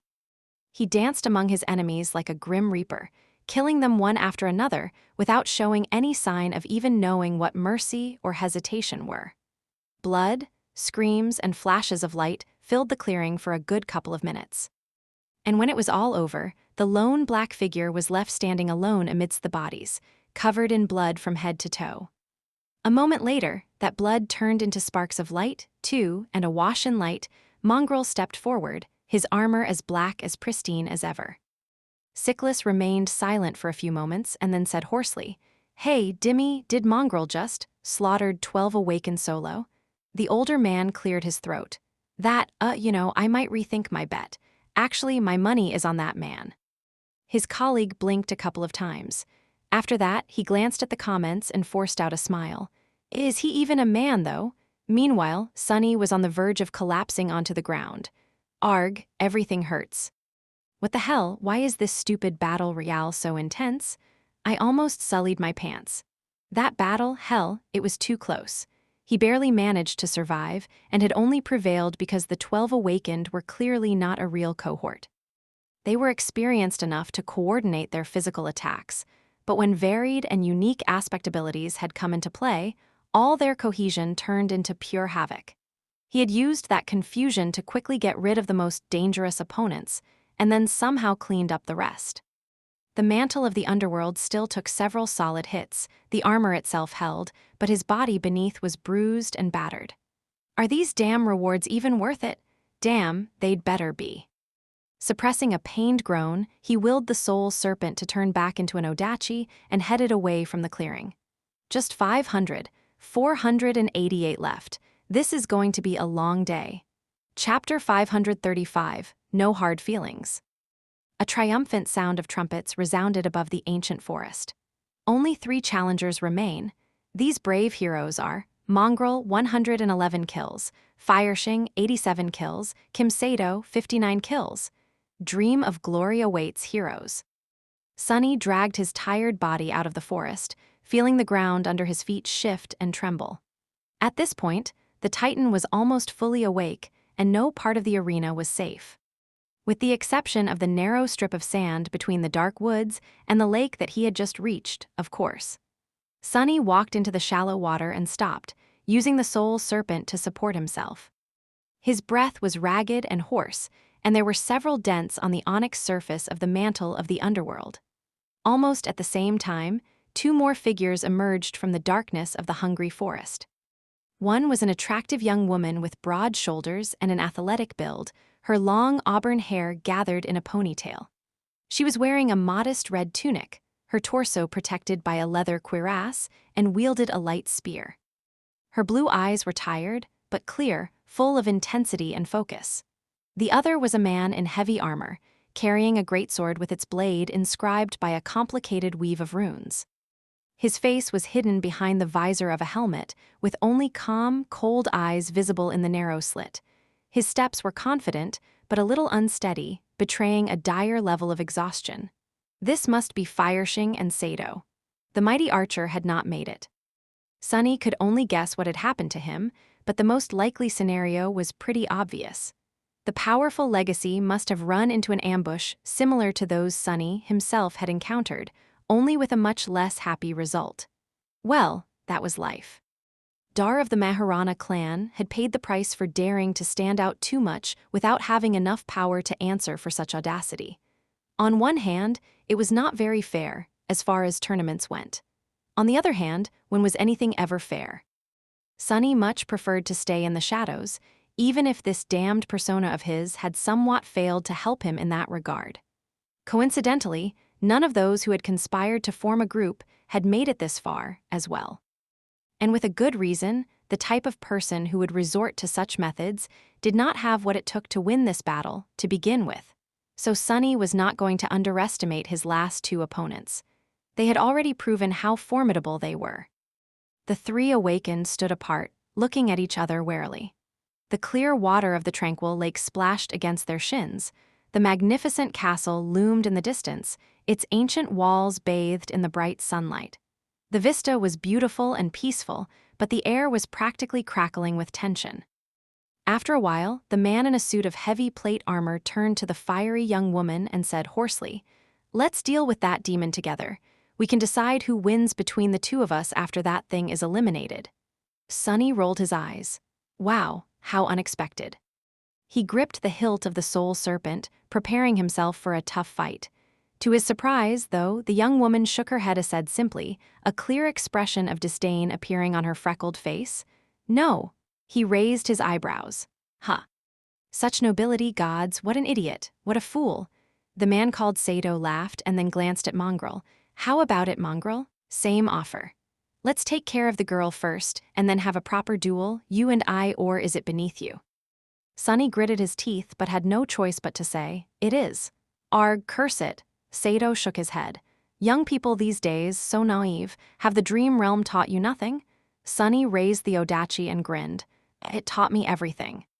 With that, he shifted his weight and prepared to dash forward. The time for words was over. The other 2 also understood that, and in the next moment, the calmness of the clear lake was instantly no more. What the? As soon as Sunny moved, a powerful explosion thundered, and he was thrown into the air by the devastating shockwave. Landing in a roll, he hurriedly slotted the memory of fire into the mantle and rose just in time to see a massive fireball dissipate into the air. His body felt even more damaged than it had been a moment ago. Kimsado, however, took the brunt of the explosion.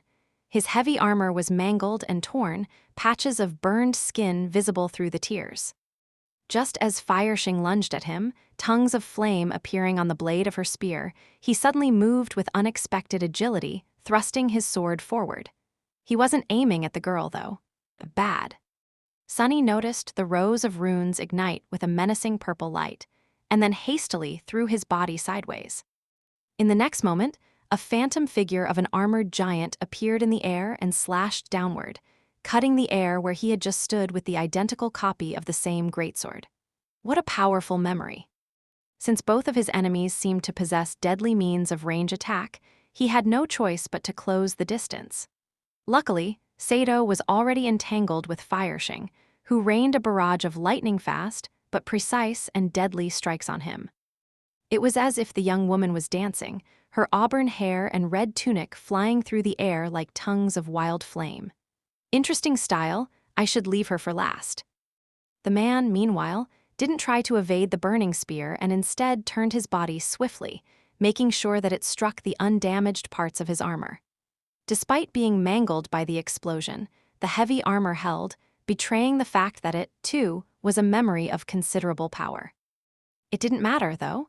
A moment later, Sunny was upon them and joined the fight, the dark Odachi united with the flaming spear and a runic greatsword to sing the Song of Steel. A few minutes later, the voice of the dreamscape spoke again. Challenger Kim Sato was eliminated. Challenger Fireshing was eliminated. Challenger Mongrel is victorious. Glory to the victor. As blood turned into a flood of sparks and the waters of the tranquil lake became clear once more, triumphant music thundered from all sides. Hidden behind the black mask, Sunny grimaced and suppressed the desire to plug his ears. What's with this terrible noise? Arg, that was way too hard. Unbeknownst to him, the network was already exploding with countless articles, all titled more or less the same. No hard feelings, Lord Mongrel easily defeats 1,000 awakened.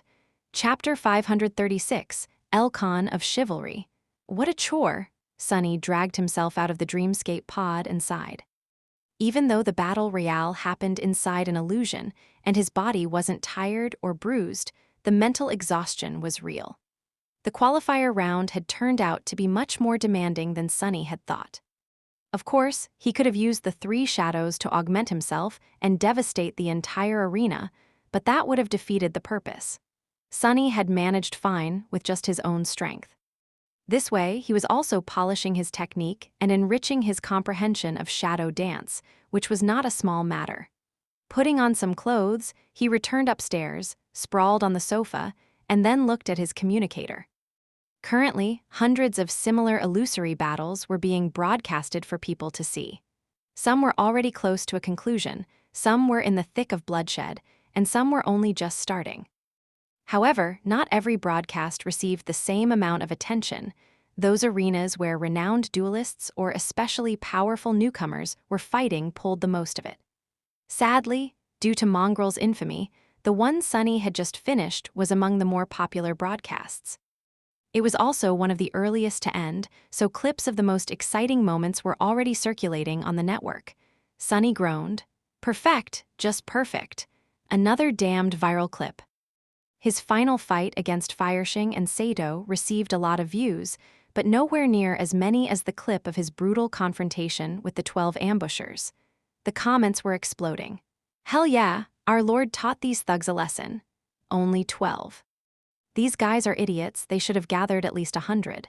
No hard feelings? None whatsoever. Gods, how can anyone be so cool?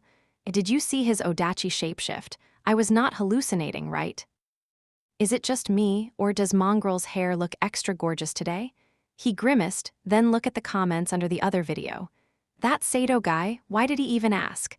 Doesn't he know that Mongrel is an icon of chivalry? Of course it is beneath Lord Mongrel.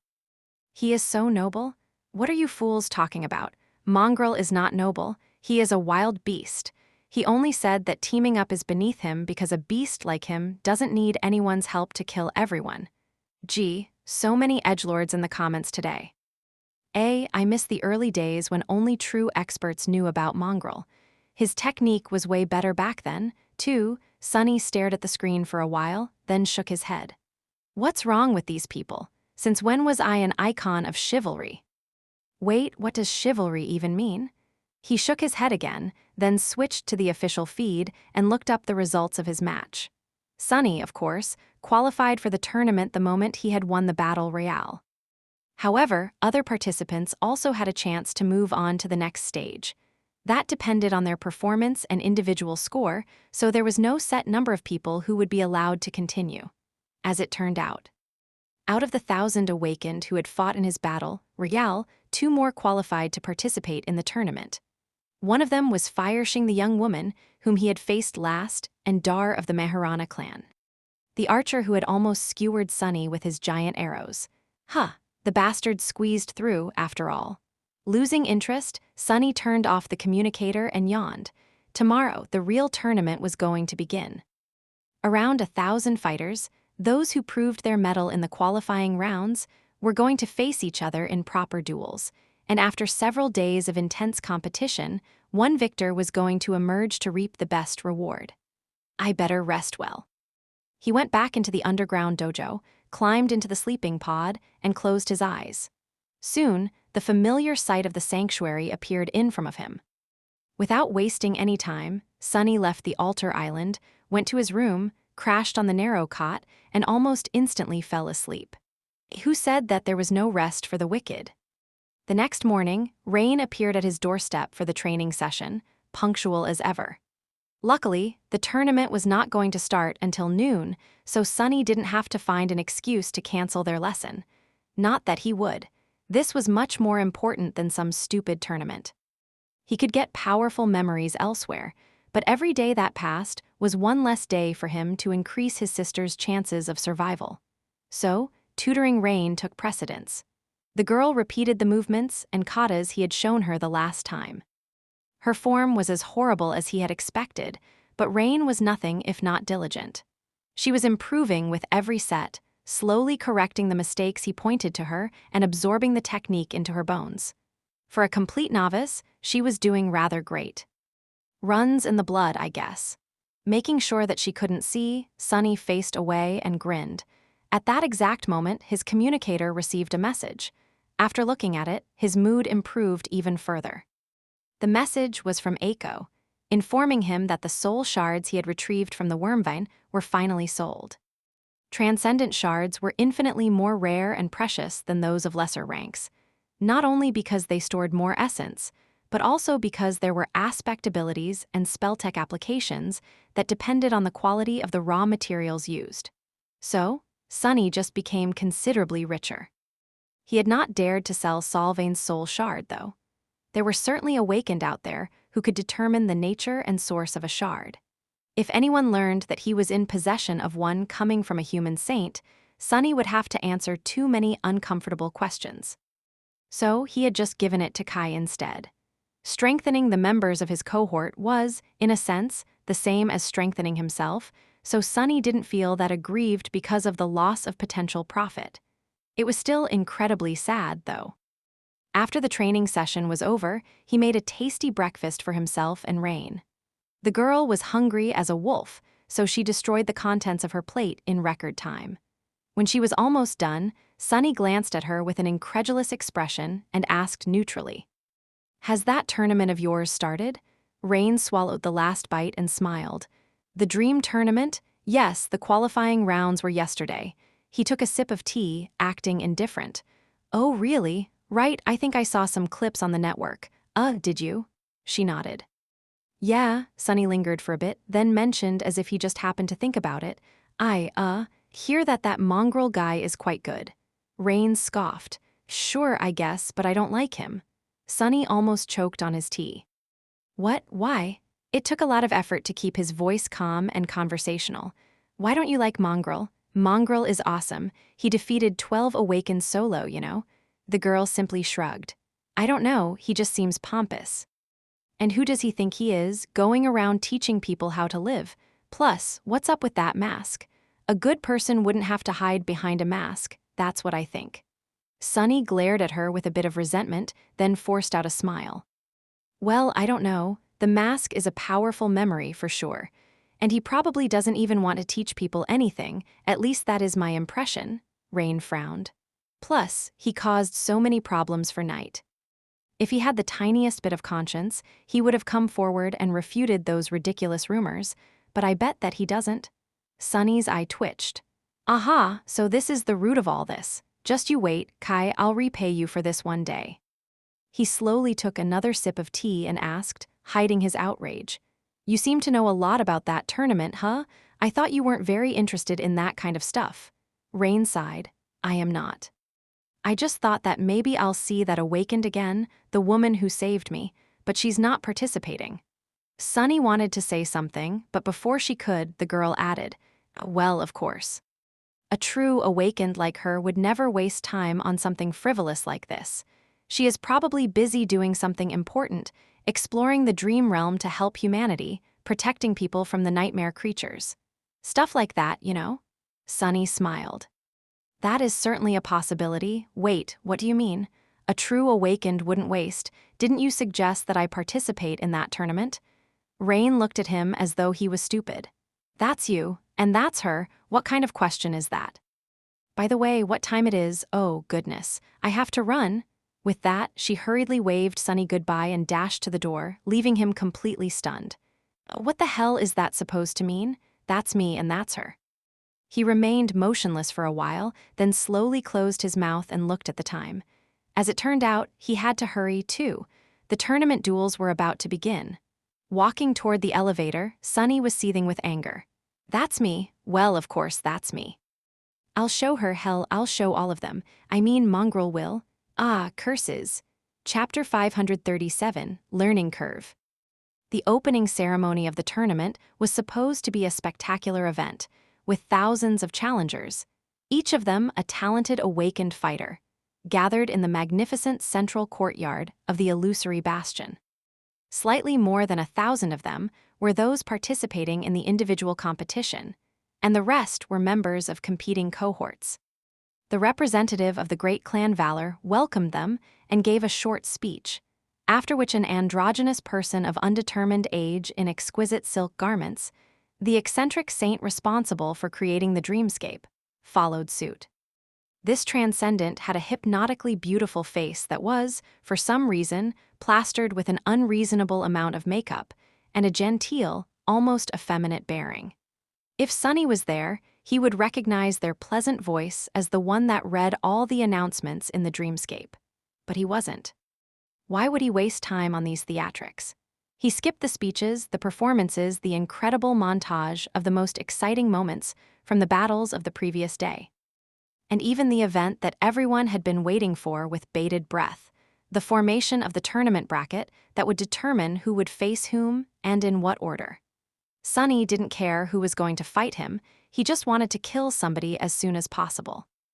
With each round of duels, half of the participants were going to be eliminated. That meant that he had to win 10 consecutive fights to receive the best reward. Of course, it wasn't an easy task. By now, there were no amateurs remaining in the tournament. Every single one of the 1,000 challengers was a formidable warrior, and by the end of it, only true talents would remain. It was also a perfect chance for him to try and learn their polished battle styles. Sunny waited until the bracket was almost complete and finally dove into the dreamscape. The menacing black figure of Mongrel appeared among the crowd of challengers, causing a bit of a stir. Immediately, those closest to him began to whisper, "Hey, it's him, man." The bastard is even scarier in real life. That scene from the montage. Gods, I'm so glad we chose to enter the tournament as a cohort.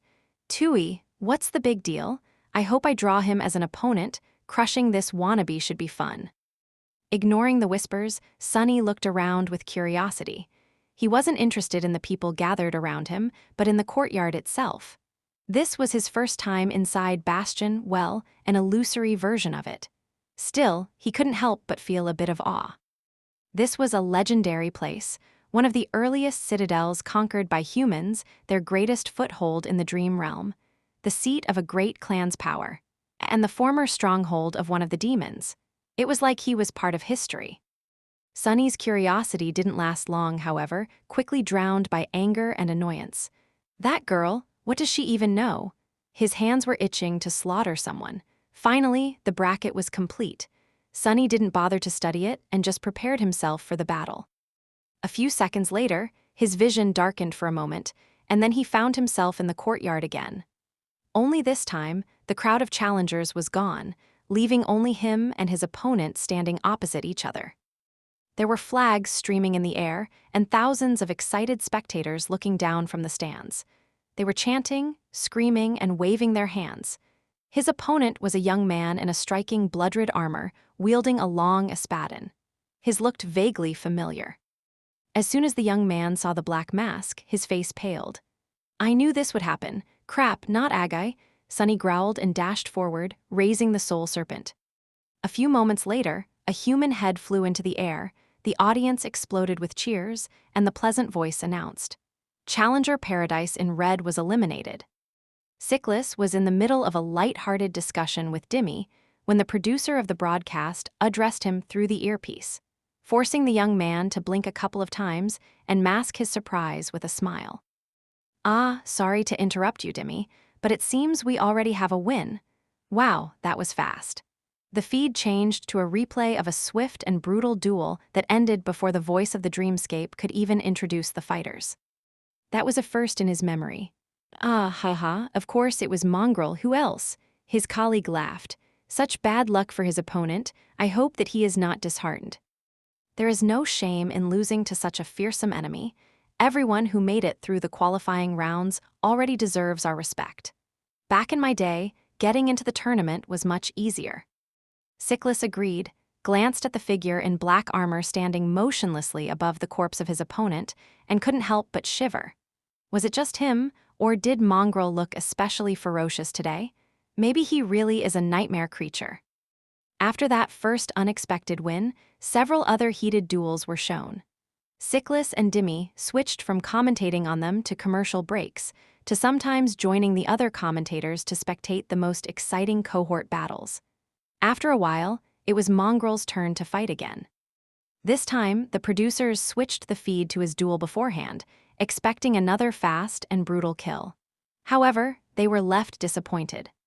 In that duel, and during a couple of next ones as well, the enigmatic swordsman seemed to lose all his edge, and engaged in protracted, slow, exhausting battles with his opponents, only managing to dispatch them after long and arduous fights.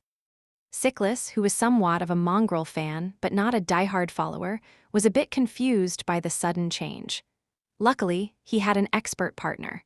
"Hey, Dimmy, why does it seem that Mongrel is struggling all of a sudden? After his performance yesterday, I was sure that we will see pure carnage again." The older man chuckled. "Ah, I see that you did not do your homework.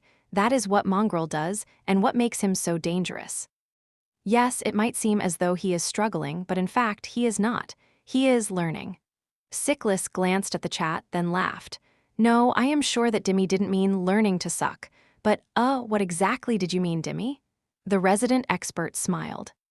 "Mongrel is known as a genius fighter, not because he is strong and skilled. There's plenty of such people among the duelists, but because he has an uncanny ability to absorb and mirror his opponent's battle style. So what you see is not him losing, it's him trying to comprehend the enemy's technique through being on the receiving end of it. It is truly remarkable, and a bit terrifying."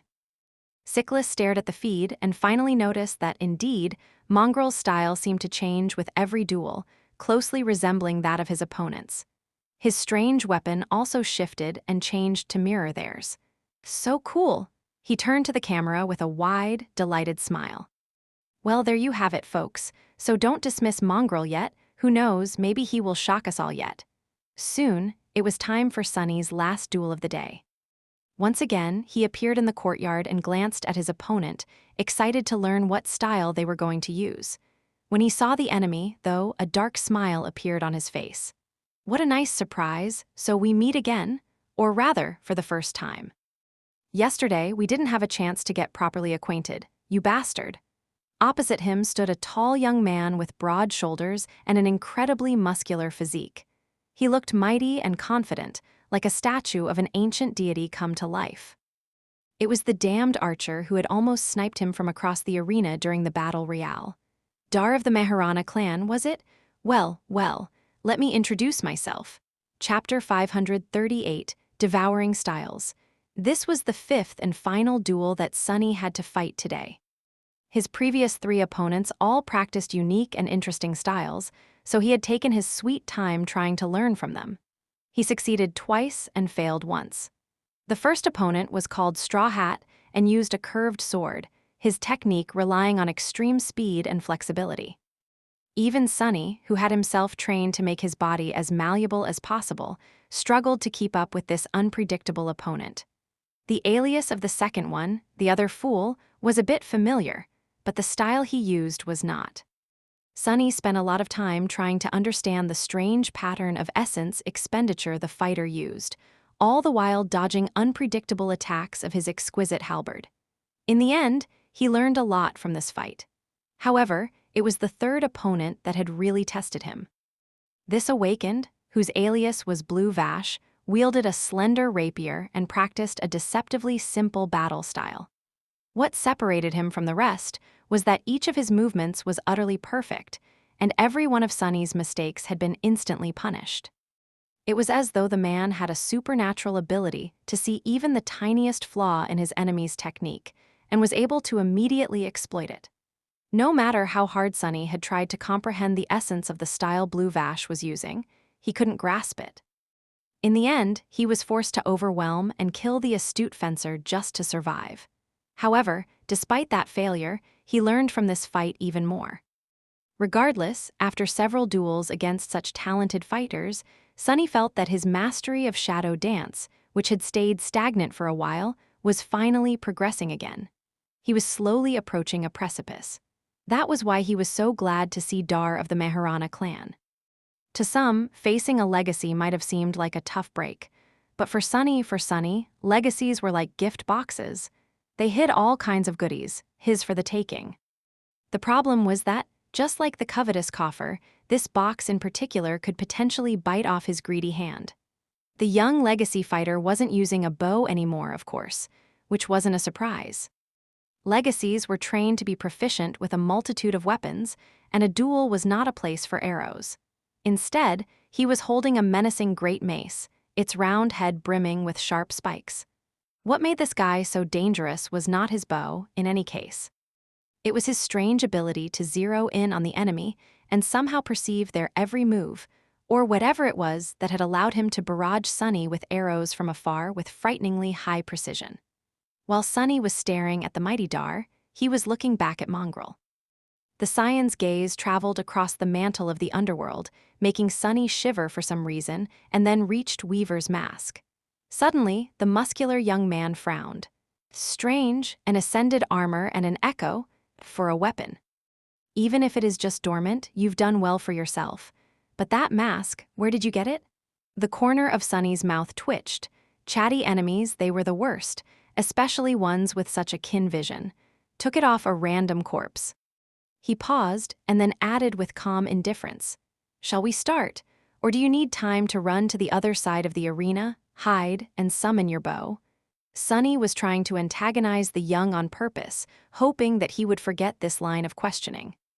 Luckily, his strategy worked. Dar of the Meharana clan grinned. No need. Who knows?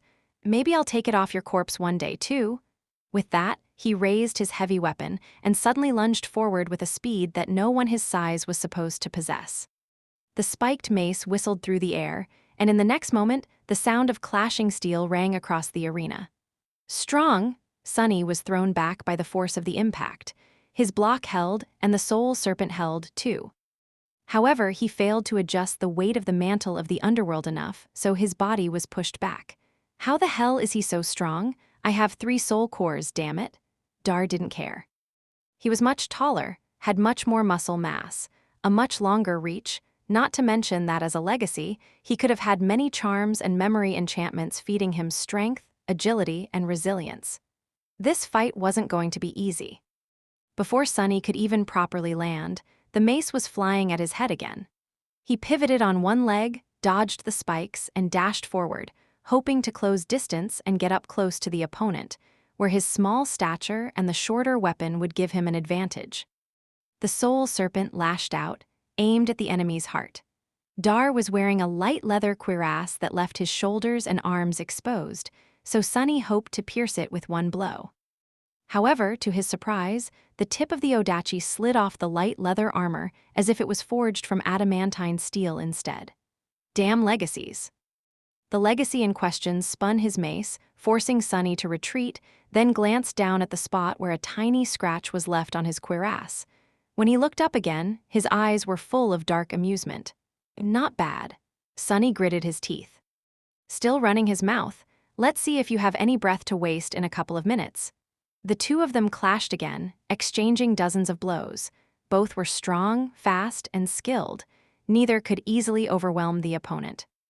This was the second time Sunny had to fight a legacy, third if he counted Nephi's.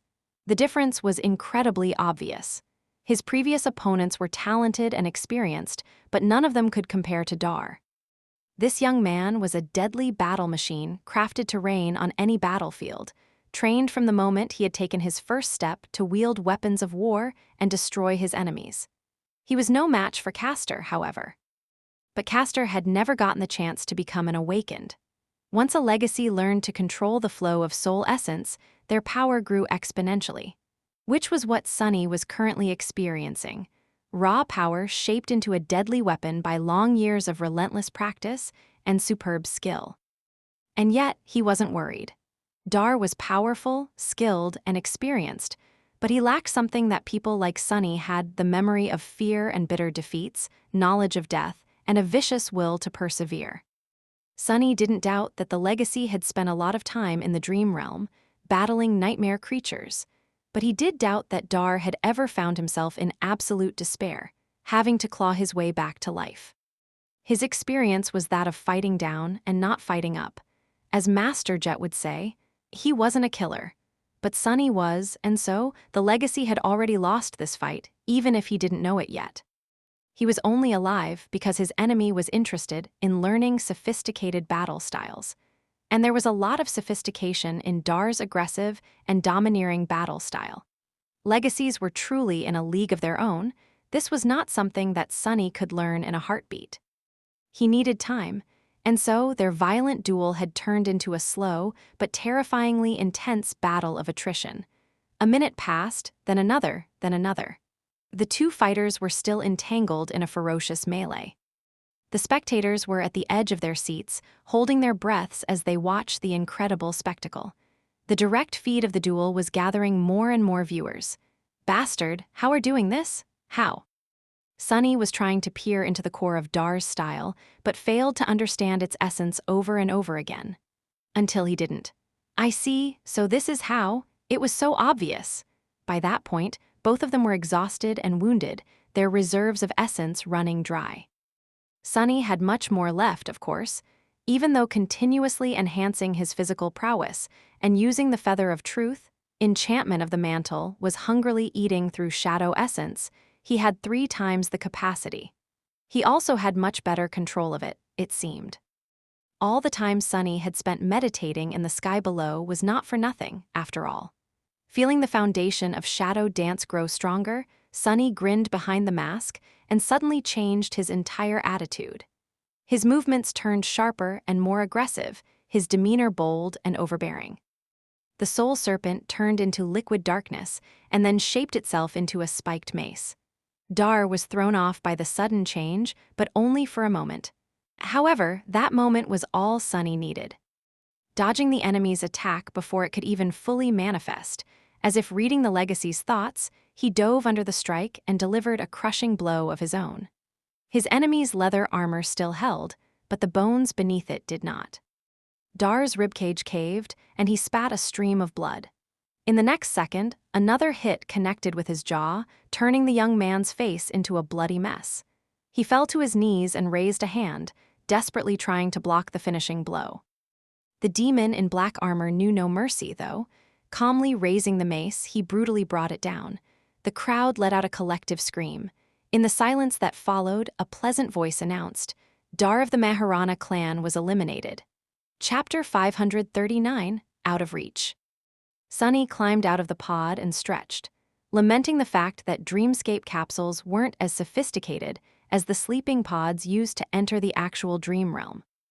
Due to his luxurious metal sarcophagus, he had almost forgotten the rusty feeling of spending too much time inside one of these things. Despite the fact that the duels themselves had not lasted too long, an entire day already passed. Sunny was somewhat tired, but instead of resting, he commanded the soul serpent to shape itself into a weapon and walked to the middle of the dojo. He was impatient to cement the knowledge of the battle styles he had absorbed today.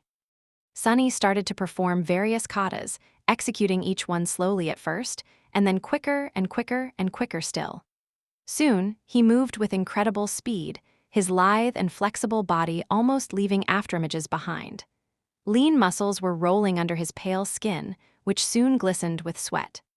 Sunny fluidly shifted from one style to another, his movements simultaneously firm and flowing, sharp and gentle, clear and unpredictable.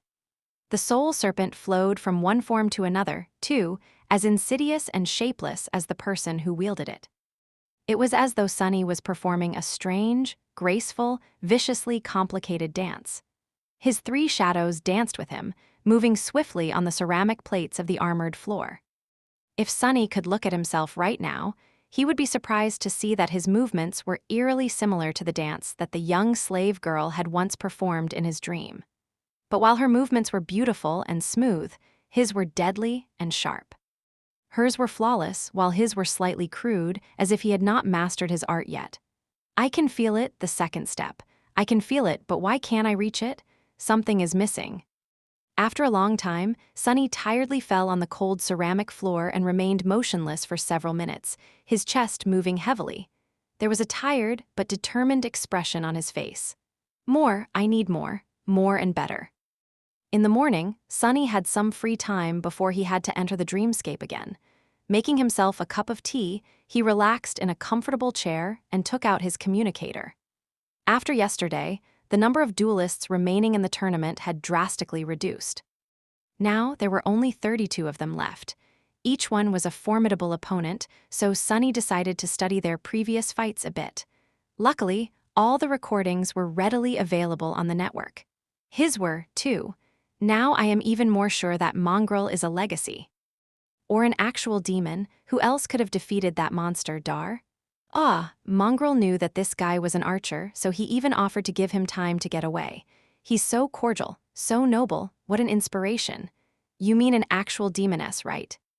Sunny shivered, and not even trying to look at the comments, hurriedly scrolled past these videos to start doing his research.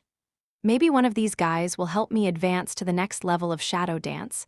Out of curiosity, he also glanced at the cohort competition leaderboard.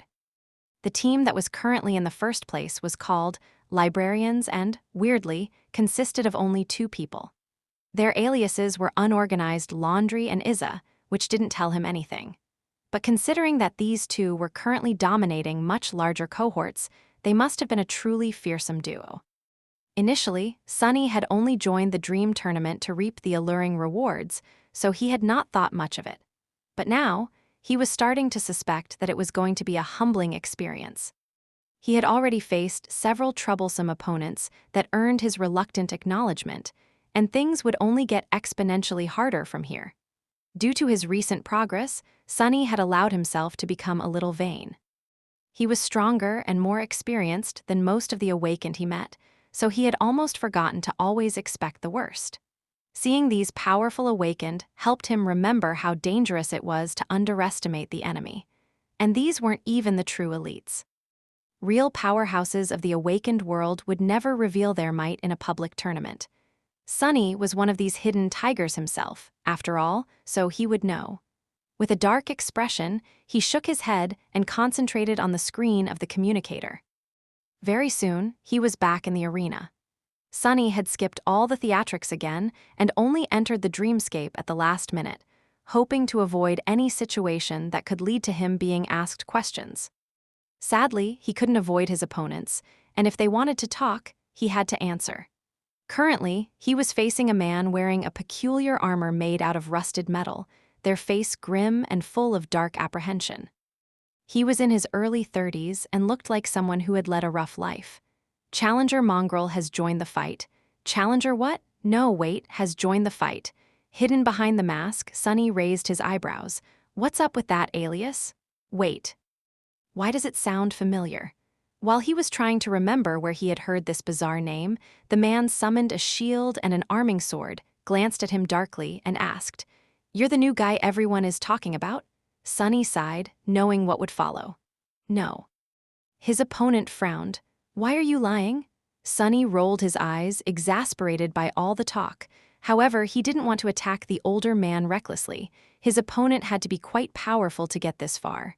"I am not lying," the man sneered. "That's exactly what a liar would say. Do you think I'm an idiot? Gods, can you just attack already?" He took a step forward and said, "Yes." The older man stared at him for a few moments, his face full of anger and confusion. After a while, he hissed, "Brat, you must be courting death." Chapter 540, Blood Feud.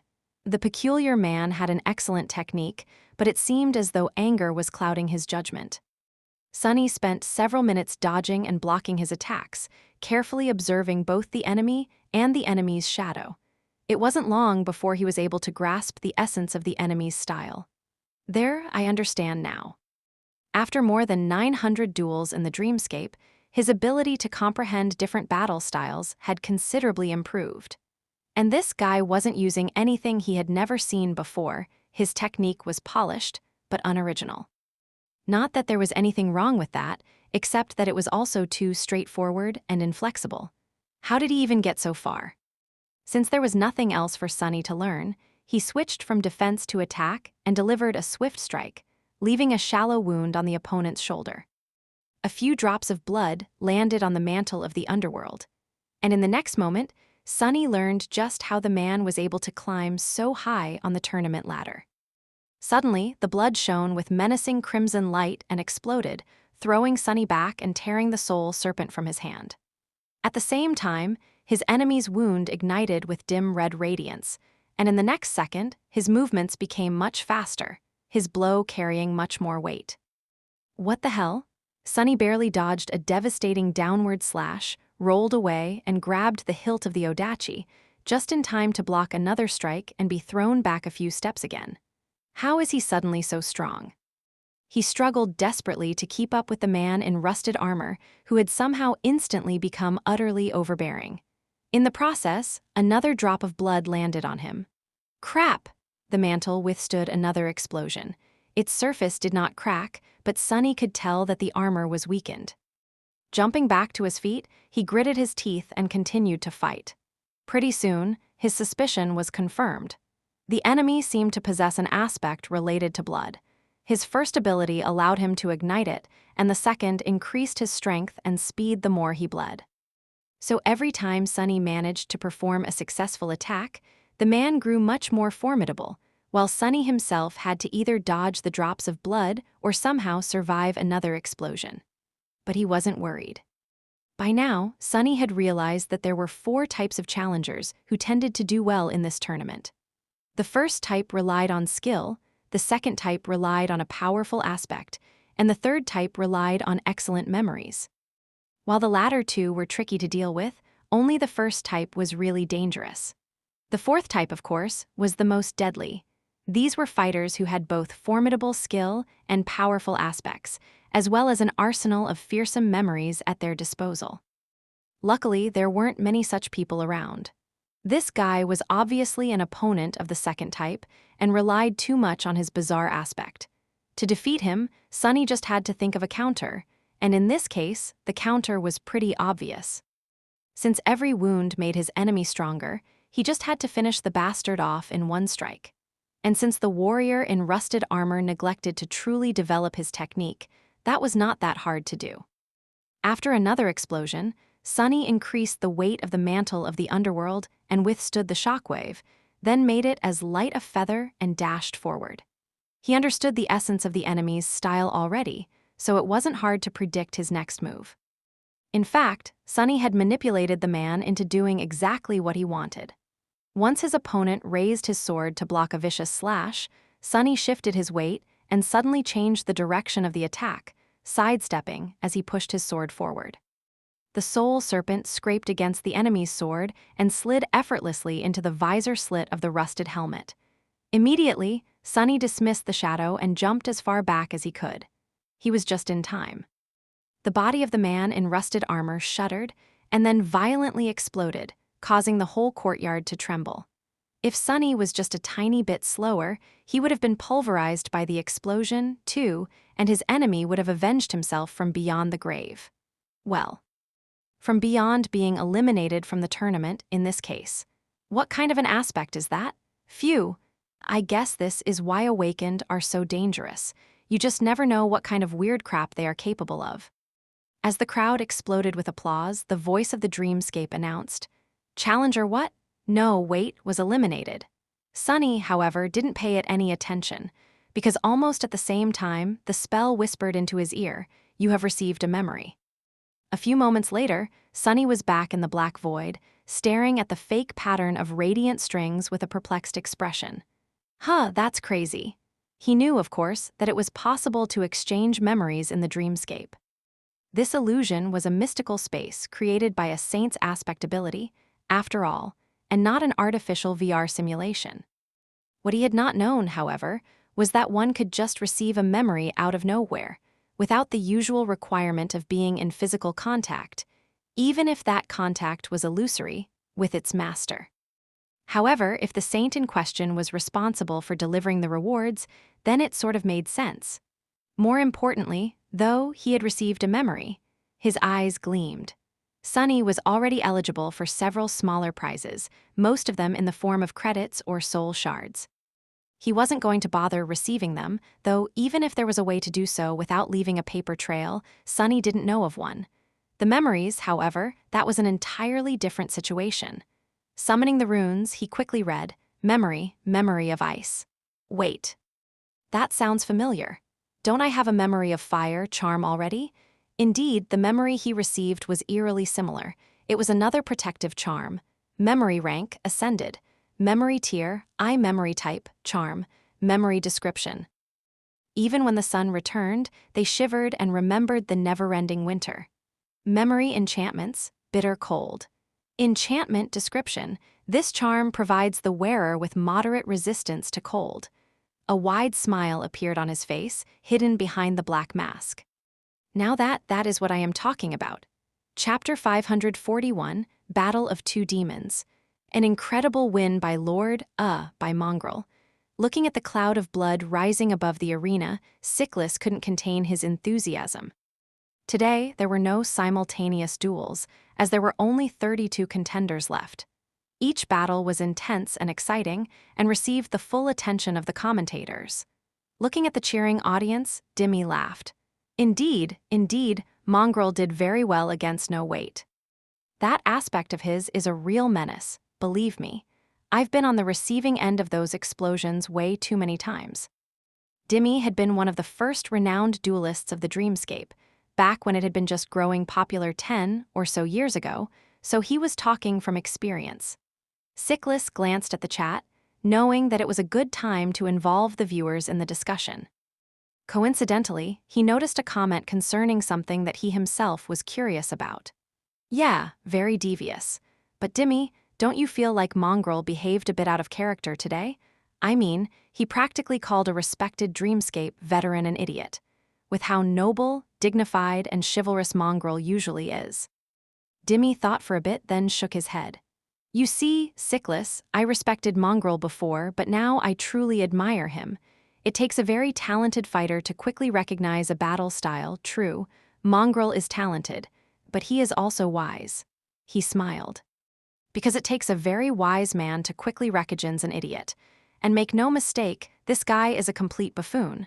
Believe me, I have the misfortune of knowing him pretty well. I mean, only an idiot would end up with an alias like, what? No, wait. Right? Instantly, a deluge of comments flooded the chat. True, Mongrel is so wise. Wise, deadly, and handsome. How do you know that he's handsome, fool? He never takes off that creepy mask. You mean she is handsome? Wait, that doesn't sound right. Can someone ban that troll already? Dimmy is right, only a complete idiot would end up with that alias. Why would an idiot like that even try to fight someone as wise as Lord Mongrel? Tooey. So. I remember where I've seen that weird alias. Sunny was preparing for his next duel when he suddenly remembered how he had entered the dreamscape for the first time. Back then, he had almost ended up with that exact name after accidentally saying the words out loud. Luckily, it had already been taken. Otherwise, Sunny could have been called what? No, wait, himself. So that's the guy, poor fellow, not that being called Mongrel was much better. Slightly amused, he sat down and circulated his essence through the coils of the soul serpent, aiming to replenish it completely before the next fight. He had a feeling that it wasn't going to be easy. He was right. None of his next 3 duels were easy, although for very different reasons. The second opponent he faced today was called Loaf. It was a young man with shoulder-length hair who wore a light armor, wielding a round shield and a spear. His technique was impeccable, but the most dangerous thing about him was his speed. Loaf was fast, very fast, so fast, in fact, that Sunny could barely see some of his movements. The worst part was that this speed did not come from an aspect ability, but simply from skill, training, and incredibly precise essence control. Unlike Castor, who could move with insane speed constantly, the young man seemed deceptively slow until he chose to attack, at which point his weapons almost teleported from one place to another. Sunny only managed to resist because his enemy skillfully masked the movements of his body, but didn't think to mask the movements of his shadow. The smart thing to do was to kill the deadly opponent as fast as possible, but Sunny was utterly fascinated by the way Loaf used his soul essence, so he lingered, trying to infer details of this technique from how the young man fought. That was why Loaf ended up being the first human to make Mongrel bleed. At some point, his spear slid between the breastplate of the mantle and one of the spaulders, sinking deep into Sunny's armpit. The pain was blinding. Twisting the blade and then retreating to save himself from a retaliatory strike, Loaf glanced at the vibrant crimson liquid on his spear and smiled. "So you're human, after all." Sunny suppressed the pain and tilted his head slightly. "Am I?" Then he dashed forward and went all out, aiming to end the fight as soon as possible, not because he was done learning Loaf's style, but because even with blood weave, he wasn't sure that he would last long, considering how serious his wound was. Thanks to his brutal battle with Castor, Sunny already knew how to deal with fast enemies. So, in the end, neither speed nor incredible mastery of essence managed to save the young man from his blade. The deep wound disappeared as soon as Sunny returned to the black void. Interesting. Very interesting. I have ways to go as far as controlling essence goes, it seems. The next duel could have been really, really tough, but ended up being only slightly torturous. His enemy this time was named Everrain and possessed a powerful sorceress aspect centered around gravity manipulation. As soon as the fight started, it felt as though a mountain fell on his shoulders. Sunny was barely able to move, while his enemy masterfully weaved the effects of aspect abilities into an already swift and lethal combat technique, making for a truly deadly combination. Luckily, Sunny had Feather of Truth, which diminished the burden a little. More importantly, he had a rich experience dealing with the crushing. Even though Everrain was able to make him sweat by manipulating gravity with admirable ingenuity, he was victorious in the end. The third duel, however, made him rethink a lot of things. This time, his enemy was a friendly-looking guy with a funny alias, Dionyzer. Weirdly, he wore simple garments instead of an armor and wielded no weapons. At first, Sunny thought that this was another sorcerer, however, he couldn't have been more wrong. As soon as the voice of the dreamscape announced the start of the duel, his opponent changed. His muscles suddenly ballooned and shifted, ripping through the simple clothes. His skin glistened, becoming covered by metallic scales. His nails grew into terrifying talons, and his teeth turned into long, sharp fangs. In just a few moments, what faced Sunny was not a human, but a frightening hybrid creature that resembled a predatory humanoid lizard. A split second later, the creature was already upon him in a furious whirlwind of claws and teeth. However, while it looked like a nightmare creature and was as strong and fearsome as one, the hybrid fought with a measured technique of an experienced, cunning, battle-hardened brawler. The effect was nothing short of terrifying. The ability humans received after conquering the third nightmare and becoming transcendent was called a transformation ability, but not all transformation-type abilities were meant only for Saint. While extremely rare, some aspects manifested similar powers at earlier stages. Song Sation possessed an aspect like that as well. However, while Sunny knew that such awakened existed, this was his first time facing one in battle. And what a battle it was! It was really worthy of being the penultimate spectacle of the whole tournament. It was also the first fight where Sunny felt that he really might lose. The enemy was just too strong, ferocious, and overbearing, while also being skilled, intelligent, and subtle. Fighting him was like fighting a devil, or a demon at least. In fact, while Sunny had no idea, this was what their duel was being called on the network, the Battle of Two Demons. And one of these demons was bound to fall. Under the stunned gazes of numerous spectators, both those in the dreamscape and those watching the broadcast on the screens of their communicators, Mongrel was pushed back by the rampaging monster, his dark odachi sliding off the steel scales without leaving even a scratch on them. Nothing he did seemed to have an effect. But then, something changed. At some point, the demonic swordsman dismissed his great blade and lunged into a violent, terrifyingly brutal hand-to-hand combat with the towering creature, using his fists, legs, and even the horns of his mask to attack the enemy. His style changed, turning savage and vicious, insidiously deadly, and utterly ruthless. Those who followed Mongrel for a while and knew a fair share about combat were stunned to recognize that style. It was the same primal, devastating way of fighting the Barrow Wraiths had used during the recent Gate disaster. So Mongrel was able to learn from nightmare creatures as well. What a terrifying thought. The uncompromisingly cruel brawl lasted for a dreadfully long time. In the end, both fighters were bloodied and broken, their bodies battered, but their murderous wills as sharp and unshaken as ever. Mongrel's onyx armor had cracked in several places under the unrelenting assault of adamantine talons, but the hybrid scales were also shattered and torn, his movements slowing down more and more. And then, unexpectedly, it was all over. Mongrel had caught his enemy into an arm lock, and then bent, straining with all his might. A loud crack could be heard in the deathly silence that had settled over the arena a while back, and the creature's neck suddenly twisted at an unnatural angle. At first, people couldn't believe their eyes. Only when the massive body of the hybrid reptile shuddered and then turned into a flood of white sparks did they open their eyes wide and started screaming with shock, joy, and admiration. Swaying lightly, Sunny looked at the disappearing torrent sparks and grinned. One more left. Gee, I wonder what I'll get this time. Chapter 542. Polite, reasonable online discussion. Sunny had received generous rewards for these 3 duels, well, for 2 of them at least. One was an ascended memory of the 2nd tier, which was an arrow. The second was an ascended shield of the 2nd tier. Both had pretty great enchantments, but he had no time to study them in detail. All he had determined was that the memories were good enough to not be fed to Saint. The third reward, though, was a bitter disappointment. It would have been rather amazing, actually, for anyone else, 100 soul shards, no less. In the waking world, this was a precious resource. Even lesser legacy clans would not scoff at that amount, but since Sunny couldn't claim it, he was left with nothing. Curses! His disappointment didn't last long, however. In the end, it didn't really matter. The real boon was the prizes those in 2nd and 1st place would receive, and Sunny had already cemented his position in the final duel.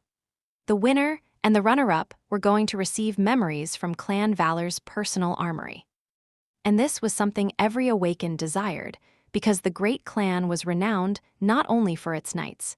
It was also famous for its forgers. Members of the Valor family often received aspects tied to forging and creation. Some of them could even create memories, tailor-made for destroying nightmare creatures and conquering the dangerous expanses of the dream realm. Sunny doubted that they would put something really unique as a prize for a public tournament, but anything from their vault was going to be precious. What's more, he had already enriched his mastery of Shadow Dance a lot. The last 3 duels especially had pushed him even closer to grasping its 2nd step.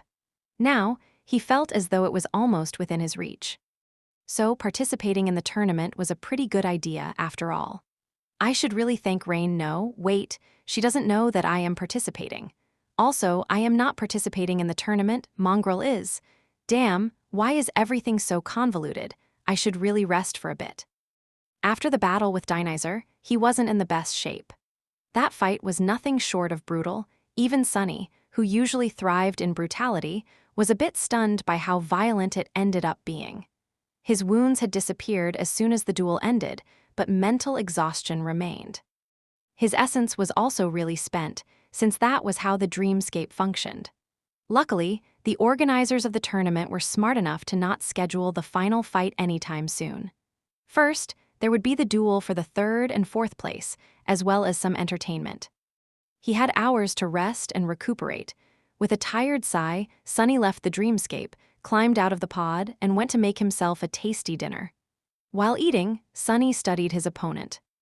This year, the final duel was going to be a bit unusual, because both challengers were not powerful newcomers who entered the dreamscape to win the tournament rewards, but habitual duelists, well, if Mongrel could be considered one. He had heard about the woman he was going to face, too, but not much. Her alias was Queen Bee, and she was almost as enigmatic as Sunny himself. Unlike other popular duelists, she didn't broadcast or promote her fights, preferring instead to remain anonymous and under the radar. It seemed as though she was only interested in dueling itself and nothing else. From what he knew, Queen Bee had never lost a duel. She was an undefeated champion of the arenas. Why would someone that powerful hang out in an illusory game? He had no idea. But Sunny wasn't one to judge, since he was also wasting his time there despite having better things to do. He had his reasons, so maybe she did, too, or maybe it was just a fun hobby. In any case, the network was full of theories about who Queen Bee might be. There was even a rumor that she was not human at all, but instead, an artificial construct created to keep the players from reaching the top spot and to remind them to always strive for greater mastery. Which was complete idiocy, of course, considering that Dreamscape was not capable of emulating actual intelligence. If it was, Awakened wouldn't waste time fighting each other and train against simulated nightmare creatures instead. But people believed what they wanted to believe, and people were also insane. What the hell? Sunny stared at the communicator with a weird expression. To no surprise whatsoever, Queen Bee had her own army of unreasonable fans, even though she didn't want any. And currently, that army was engaged in an all-out war with Mongrel's own unwanted horde of followers. The network was bursting with venom and vitriol produced by both sides. Lord Mongrel? That loser? Tooey. Come back when he's King Mongrel, you tasteless dimwits. You fool! Mongrel never claimed to be a lord, and he would not want to be a king. Mongrel is one of us common people. Wanna follow a tyrannical monarch, do it privately, you sheep. Who are you calling sheep, you sheep? That shady Mongrel guy has literal horns, so think before you bleat. Guys, can we all calm down? Why are we arguing? Isn't it obvious that Mongrel is Queen Bee? They're the same person. There won't be a duel. That guy is insane. Mongrel can't compare to our noble queen's left pinky. That guy is whack. That pathetic wannabe princess can't compare to honorable Lord Mongrel. Ridiculous. Well, at least we can agree that the previous commenter is an idiot. You're an idiot? I guess not. Sunny stared at the screen, his eye twitching. After a while, turned away. Humanity is a mistake. Maybe it's time to give someone else a chance. I hear mushrooms are a pretty neat species. Turning off the communicator, Sunny concentrated on devouring his food, even though all that nonsense had almost killed his appetite. Sunny's appetite, however, was as resilient as he himself was. Maybe even more. It was more or less impossible to kill. A few hours later, Sunny returned to the arena. It was time to end this spectacle and reap his rewards. However, first, he had to defeat the strongest opponent yet. It's gonna be fine, I'll get a sweet memory either way. But winning would be much better. As soon as he appeared, the crowd cheered.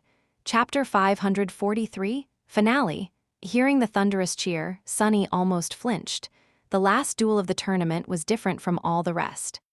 The courtyard had changed slightly, somehow becoming even more magnificent. The grandstands were extended, with dozens of thousands of spectators crowding the stone seats. Their cheers blended into a deafening, excited roar that rose and fell rhythmically, like the sound of a turbulent sea. Rose petals were raining from above, covering the arena in a beautiful carpet. No matter how cynical Sunny wanted to be about the whole thing, it was hard not to feel his blood boil at this scene. He turned his head slightly, taking in the sight of the chanting crowd.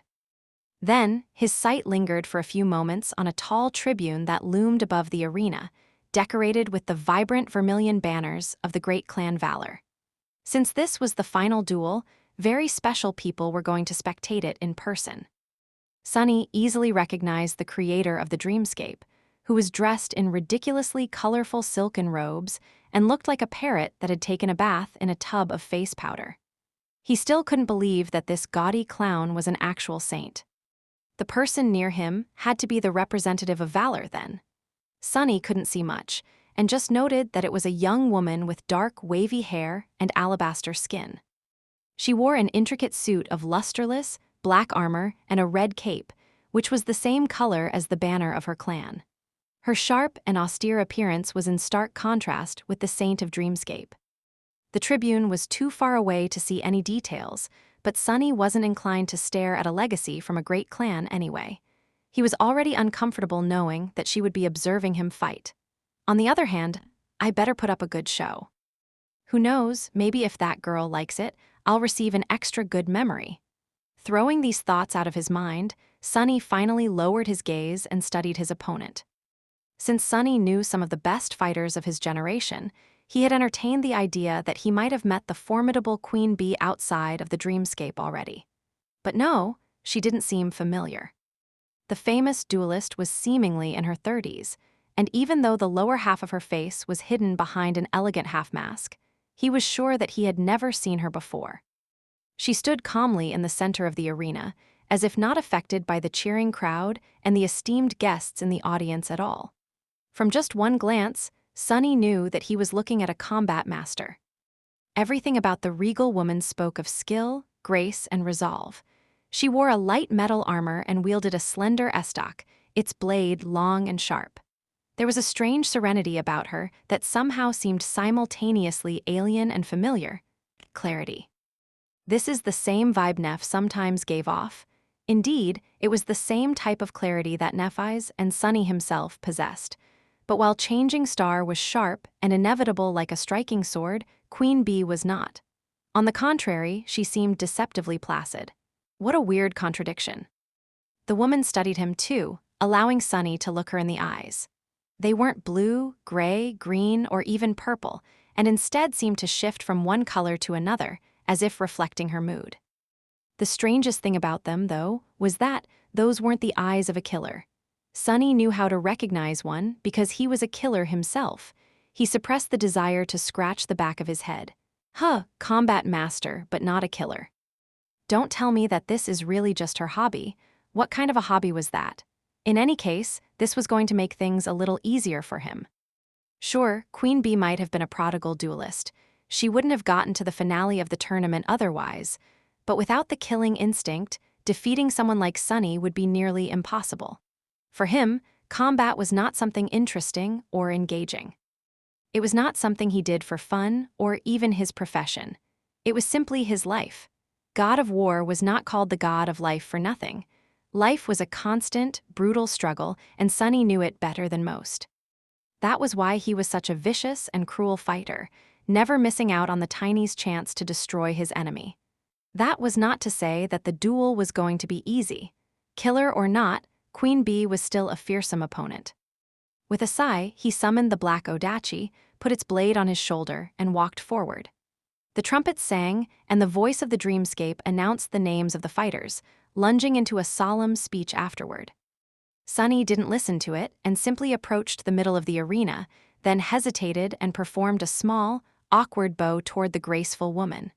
He wasn't a courteous person, but in this situation, bowing seemed somehow appropriate.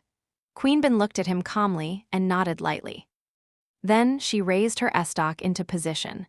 "This is going to be tricky," he sighed, gripped the hilt of the soul serpent, and lunged into a lightning-fast attack. What was the point of wasting time?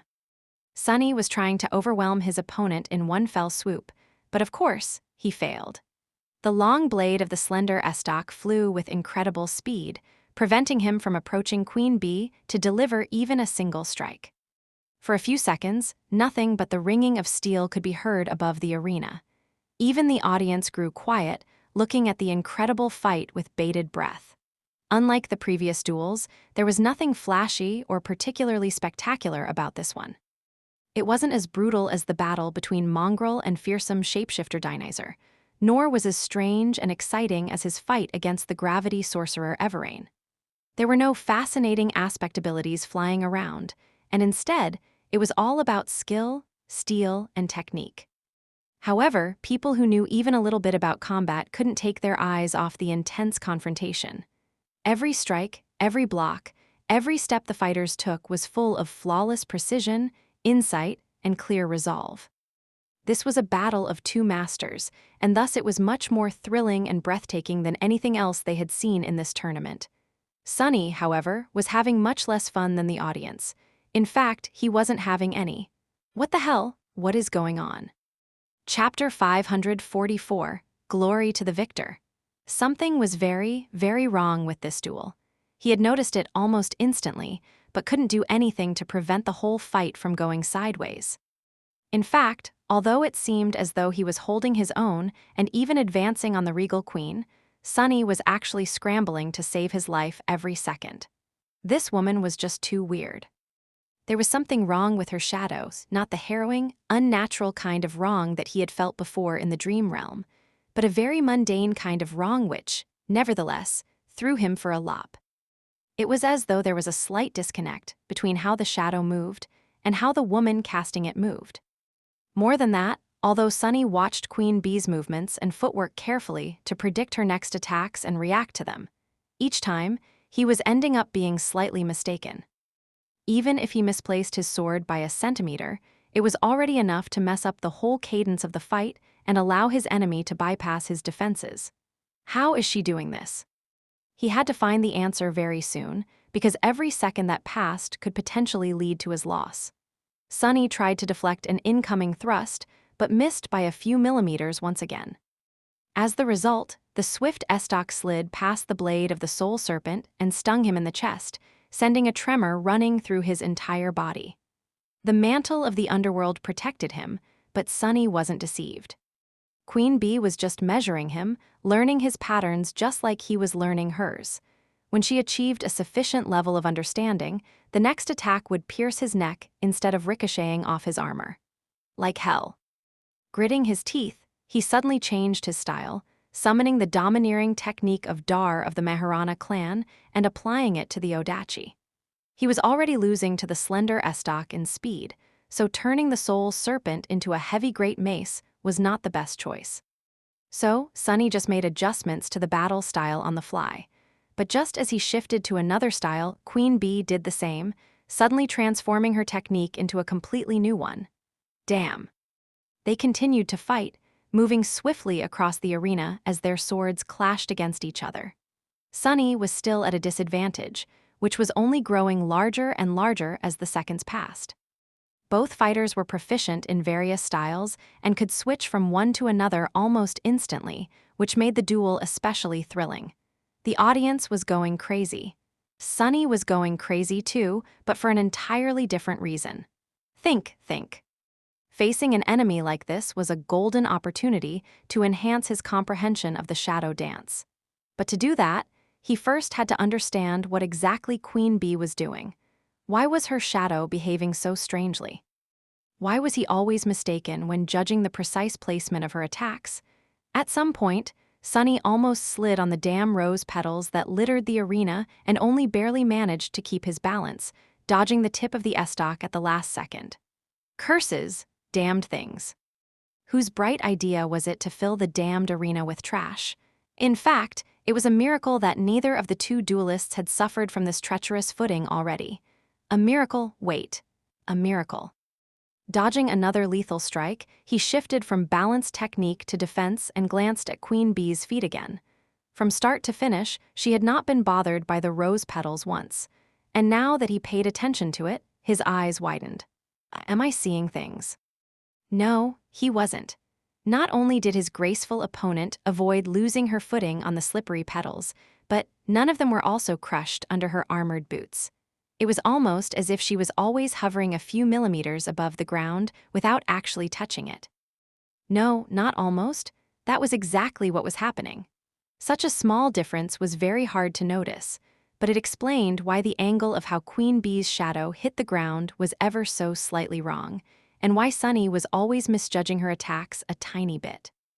A few millimeters was a very minuscule amount, but in a battle as precise and calculated as theirs, it made for a huge difference. Hell, was he right? There was only one way to find out. Sunny continued to fight for a few seconds, thinking carefully.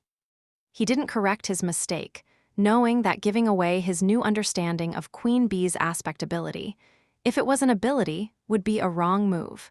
Instead, he had to construct a trap and end the fight with it.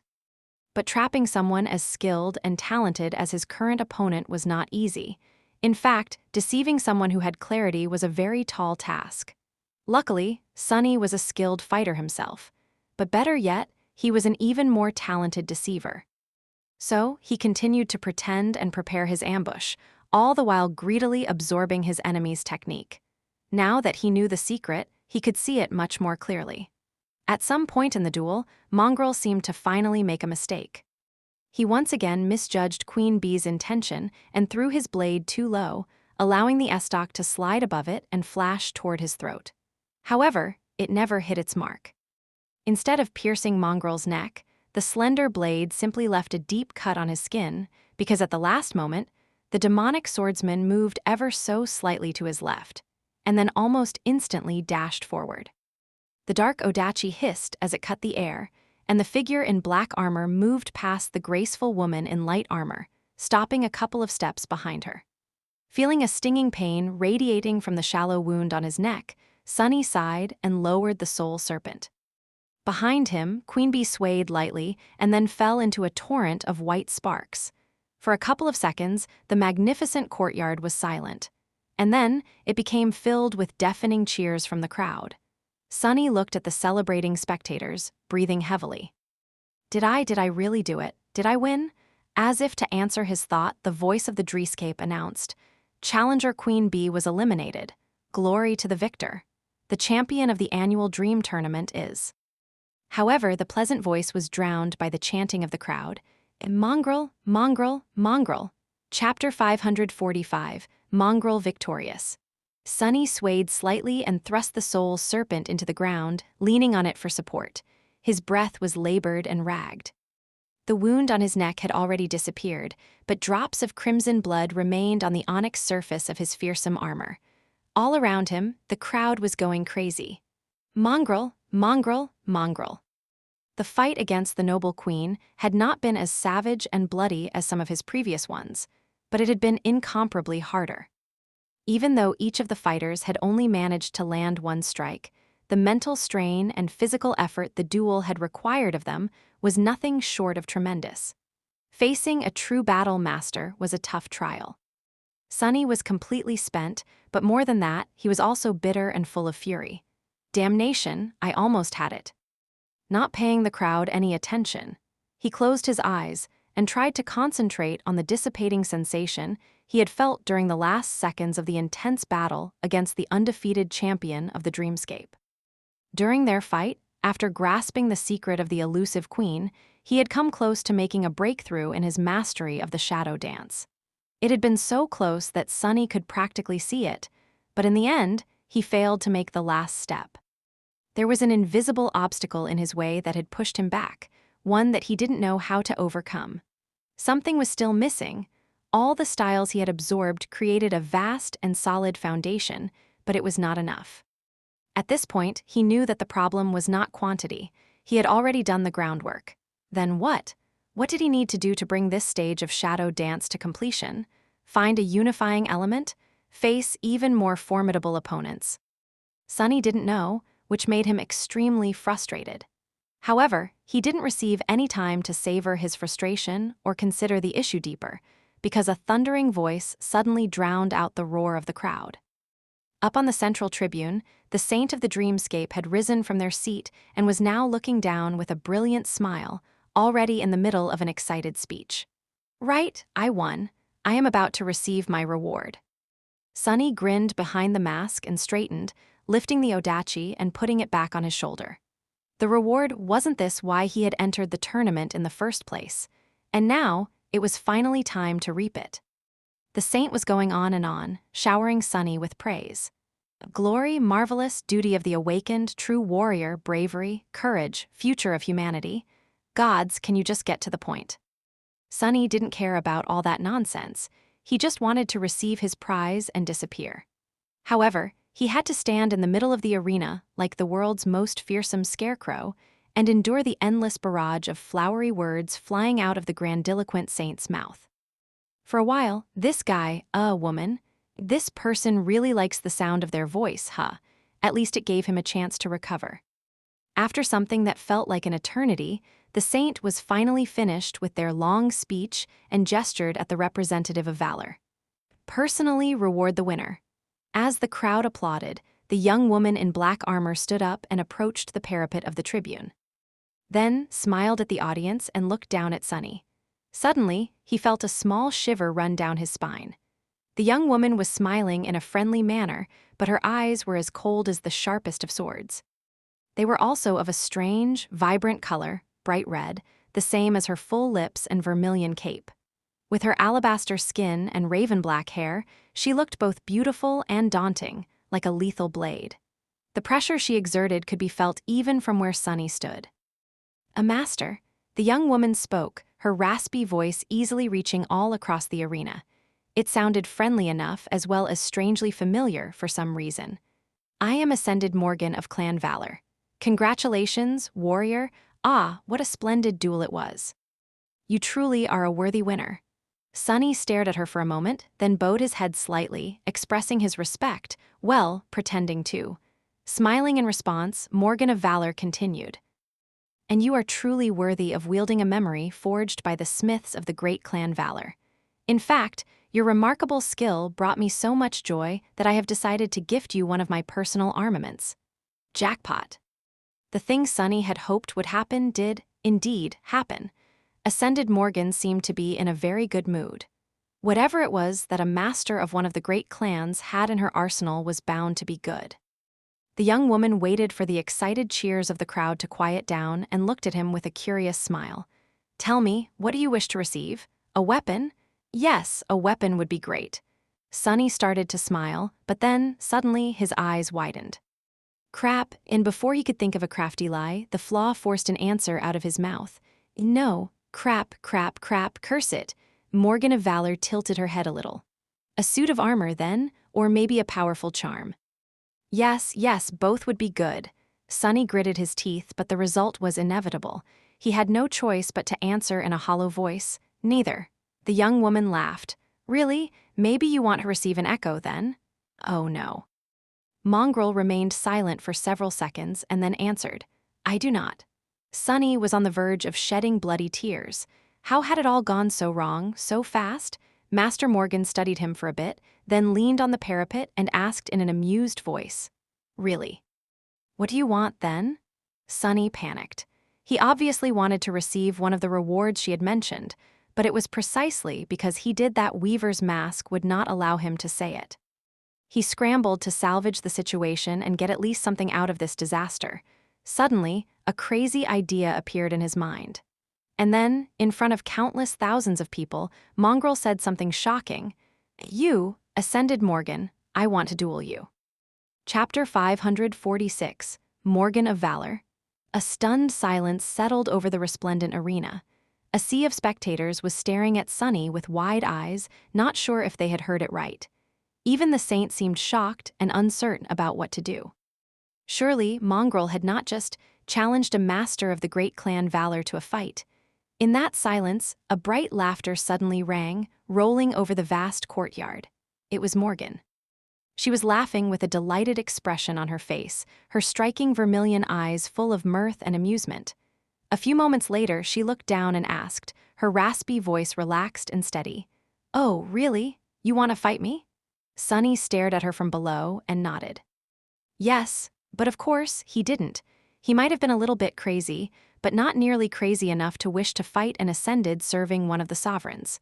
Hell, that Morgan girl could have been Anvil's own daughter, for all Sunny knew.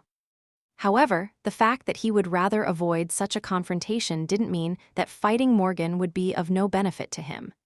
In fact, Sunny felt that it could push him to finally mastering the second step of shadow dance. A member of a great clan had to have a lot to teach him. Plus, who knows? If I win, she might give me the reward anyway. Anything else would just look petty. So, even if Sunny was against the idea, it was the best bad idea he had managed to come up with. As for how he was supposed to win against a master, that depended on Morgan herself. If Sunny was right, she would not unleash her full power on him, be it out of pride, a sense of fairness, or simply to save face. The young woman, meanwhile, was still looking at him from above. Her scarlet lips were curved into a slight smile. Such an audacious wish. She leaned back, and in the next moment, the crowd gasped. Morgan of Valor easily jumped over the parapet and plunged down, soon landing on the floor of the arena dozens of meters below. A whirlwind of rose petals rose into the air from the force of the impact, but the young woman herself seemed unperturbed. She simply straightened and walked toward Sunny with the same easy smile. He instantly tensed. Curses, she actually accepted. Until then, Sunny still had hoped that Morgan would refuse his daring request, but she seemed pleased by it instead. Stopping opposite Sunny, the young woman studied him for a bit and then glanced back at the tribune. Venerable Thane, if you would. The bewildered saint remained silent for a few moments and then cleared their throat. Yes, of course. Almost immediately, the pleasant voice announced. Challenger Morgan has entered the arena. Morgan has challenged Mongrel. She smiled, then turned back to Sunny. That's better. Morgan studied him for a moment and then shook her head. No, that won't work. As an ascended, I can't expect an awakened, even one as skilled and distinguished as you, to really have a chance in a duel against me. Huh. What shall we do? She thought for a bit and then smiled again. I have an idea. With that, her dark armor and vermilion cape suddenly disintegrated into a torrent of scarlet sparks. The young woman was left standing in a simple black tunic, her feet bare. She then proceeded to hide one hand behind her back and summoned an unremarkable straight sword into the other. I will only use one hand and a dormant weapon. 1 minute. If you survive against me for 1 minute, the win will be yours. That should be fair. Sunny scowled behind the mask. Isn't she too full of herself? What an arrogant and pretty, what an arrogant woman. No matter how he felt about it, Morgan's offer was exactly what Sunny had wanted. This way, he really stood a chance. Even better, there was no need to augment himself with shadows and reveal more of his strength. He just had to fight for 60 seconds and try to learn as much as he could in that short time. And if he happens to win, maybe the prize would still be his. Lowering the soul serpent, Sunny stared at his ascended opponent and calmly asked, Shall we start? Her smile widened. You wish is my command, my Lord Mongrel. Although a piece of advice for the future, you should really be careful what you wish for. Just a moment later, Sunny realized that 60 seconds were going to be an eternity. What the hell? Is she even Huma? Crap. Sunny didn't have words to describe how monstrous Morgan was. It was obvious that she held back and did not use all of her strength, but even then, he was instantly overwhelmed. The young woman in a simple black tunic was just too swift, nimble, and skilled. She read his movements as if he was an open book and easily demolished his defense, raining a barrage of strikes on the onyx surface of the mantle of the underworld. Even though her sword was too weak to break the adamantine armor, each blow carried enough might behind it to make Sunny shudder, and for flashes of sharp pain to radiate through his entire body. He was certain that his bones would have already cracked if it wasn't for the bone weave. He tasted blood. What's worse, Morgan of Valor had no blemishes on her mentality, as Dar of the Meharana clan or Queen Bee had. She was as vicious and ruthless as he himself was, maybe even more so. A born killer. And while Sunny barely had a couple of years of battle experience, she was an older and much more terrifying beast. She was tempered, her skill was forged and sharpened by thousands of bloody battles, that much was obvious. Just a few seconds later, he was already barely staying alive. Curse it, how I am supposed to survive that? Chapter 547, Forged by Battle.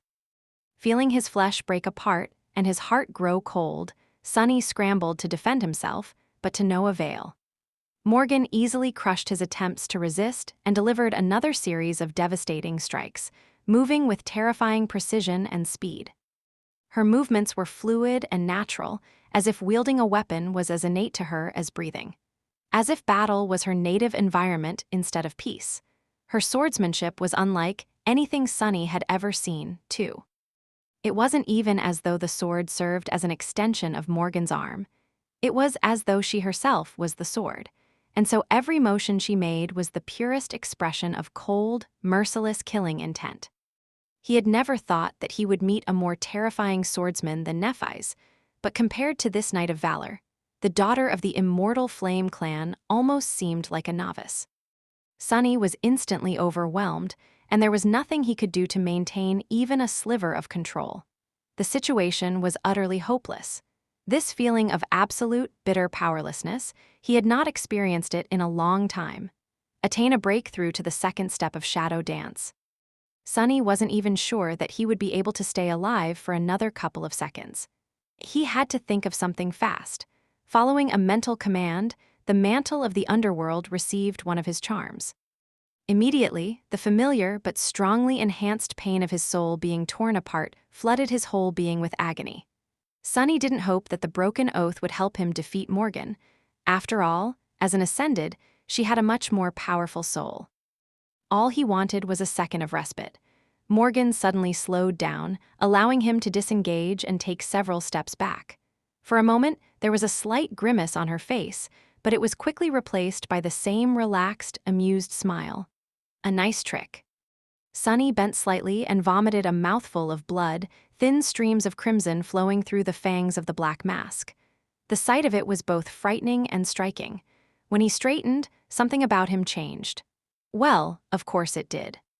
He had commanded 2 shadows resting on the autumn lead to wrap themselves around his body, after all.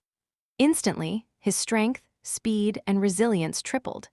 Sunny had not wanted to augment himself before, but faced with the devastating onslaught of the terrifying Battle Master, he had no other choice. If he wished to learn anything from this fight, he had to make it last more than just a few seconds. Morgan noticed the subtle shift in his posture and tilted her head slightly. Her smile suddenly widened. Good, this is much better. Sunny dismissed the broken oath, but before the charm even had time to disappear, the young woman was already upon him once again in a whirlwind of ruthless steel. However, this time, things were different, or rather, slightly different. What the actual hell? Sunny was still hopelessly outmatched, barely managing to survive under the merciless barrage of lightning-fast, cruel attacks. Previously, he had judged that his peak physical would be on par with a newly ascended master. Even though Sunny wasn't currently using the third shadow, it had to remain on the ground to keep his secrets. The gap between Morgan and him was not supposed to remain that vast. But there was a mistake in his reasoning. He had compared himself to an average master. However, Morgan of Valor was not average in any way. She hailed from one of the 3 great clans and was possibly even a member of its core family. Among the awakened, she was a being at the absolute apex of might. Come on, and yet he was able to do something now, at least. Even though Morgan was still dominating the fight and delivering one devastating blow after another, Sunny could perceive her movements and react. He dodged one strike, then deflected another. A third one still connected with his elbow, sending a blinding flash of pain through his body, but it was already an incredible achievement. Morgan seemed pleased by this new development. Her crimson lips curved, revealing pearly white teeth. Yes, finally, you are supposed to be a genius, aren't you? Show me, come on, fight. What the hell is wrong with this girl? Sunny gritted his teeth and fought, barely staying alive. No matter how much he pushed himself, how much he struggled to keep up with the fearsome master, all he could achieve was not being instantly obliterated. But that was it. Even with 2 shadows augmenting his body, Sunny saw no hope of winning, despite the fact that Morgan was holding back her strength. She was simply a monster. No, she was something much more terrible. He had faced and killed many monsters, many demons, and many devils, but none of them could compare to this beautiful, horrifying young woman. However, even if he was going to lose, it was all not in vain. With every blow he suffered, every strike he somehow defended against, Sunny was learning. Morgan's battle style was too elevated for him to grasp, but every glimpse of it he saw was fueling something inside of him. It was as though he had laid a solid foundation by absorbing numerous styles, and now they were being forged into something different. something whole by the insane pressure fighting this monstrous creature exerted on him. His body felt as if it was on the verge of breaking apart, and his vision was slowly becoming blurred. But Sunny felt as though he was on the verge of a revelation. And when it came, it was as though a floodgate was opened in his mind. Suddenly, all the disparate fragments of knowledge he had absorbed formed into a cohesive tapestry, allowing him to see the shared logic between the various styles he had learned. He was able to perceive these styles from a new perspective, understanding not only their purpose, but also much of the reasoning behind each technique and movement much deeper. Yes, this is it. And due to this new level of insight, Sunny was also able to see a flaw in Morgan's assault, her one and only weakness. Yes, the young woman herself was too powerful and skilled for him to destroy, but her sword, that was a different matter. It was just a dormant memory, after all. Instantly, a plan formed in his mind. As time seemed to slow down, Sunny deflected another blow, shifted his body slightly, and then suddenly took a step toward the flashing sword, catching its blade between his left arm and his torso, and then bringing his right fist on it. He put all of his strength behind it, increasing the weight of his gauntlet as much as he could at the last moment. All his muscles strained, on the verge of exploding. After numerous clashes against the adamantine surface of the mantle of the underworld, the sword was weakened already. So when Sunny's fist connected with it, the steel blade simply shattered, exploding into numerous sharp splinters. Got you. Burning with dark excitement, Sunny continued his movement, aiming to bring the soul serpent down on now defenseless Morgan before she had time to process what had happened and adjust. But before he could, terrible pain suddenly exploded in his chest, and all strength left his hands. The hilt of the odachi slid from his fingers, and the dark sword silently fell to the ground. Sunny swayed and then looked down in confusion. What happened? What he saw didn't make any sense. Morgan's pale, slender hand was protruding from his armor, blood streaming down the smooth onyx surface.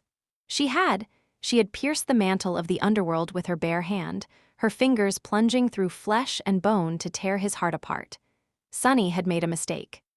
How is this possible? Ascended, memory, 6th tier. He looked up, darkness shrouding his vision. Is this what it feels like to die? Everything was dark, and all he could see now were two beautiful vermilion eyes staring at him with regret and disappointment. Morgan sighed. 36 seconds. Well done, you fought well. The last thing Sunny felt before slipping into nothingness was a spark of energy traveling from her hand into his body. And then he found himself in the black void of the dreamscape.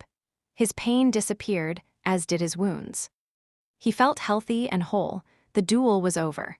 As he stared into the darkness, the spell whispered quietly, "You have received a memory." But he didn't react, looking into the void with a heavy frown on his face. Somewhere above, near the set of images representing different arenas, a string of words floated. Mongrel victories, 923 defeats, 1 chapter 548, the road so far. Sunny shut down the illusion. The underground dojo was silent and submerged in darkness, almost like the lightless expanse of his soul. Crawling out of the dreamscape pod, he glanced at it and then walked to the middle of the hall. There, he sat down on the cold ceramic plates of the floor, crossed his legs, and closed his eyes. Back in the illusory world created by the will of an eccentric saint, the tournament was coming to an end. There were spectacles, festivities, and accolades being given to the winners. But he didn't care.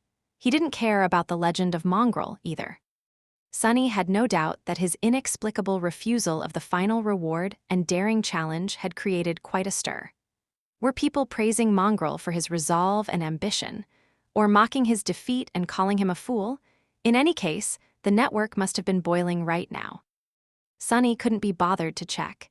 He had much more important concerns. There was the final reward he had received, given to him by Morgan of Valor despite his failure, as well as previous rewards he had no time to study well. And there was Shadow Dance. This was what he had to concentrate on now. Sitting in the darkness with his eyes closed, Sunny thought back to the revelation he had received during the battle with the monstrous master and started to slowly digest it. He had the key now. All that remained was to absorb it, turn it from a fleeting feeling into an inseparable part of his mind, body, and soul. That was going to take some time. Fragments of Morgan's battle will help him find unity in the discordant collection of battle styles he had amassed. His comprehension of the fundamental, governing principles of battle techniques was vastly elevated, allowing him to understand them on a deeper level. This enlightenment was going to help Sunny grasp various styles much faster, as well as mirror more complex and sophisticated battle arts with ease. At this level, he needed to be able to recognize patterns of essence control from how the enemies moved, breathed, and attacked. The new understanding was going to help with that too. He just had to assimilate it all. Time slowly passed. Sunny continued to meditate, making slow progress toward his goal. After a while, his thought began to wander. The dream tournament gave Sunny much more than he had expected. Yes, there were powerful memories and a breakthrough in his comprehension of shadow dance, but there was also something else. Different, but no less valuable. Fighting the best of the best that the dreamscape had to offer had helped him to put his own prowess into perspective. Facing formidable champions one after another showed Sunny just how much more powerful and experienced than them he was. Sunny was always comparing himself to Nephi's and inevitably finding himself falling short. He chased after her with desperate resolve, but was never able to catch up. Mongrel might have been only defeated once, but Sunny had been defeated countless times. He lived in the shadow of constant failure. But it was exactly because he had been chasing after changing star without rest that he had left everyone else in the dust without even noticing. Now that he had a chance to look back, Sunny finally saw just how wide the gap between himself and all the rest of the awakened had become. It was so wide that he had been able to cut the best of them down while barely using a quarter of his power. Back on the forgotten shore, Sunny had learned a simple truth. If one wanted to better themselves, they had to challenge those who were stronger than them. Nothing was more beneficial to one's growth than fighting against a superior opponent. That was why and how he had transformed himself into a lethal killer in the span of a single year. And even though Sunny had not understood it before, using Nephi's as a reference point achieved the same result. Even if the goal of surpassing her often seemed bitterly unattainable, he had come far by struggling to do so against all odds. So far, he saw it clearly now. But he also saw how much further he had to walk. Just as fighting the participants of the dream tournament had shown him his strength, fighting Morgan had shown him his weakness. Yes, Sunny was incredibly powerful for an awakened of his age, but there were other giants out there, no less terrifying than him. They were older, stronger, and had years of battle experience and vast resources that he lacked. In front of them, Sunny was like an ant. A subtle smile appeared on his face. Or, maybe, like a cockroach. Morgan was a master of the great clan valor, and as such, she was a peak existence among those below the level of a saint. She was kin to one of the sovereigns, so he could use her as a benchmark to know what was the worst he could expect. Another reference point to strive for, one more superior opponent to temper himself against. One day in the future, they might have to cross swords again. And when that happened, he knew that her vermilion eyes would not end up full of disappointment again. Instead, they would be full of fear. All these thoughts traveled idly at the edges of his consciousness, while most of his mind was occupied by absorbing the key to the second step of shadow dance. And just as that last thought disappeared, he finally felt that the process was complete. A moment later, the silence of the underground dojo was suddenly destroyed by the voice of the spell. Sunny flinched, not accustomed to hearing it in the real world, let alone inside his home. The spell said, "Your aspect legacy mastery level has increased. You have received the right to claim a legacy relic. Your shadow has evolved." Chapter 549, Soul Beast. Sunny waited for a few moments and then hurriedly stood up while summoning the runes. This was it, the moment he had been waiting for. After so much time, all the sweat and blood, his effort had finally paid off. He had made another step toward becoming a true battle master. All it took was, Sunny thought for a second, then glanced at the runes describing the mantle of the underworld first. Under the description of the Prince of the Underworld enchantment, a runic counter glowed. Vanquished foes, 2332/6000. All it took was killing 1,200 enemies with his own 2 hands and dying by a master's hand once. Around 900 of those kills had happened in the dreamscape, 1 in the waking world, and the rest in the wild reaches of the Chained Isles. Sadly, creatures slain by Saint did not count toward the requirement of the strange enchantment, or the number would have been any higher. Still, it was good progress. Turning away, Sunny found the string of runes he wanted to see the most: Shadows, Marble Saint, Soul Serpent. He concentrated on the latter and read, Shadow, Soul Serpent. Shadow rank, awakened. A wide grin appeared on his face. Sunny closed his eyes and listened to his soul, then circulated shadow essence through the coils of the serpent. He could feel that it was flowing even faster than before. The rate of essence expenditure and regeneration was also improved. Perfect! He had expected the process of evolving to a new rank to take a long time like it had happened, with Saint back on the forgotten shore. But Soul Serpent had awakened instantly after he had reached the 2nd level of mastery over the Shadow Dance, maybe, due to its unique nature as an aspect legacy relic. What else changed, I wonder? Sunny opened his eyes and looked back to the runes. He had already noticed that there were new ones in the description of the shadow. Shadow attributes, Shadow Guide, Soul Weapon, Soul Beast. The Soul Beast wasn't there before. He concentrated on the new attribute and read, Attribute description: Soul Serpent can assume the form of a beast. Sunny blinked a couple of times. What? He looked down at his bare chest and stared at the intricate tattoo of a black serpent that coiled around his torso and arms. Then, Sunny carefully raised one hand and gave the shadow a mental command. Immediately, the tattoo moved, slithering onto his palm and moving down his fingers. However, instead of the tip of a sharp blade, a triangular head of a massive snake appeared in the air instead. Enveloped in streaming darkness, the serpent crawled forward, leaving Sunny's skin and manifesting itself into existence. Its jet-black scales rustled quietly as they touched the armored plates of the floor, and soon, petrified Sunny was looking at a giant snake, at least 6 meters in length, its body as wide as a large man's arm and strong enough to crush granite into dust. The Stygian creature coiled its long body and stretched into the air, its head slowly rising and soon reaching as high as Sunny was tall. A forked tongue flashed for a moment, and then the serpent looked him right in the eyes. Then it opened its maw and hissed, revealing long, terrifying onyx fangs. Sunny gulped. The serpent's eyes were as black as its mighty body and shone with dark radiance.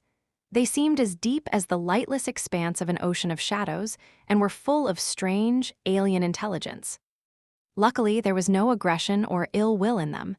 Instead, there was simply recognition. The shadow serpent was greeting its master. Sunny slowly looked away and studied the dark creature's body. Then, he sent the creepy shadow forward, and it swiftly wrapped itself around the serpent. Immediately, flowing patterns that were somehow even darker than the lusterless obsidian scales revealed themselves, and the pressure that the shadow beast exerted instantly became much, much more frightening. Its body had turned ghostly, enveloped in wisps of impenetrable, moving darkness. Sunny hesitated for a moment, and then grinned. "What a good buy you are." Very satisfied, he glanced at the giant snake, and then patted it on the head with a delighted expression on his face. Now, it was the mighty beast's turn to blink, if it had any eyelids. Was Sunny imagining things, or did the obsidian serpent seem a bit startled by such treatment? With a shrug, he glanced back at the runes and lowered his gaze. There was one last surprise left for him to discover. At the very bottom, several new runes appeared. Shadow abilities: Serpentine Steel, Soul Reaver.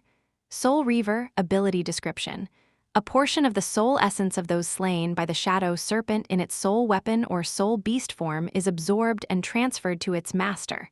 Sunny's smile widened. Excellent. That will help with the fact that I can't use the serpent to regenerate essence while it is not on my body. In fact, as long as it continues to kill something, my essence might never run dry. He glanced at the shadow with gleaming eyes. You and I are going to do great things together, buddy. You'll have plenty of tasty souls to eat, don't worry. Saying that, Sunny opened his palm and commanded the serpent to crawl back onto his skin. A few seconds later, the shadow had already turned back into a tattoo and coiled itself around his body. It was as though there had never been a terrifying creature in the underground dojo in the first place. Now let's take a look at that relic. Sunny looked at the runes and found the right cluster. Aspect Legacy, Shadow Dance. Shadow Dance Mastery Level 2/7. First relic, claimed. Second relic, claim. Third relic, unearned. Concentrating on the second relic, Sunny said confidently, claim? For a second, nothing happened. Sunny waited, full of anticipation. What could it be? Another shadow? A weapon? An armor? Maybe a charm or a tool or something more unexpected? A new attribute, perhaps? And then, answering his call, the spell spoke from the darkness. You have claimed an Aspect Legacy relic. You have received a memory. Sunny hurriedly glanced at the runes describing his memories, searching for a new one. A moment later, when he saw it, his heart skipped a beat, and he momentarily forgot how to breathe. Out there in the darkness of the underground dojo, several familiar runes shone with ethereal light. They read, Memory, Drop of Ichor. Chapter 550, Tournament Rewards. Sunny held his breath, staring at the runes intensely. He knew what that memory was. Another drop of divine blood. And knowing where the shadow slave aspect had come from and to which deity it was connected, it wasn't hard to guess whose blood it was. Shadow God, this memory was of a drop of Shadow God's blood. And in that drop was his lineage. Can't be. But it was. Sunny had just received a second lineage memory. More than that lineage was a complete one, like the fire, that Neff had inherited from Sun God, not a fragment of a forbidden bloodline that he had inherited from Weaver, the demon of fate. Sunny studied the runes for a while, then slowly turned away. He wasn't ready to summon the drop of Ichor yet. Not because of the pain that consuming a lineage memory would bring. Who knew, maybe there wasn't going to be any this time. After all, this one was not forbidden. He simply had to prepare himself mentally. Sunny paced for a bit, then sat down and meditated for some time. Then, he decided to study the memories he had received in the tournament to distract himself. He had already studied the memory of ice in detail, so 3 more remained. The arrow, the shield, and the final reward he had received from Morgan, the memory created in the forge of the Great Clan Valor. The real reason he had joined the Dream Tournament in the first place. Sunny hesitated for a moment, then looked at the list of his memories. Memories: Silver Bell, Puppeteer's Shroud, Midnight Shard, Ordinary Rock, Prowling Thorn, Endless Spring, Blood Blossom, Dark Wing, Moonlight Shard, Mantle of the Underworld. Weaver's Mask, Broken Oath, Blackhorn Bow, Full Quiver, Autumn Leaf, Cruel Sight, Covetous Coffer, Undying Chain, Heavenly Burden, Memory of Fire, Memory of Ice, Strike of Thunder, Patient Avenger, Morgan's Warbow, Drop of Ichor. So it's a bow, but what's up with that name? Well, it made sense, actually. If this was really a custom memory created for a specific user, then why wouldn't its name fit theirs? Sunny concentrated on the arrow first. Memory, Strike of Thunder. Memory rank, Ascended. Memory tier, II. Memory type, Weapon. Memory description: a powerful spirit was once trapped in a glass bottle for 1,000 years. This lightning is a manifestation of his rage. Memory enchantments, Caged Lightning. Enchantment description: this arrow strikes as fast as a bolt of lightning and chains its devastating damage to several nearby creatures. He grunted. So, lightning in a bottle, huh? Even though the arrow's single enchantment was an active one and required a lot of essence to access, which meant that it couldn't be used often, the effect was very good. It was able to deal damage to groups of enemies, which could come in handy in many situations. Satisfied, he shifted his gaze to the shield. Memory, Patient Avenger. Memory rank, Ascended. Memory tier, III. Memory type, Weapon. Memory description: a flame with hatred, she waited and watched. When the time came, her vengeance was colder than ice. Memory enchantments: Tenacious, Burning Heart, Cold Steel. Tenacious enchantment description: this shield is especially durable. Burning Heart, enchantment description: this shield can store a portion of fire damage it receives to augment another weapon of its wielder or unleash a devastating shockwave. Cold Steel, enchantment description: This shield can store a portion of impact damage it receives to augment another weapon of its wielder or unleash an immolating wave of fire. Huh, Sunny thought for a bit. So, this shield was basically able to convert heat to kinetic energy, and vice versa. The stored energy could be used to enhance another weapon or released all at once to deliver a powerful attack. Which meant that the more hits the shield received, the more devastating the resulting retaliation would be. Saint was long overdue for a good shield memory, and this one would suit her very well. A weak smile appeared on Sunny's face. And finally, the main prize. He sighed, then concentrated on the bow he had received from Ascended Morgan of Clan Valor. He also summoned it. A composite bow made out of black horn and dark polished wood manifested itself from a storm of crimson sparks. It was entirely black, however. Its string was of a vibrant scarlet color. There was also a brand carved into one of its limbs near the grip, its contour of the same color as the string. It depicted the crest of the Valor family, a straight sword thrust through an iron anvil. The bow was quite beautiful, but more importantly, it radiated a feeling of immense power. Sunny admired the weapon for a few moments and then turned back to the runes. Memory, Morgan's warbow. Memory rank, Ascended. Memory tier, IV. Memory type, Weapon. Memory description, death is worth living for, love is worth waiting for. How romantic and how morbid. Sunny didn't know who created this description, the spell itself or the person who had forged the bow. If it was the latter, then maybe this was a message to Morgan, or a lesson the spellsmith wanted to impart to her. But what kind of a lesson was that? Curious, Sunny looked beneath the surface of the black bow, wishing to see if the spellweave of a memory created by a human was different from that created by the spell. However, it seemed pretty much the same, vast, inconceivably complex, and eerily beautiful. In any case, he was excited to see that this memory was of the 4th tier. It was powerful, indeed, no less powerful than the cruel sight. Encouraged, he continued to read the runes. Memory enchantments, soul arrows, unbending, burden of peace, death dealer. 4 enchantments, first 2 are passive, the other 2 are active. Not bad, he concentrated on the first enchantment. Soul arrows, enchantment description. This bow attunes to the soul of its wielder and is capable of creating arrows that share its affinity. Unbending, enchantment's description. This adamantine bow demands a giant's might to be bent. Because of that, arrows shot from it travel as far as the eye can see and strike with terrible strength, piercing both armor and flesh. The passive enchantments were not bad, to say the least. Sunny wasn't sure what arrows that shared the affinity of his soul could do, but the fact that the bow itself could produce an unlimited amount of arrows was already a great boon. It basically made the full quiver, his previous arrow-type memory, pale in comparison and completely redundant. Each of the soul arrows would also share the tier and rank of the warbow that created them, which was simply incredible.